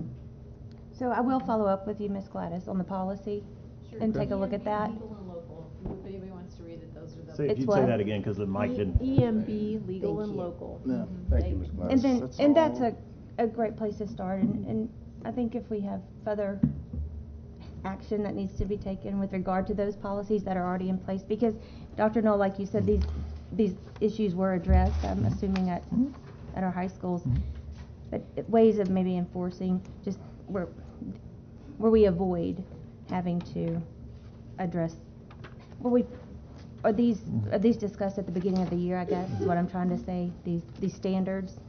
Yeah, so there's two different, I'd say there's two different pieces of this conversation, right? There is, like you said, displaying of symbols or whatever it may be, but there's also then how do we teach, especially controversial subjects, you know, or just subjects, period, right? Like, you know, to be a U.S. government teacher today, like, wow, you know, how do you say anything without making somebody mad? Right. You know, but we have policies in place of how they Right, teach standard. that Right. to be neutral, right? And our teachers understand, like, the best U.S. government teacher in the world. But my kids had a great government teacher in high school, and I think what made them so great is that I asked them one day, I'm like, hey, how do you think so-and-so would vote in the election? And they both sat there and looked at me and were like, I have no idea, because he That's a great argues teacher. every single side of everything. I'm like, perfect, that's an awesome teacher. Yeah. So there's two sides of it. But we have policies in place for both. I think the other thing I would remind us is we have 5,000 probably classrooms. So if we have two things that we fix a year, that's pretty good. Love to have Right, as zero. long as we're Love rolling to it have out at a zero, campus but level. yeah, we can certainly keep addressing them. Thank you. I was, in preparation for that action item, I actually called Ms. Gladys, and within 2 minutes, she sent us our policy, our state and local policies that addresses these issues. And I was satisfied with what she was able to provide, and it was very quick and easy. So I think we have a great resource on our own legal department that I would encourage everyone to utilize a little bit more often. I will follow up with Ms. I have a Gladys. question. Yes, ma'am. If the policies are in place, why are we hearing so much about it existing? Well, I think It's that's just not reported? I think that's probably a valid question, and Well, you're gonna have people violate any policy. I mean, they got posted It's speed enforcement. signs all throughout the city and the state, but people keep getting tickets. Yeah. I'm guilty of that. Yeah. You can always have people, like as long as cars, you have Joe. folks, as long as you're dealing with humans, they're gonna push the envelope and they're gonna tend to cross the line, and we have to correct them, bring them back, just like I have to take the ticket and go pay it and stop doing it next And time. I would. Yeah, I get that. Exactly It's just the that. reporting aspect that's missing, or? I didn't hear what you I'm said. sorry. Say it one more time, please. I get that. Is it just the reporting aspect that's missing that we're not getting? Is that why it seems like it's I like just. people are tell their parents or take a picture of it and put it on social media, but no one's reporting it? If I may, I do remember and appreciate the email that we received that Ms. Dungan was able to provide for us with all of that. And when that was provided to us, it was immediately taken care of. So I think when they get reported, they certainly get taken care of because we do have a policy that's in force. So as they come up, we certainly take care of it. So it, you know, as with everything, it takes a village. And as the village reports these issues or people lay eyes on it and see it, our district is very diligent in handling the issues as they come up. I agree. I think they serve as Yeah. important reminders. And That's a good outcome. I would say two things I would add there is absolutely when they're reported, we deal with them. But that doesn't mean the pictures go away. And so like a lot of times we see these things, they'll swirl back up 3 years later and somebody will be like, this is hanging in whatever school. Yeah, that's true. And that picture was from 3 years ago. It's not been hanging there. We'll go verify it. We'll check, but it's not. It's but then the other thing I would just say is to Mr. Williams' point is people are human. I would love to tell you that everybody followed every policy every single day. Oh, yeah. You know, but there are other policies that we don't get right 100% every day too, and we have to deal with any of those the same as we deal with. That was just an example, Chief. I don't. He's gonna follow you. He's gonna follow you home. Put the radar on you. It's too late now. Any other discussion? Well, That's all I have. again, Go ahead. to reiterate, we are talking about rainbows and anything that might be associated with wording or. Anything that's not in the curriculum, I guess you could. So could go there. anything not in the And I'll have to curriculum. look at, I don't know if you've read what Mr. Hubert said he got from Ms. Gladys, but I'll read that and like I said, I'll follow up with you. But I would assume based on his satisfaction with that policy that I guess it covers I these guess- things already, our policy. I guess my concern is I mean, in the eye of the beholder, anyone could be offended with anything, I mean, we might as well just start making the walls blank, because I don't want to be that broad, but I want to make sure that whatever's in our policy and what's being enforced, what the standards are at the school level, that would help avoid. I don't think the policy issues. says rainbows, does it? No, And we're not saying. No. It just says race, gender, identity, sexual identity, politics. I mean, it was just that type of thing. It doesn't, sexual ideology, sexual preferences. It just says that in the law, it states you can't have those types of things posted. And that you can, I mean, you're welcome to discuss race issues or things like that. Well, because you said that, you used that example a minute ago about it. But anyway, okay, my apologies. But the thing is that it has to be related to the education in the classroom and the TEKs that are for it. So that's the only thing that. You'll understand the intent here, right? The intent here is to include students, is to make sure students understand they belong in those classrooms. You All understand? students belong. That's not a question. Yes, okay, gotcha. Okay. We'll leave this one alone, let's move on. Yeah. Move on. All right, very good. Thank you for that. All right, item 9B is board member request discussion regarding HB3. Who was it that requested the HB3? Ms. Silverman, we have our great police chief, Chief Blakelock here. I'll give a little presentation and overview, and then happy to open it up for questions or conversation. Absolutely. Good evening, President Hubert, members of the board, and Dr. Knoll. Happy to be speaking with you tonight about House Bill 3 and the requirement for armed security on school campuses. As we get into it, I want to make sure that everybody's clear that I believe right now, as the law is written and without contrary guidance from the state, we're complying with the requirements of House Bill 3 now with our standard and how we employ and assign officers. And we'll get into that more as the presentation goes on.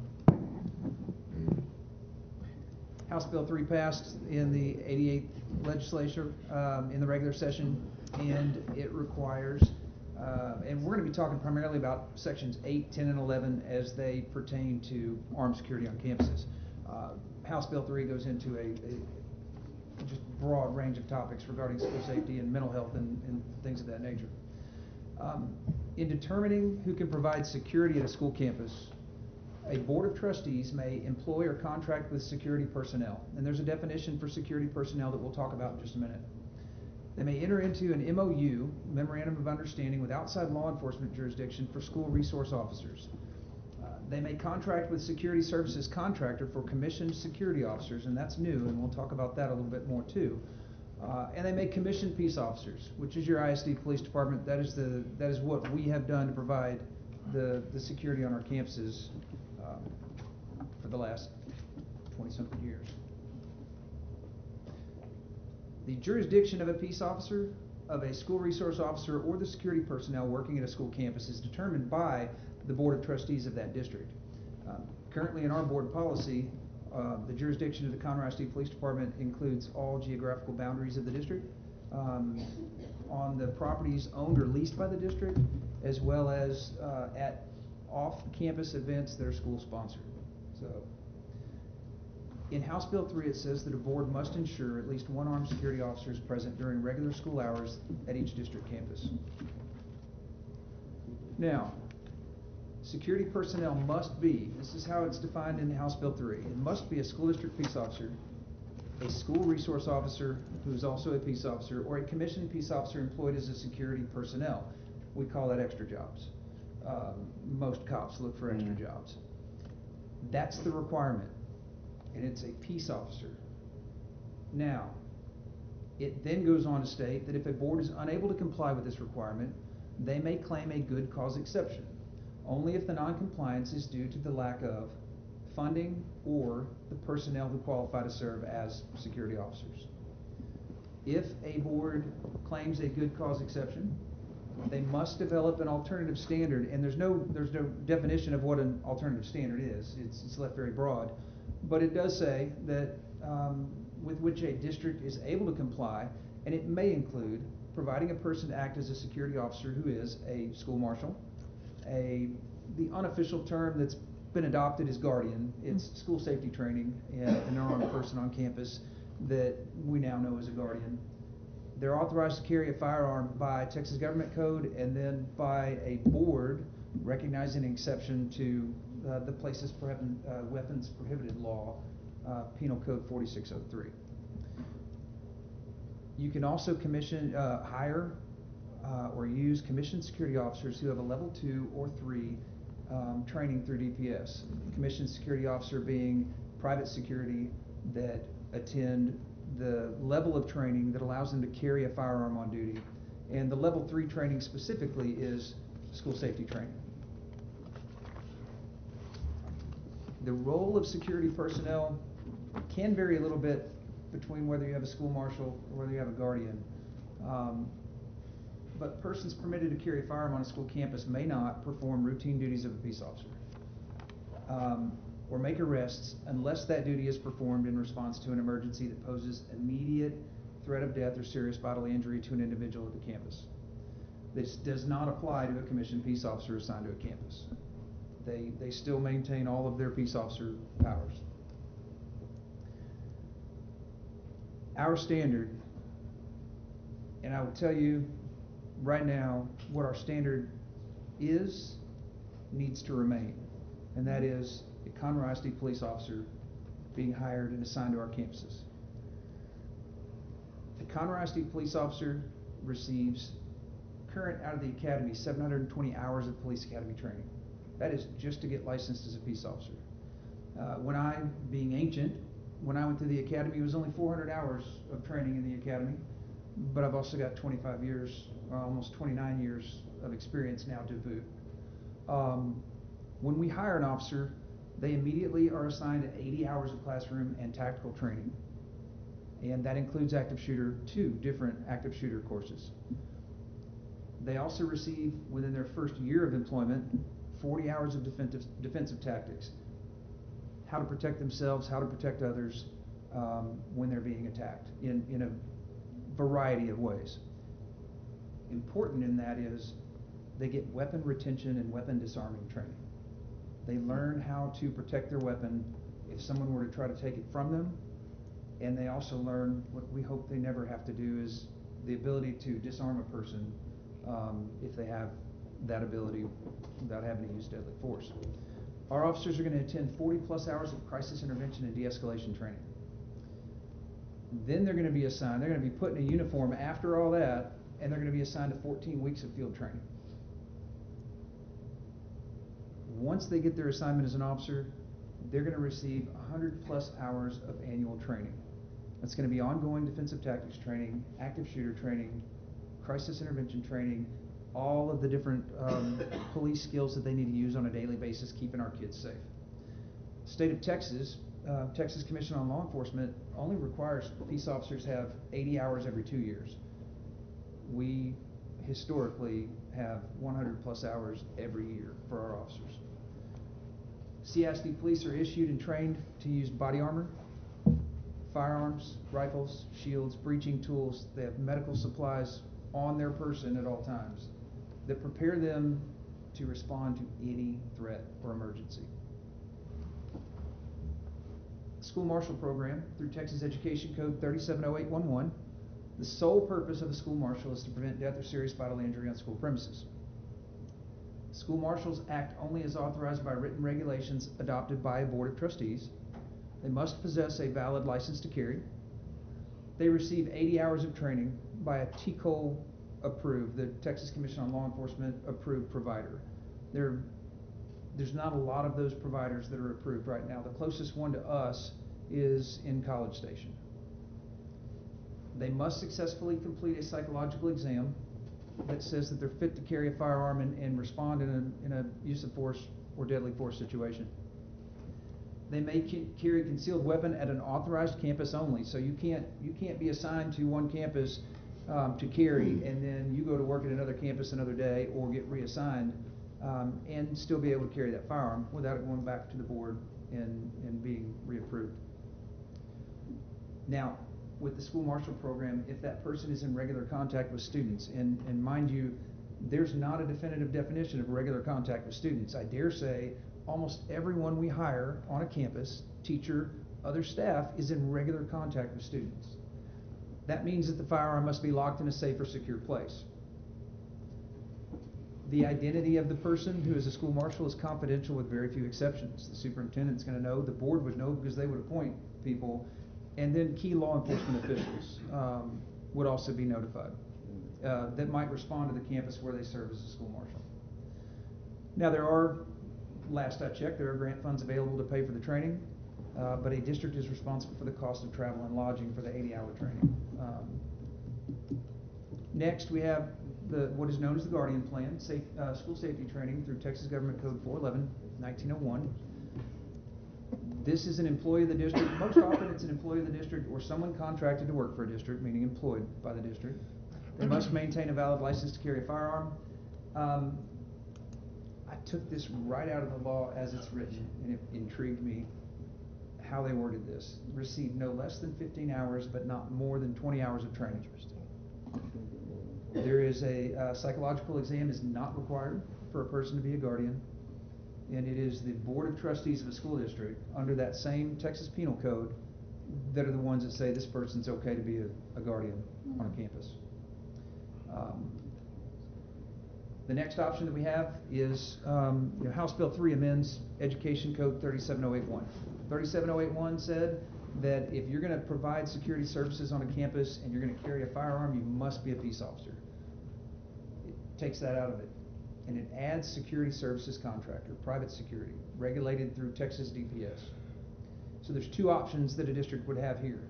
Option 1, hire outside private security company. Option 2, a district can actually become an approved security services contractor through DPS and hire their own commissioned security officers. The steps for that would be, and I know some districts that are employing this, apply to Texas DPS for approval. There's an initial training of 45 hours for a level 3 commission for a security officer, and it would allow that district to then hire people already commissioned, and the training's out of the way, and then they put them through the additional training that they want, or they can send them to training and then put them to use. With this step, ongoing additional training, firearms qualifications would then be conducted by the police department or the security department of that district. We jump quick to questions because those are the options, right? But before we do that, I have been asked since guardians and marshals came into existence, what do you think about that? Should we do that? I've been in law enforcement for 30 years.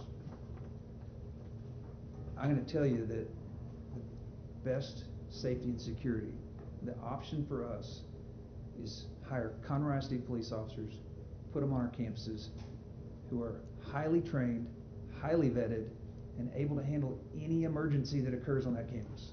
That's what we need to do.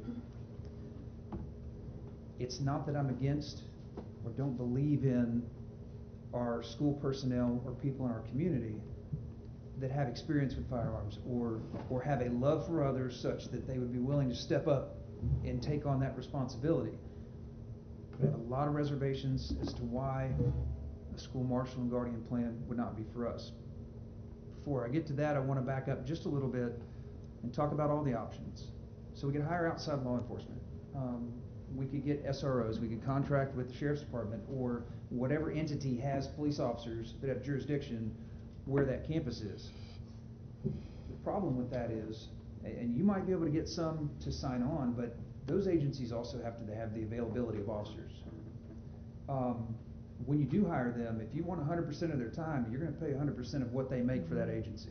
And I'm going to tell you right now, in Montgomery County, odds are they make more than what our officers make.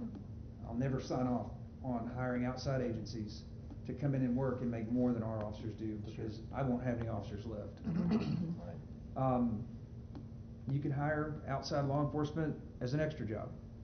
The going rate right now in Montgomery County and in the greater Houston area is $50 an hour for an officer off duty.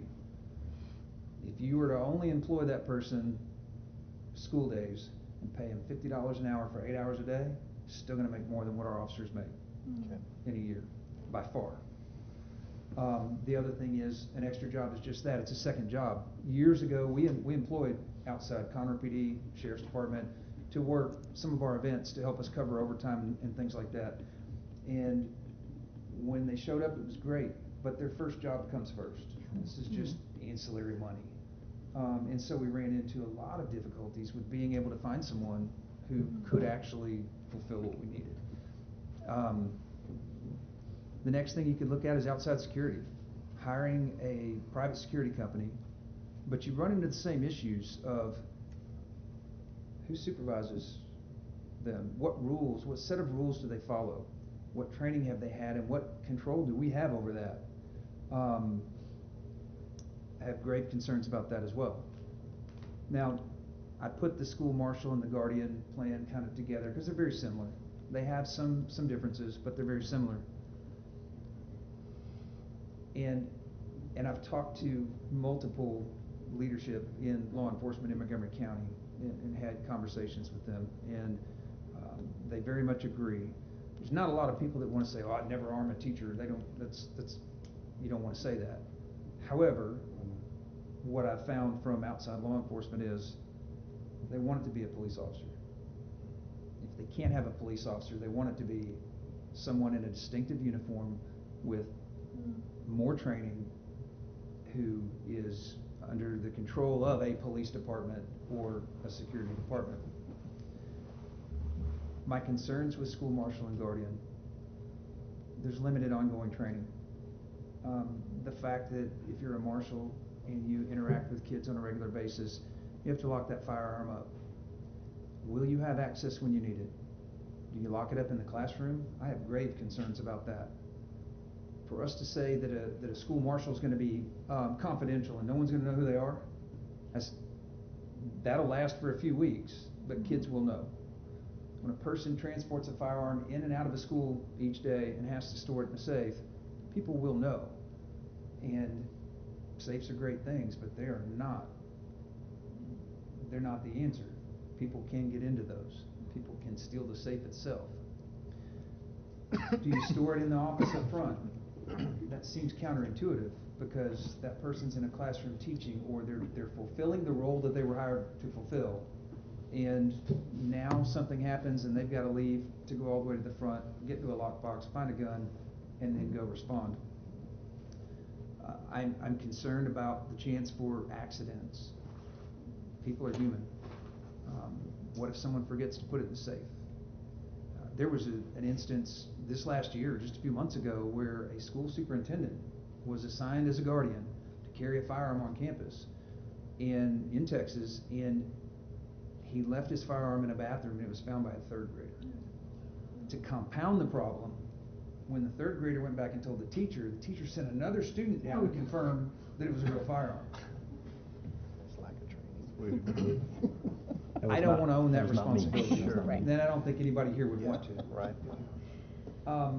Then if you have a person carrying the firearm on campus, and the guardian plan would allow for people to carry a firearm around students, as opposed to the marshal plan, what training do they have to retain that? I'm going to tell you right now, officers wear what we call a level 4 holster. It is screwed into the belt that they wear. The belt that they wear has what we call keepers that are snapped on to hold that belt on, and then there are 4 levels of security they have to get through to get that firearm out of the holster. We got to train them all the time just to get the gun out of the holster. There's not a person with a concealed carry or an off-duty holster that's going to have that level of security. What happens when that staff member is carrying and a fight breaks out, or a person has a crisis with which they need to intervene? That's their job. What are they going to do to protect the firearm? We have had incidents where where officers have interceded and people have tried to disarm our officers. I shudder to think what would happen if that happened to one of our teachers or staff members. You know, with police officers or security, they can respond to situations before they escalate. They can respond before a person's in the building and harming people. Marshals and guardians, most likely are gonna be doing their thing, teaching kids, or taking care of the role that they were hired to fulfill. And it's gonna be after it's already happening. And so, I think that needs to have an officer or somebody that's patrolling that campus, checking the doors, making sure the bad guy never got in. Now, I don't think we should ask educators or our staff to try to keep up with that weapon every day, keep it secured, feel that it's secure if they're outside of the room and it's locked up, knowing when to deploy it or when not to, and whether or not to use deadly force. They didn't sign on for that with our district. They signed on to teach kids or fulfill another role. I don't want a teacher put in a position where they have to choose between staying with their students in a room or going to a box and getting a gun and leaving those kids unattended to go try to address a threat and hope that the threat isn't where the students are. That person with the handgun that has little training, they may have a heart of gold and they may be as brave as can be, but they have little training. They don't have body armor or radio. I don't put an officer in the field right now without body armor on to protect them. And we ask them to square off with a person who may have a rifle, other weapons, and their sole intent is to harm our teacher and our students. Our officers have the rifles, the handguns, the shields, the body armor. They have an immense amount of training to back them up. And it's instilled in them every single day what their role is and the expectation through their training, putting on the body armor, and through my leadership. And that expectation is they are there to stop threats and act immediately. I know there's plenty of people that would love to help and would love to take on that role. It could be a fast, something you could put into place fast on our campuses, but when we're talking about school safety and security, in something of this nature, we shouldn't talk about fast, we shouldn't talk about cheap, we should talk about the best option. And the best option is a Conroe ISD police officer. Thank you. I'll just make a note before we go to questions, just Chief or anybody else will answer any general questions, but if we get to anything specific, or if you have specific questions that may, expose any vulnerabilities or anything, we'll save those. We'll have an opportunity in closed session, make sure you get all the information you have, but we just want to make sure we don't say anything publicly that could, compromise safety. Okay. I'd like to open it up to Ms. Oldenwelder since this is her agenda item. Chief Whiteblock, thank you so much for your insight and time that you did in the research and the people you reached out to get information on it. I really do appreciate it, and I have to agree, there are several things that you said that are alarming, concerning, and should be taken into consideration. But first I want to know, how, as of the first day of school, how are we compliant? Just out of curiosity. We wouldn't be even if we did the marshals or the guardian or any of that, but I'm just asking, how is it that we're compliant when just last month and the month before we didn't have enough for every campus? So officers. Right, and I think that what we're finding is probably almost every school district in the state of Texas is not. And so you have to have a plan, and the plan states that the requirement would be to have a peace officer for each campus. That has been our model, and as we hire, we have an officer assigned at every single district campus that we have.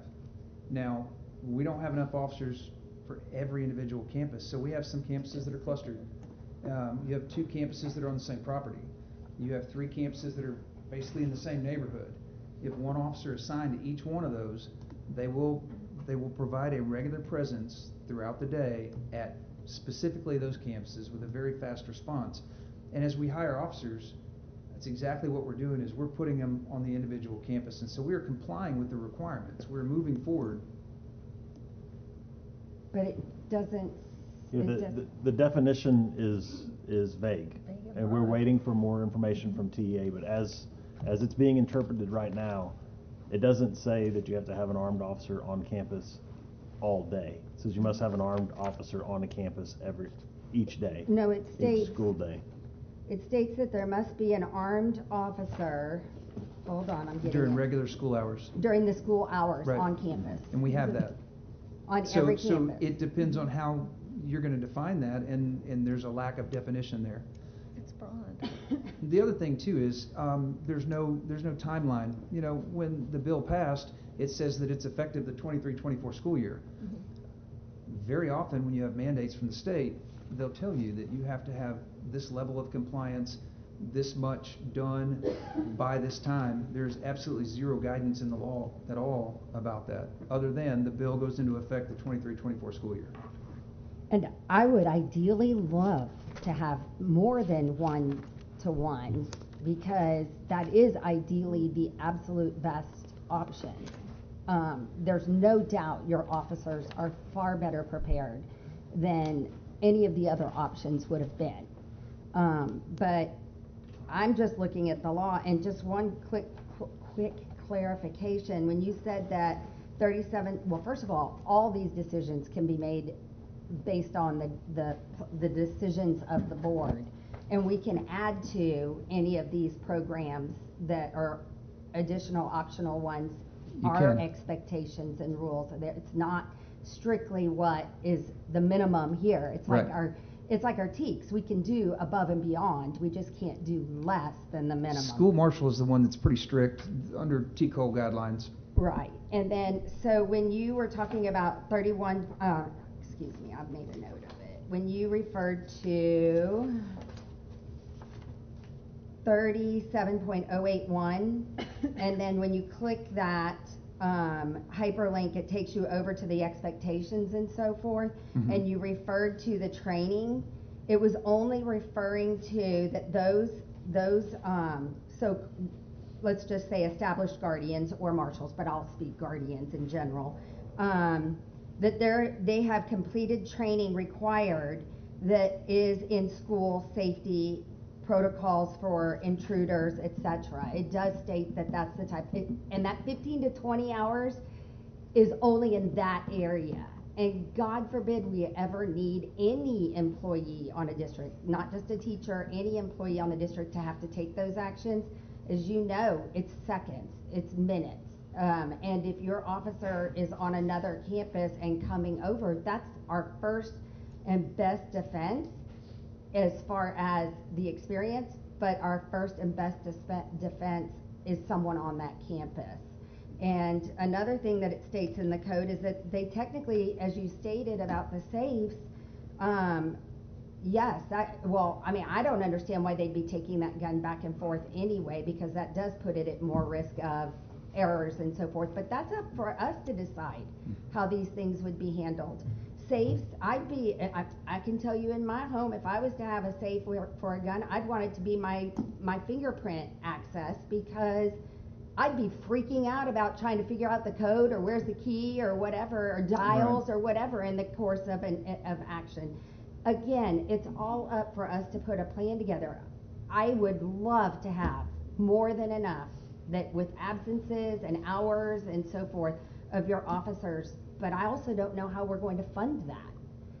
Mr. Rice brought to us in the last meeting, we get $1 million in funding and then $2 million in the hole deficit. So I'm just concerned about school safety, and our parents are concerned about school safety, and yes, if a safe is in, I don't know anyone that would just put a handgun safe and not secure it in a spot in a room or wherever. That'd be silly, because anyone could just pick it up and walk it out. It's not a very good line of defense on that. But back to that whole issue, when seconds count, the people on that campus that know those other employees and those students, there's got to be. We don't have to ask a specific person. I guarantee you there will be people that will do whatever training, and even if it's just in certain schools where we can't get enough officers one-to-one, it gives us that first line of defense. Every single one of those teachers, every one of those school shootings, there were teachers protecting and employees of that district protecting other employees and other children, and that's our first line, and that's the only reason why I think we should consider additional options aside from our officers, because I think our officers are the best. I agree that considering other options is absolutely important, and don't get me wrong, I want an armed person, the right armed person on every campus to protect our kids and our staff.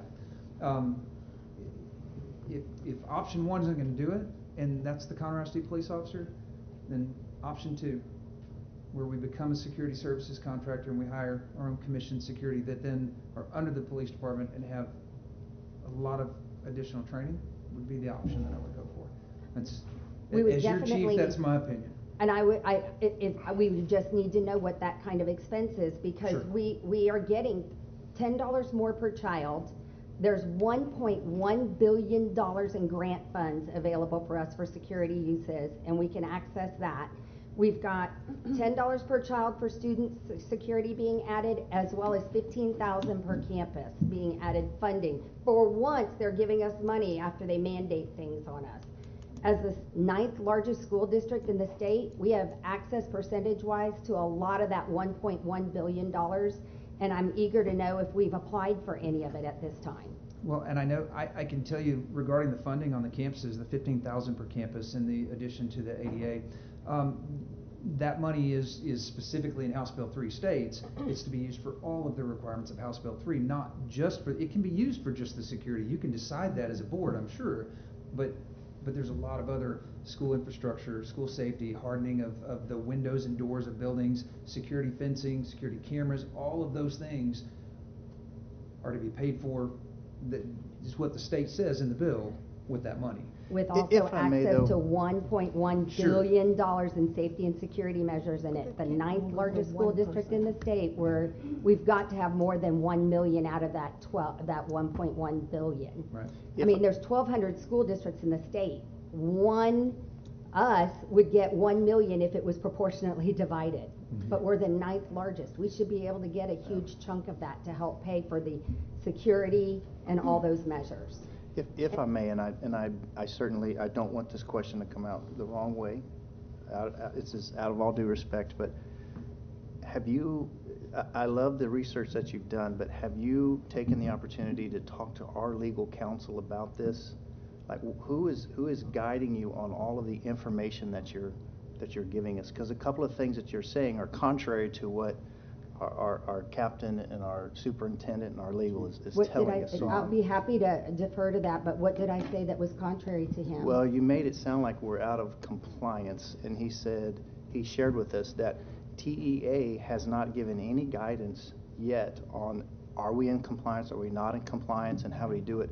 He's talked about the clusters, and you've said, no, this is what it says. So my question is, are you getting legal counsel on this? I'm reading the bill. Okay, so have you had an opportunity to take that to people who do this for a living and help us interpret this? Because that's the guidance that we're looking for from TEA, is we need help understanding how and when we're supposed to implement this, and what kind of regulations. If we don't have this enforced by September 1st, what happens? And I am a huge supporter of our police department, and I know that we unanimously appointed you to this position, and I trust the language, and I trust the training that you're asking, and you're telling us, I want police officers. That's the best option that we need, and I would hope that we would certainly support you in that effort, and also lead on the guidance that we receive from our legal department,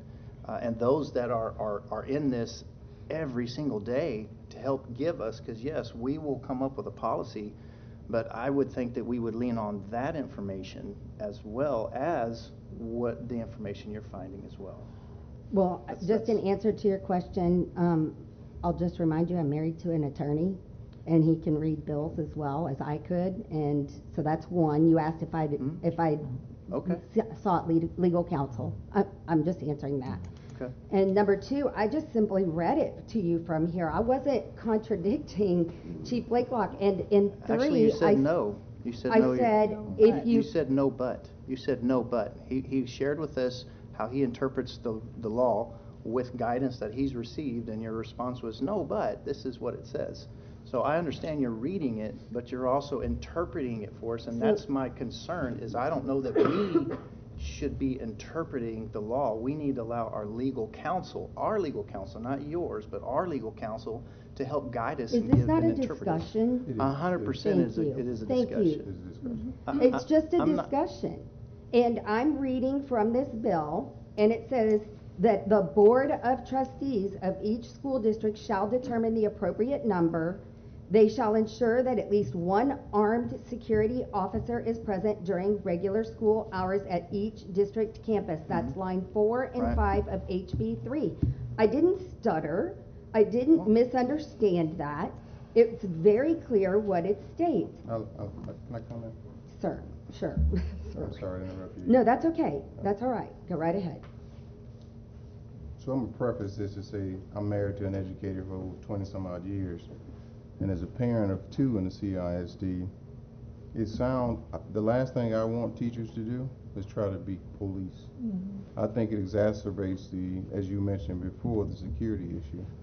We've just asked teachers to be cell phone monitors.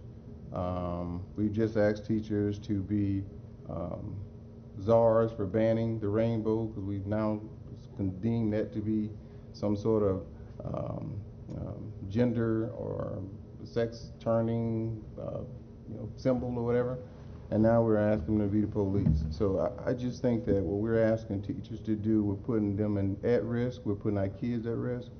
And the last thing I want to have is for teachers to misplace or mismanage, mishandle a gun, and some kids get shot. The last thing I want is for a teacher to get attacked by a kid, and he deems his life or her life in danger, and they shoot a kid.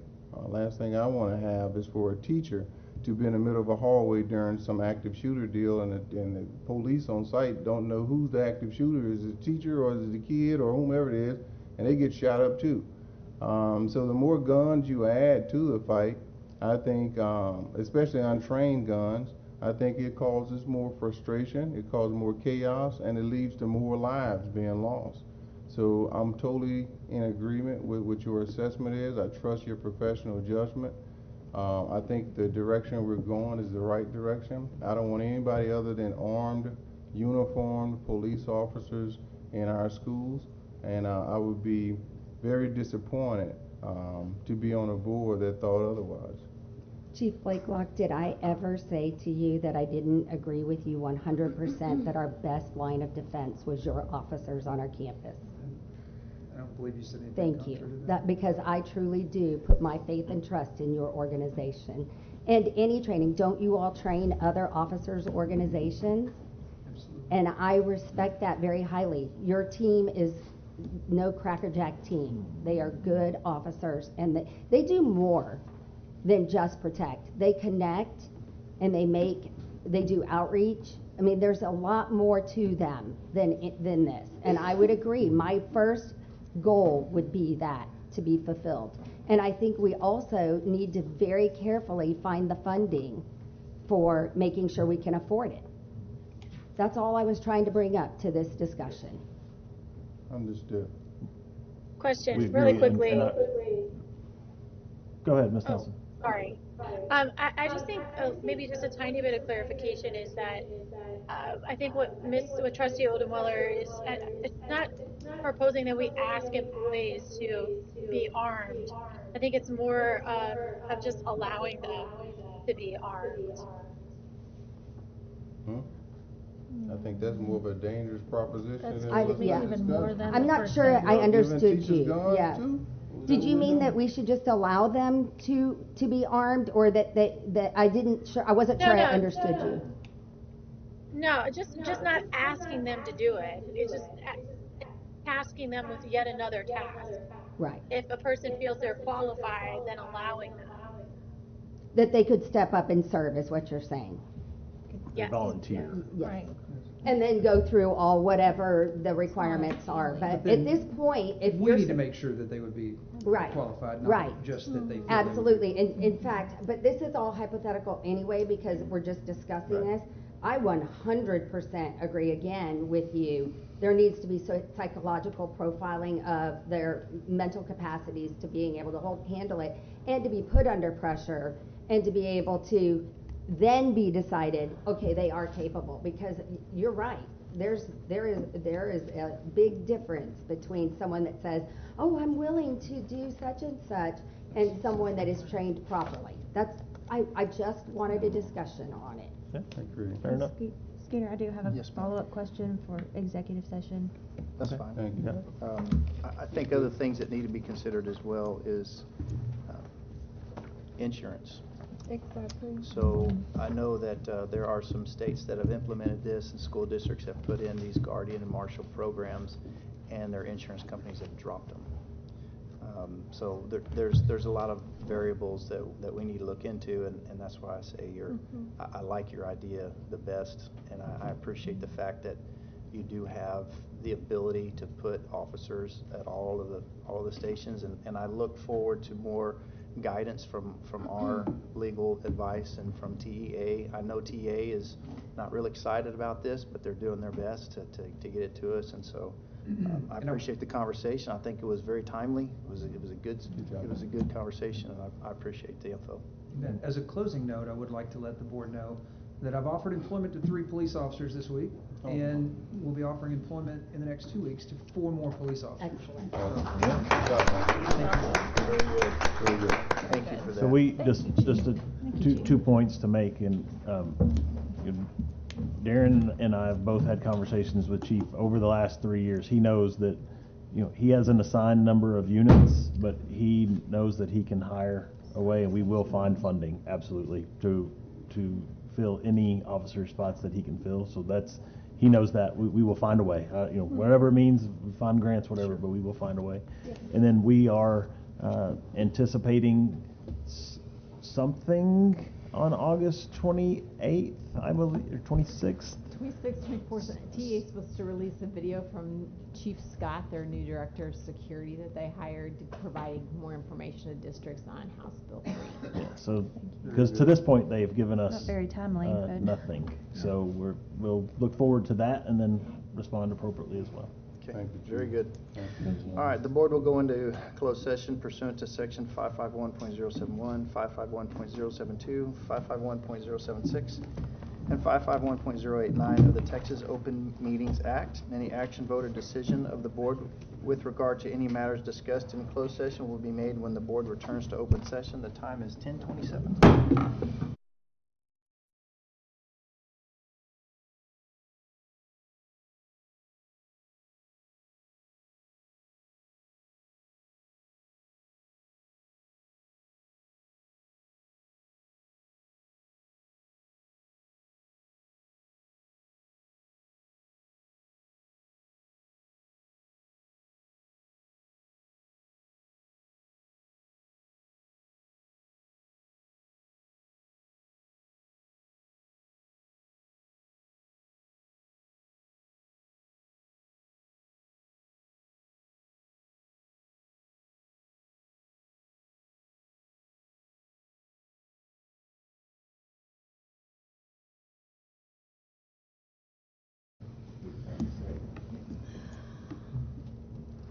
I'm just seeing if I can catch her. We're ready. All right, we are back in session. The time is 11:04. Moving on to item, 13A, consider and adopt the 2023-2024 Student Code of Conduct. Ms. Gladys. Thank you so much. Every year we adopt the Student Code of Conduct as it's required by state law. The contents of the Student Code of Conduct is primarily dictated by Chapter 37 of the Education Code, and the changes to this are really entirely related to the last legislative session. I've listed them for you, but no longer is marijuana, THC, and alcohol a mandatory expulsion. They have made that now a mandatory DAEP placement. They did make possession of e-cigarettes a mandatory DAEP placement as well. They gave us a little bit of relief if there's overcrowding in DAEP, allowing us to bring some students back if we need to for certain offenses. They modified the definition of harassment, and so that's been changed in the glossary. And then we've added a provision that lets people know that if their students assigned to DAP, they'll receive notice about getting a full individual evaluation for special education. And those really are the primary substantive changes to the Code of Conduct. The District Level Planning and Decision-Making Committee reviewed it, had no comments, and so we're asking for you to approve it so that we can get it uploaded for school for the night. Okay. Do we have a motion? So moved. We have a motion and a second? Second. All right, any discussion? All right, hearing none. All those in favor show by the uplifted hand. Any opposed by the same sign? Motion carries. Thank you. Moving on to item B, consider and repeal local board policy CKE safety program risk management. On and on and on, right? Yeah, on and on, yeah, go ahead. So there are several local policies that need to be adopted and one that needs to be repealed. CKE is a policy that we're asking you to repeal the local policy. The content of that local policy is going to be placed in a different code, CKEA, which is more appropriate to the contents of that policy, with the addition of a provision that deals with body-worn cameras, because our officers do utilize those, and so that will make that policy current and more accurate for those who are looking for it in CKE. DEA just really is a very minor change. It talks about maybe a little language clarification, mid-year pay raises. Admissions is a compliance with administrative code provision about making sure students that are homeless or in foster care get credit for courses. And then the freedom from bullying is just the minor adjustments to bring it into compliance with TA's guidance they issued at the end of January. So we would ask that you adopt those policies. Okay. Do we have a motion? We have a motion. Do we have a second? Second. Motion and a second. Any discussion? All right, seeing none, all those in favor show by the uplifted hand. Any opposed by the same sign? All right, motion carries. All right, I entertain a motion to adjourn. Hold on.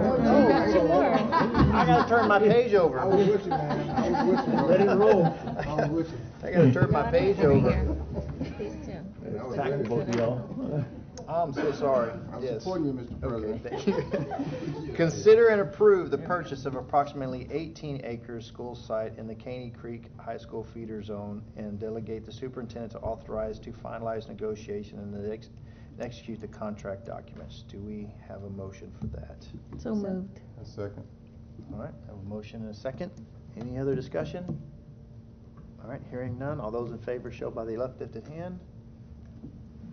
Any opposed by the same sign? All right, motion carries. All right, and item D, consider and approve the sale of a 1.38 acre parcel at Cooper Rose LLC to Cooper Rose LLC and delegate to the superintendent the authority to finalize, negotiate, and execute the contract documents. Do we have a motion? So moved. We have a motion. Do we have a second? Second. A motion and a second. Any discussion? All right, seeing none, all those in favor show by the uplifted hand. Any opposed by the same sign? Motion carries. Thank you. All right, now, I even missed this one, to take requests from trustees regarding future board agenda items. Does anybody have anything? All right, hearing none, and that doesn't necessarily mean you can't think of one during the week and get with me. Stop inviting stuff. All right, how about adjourn now? We have a motion to adjourn? Yeah. All right, very good, we are adjourned. Welcome back, kids. Right.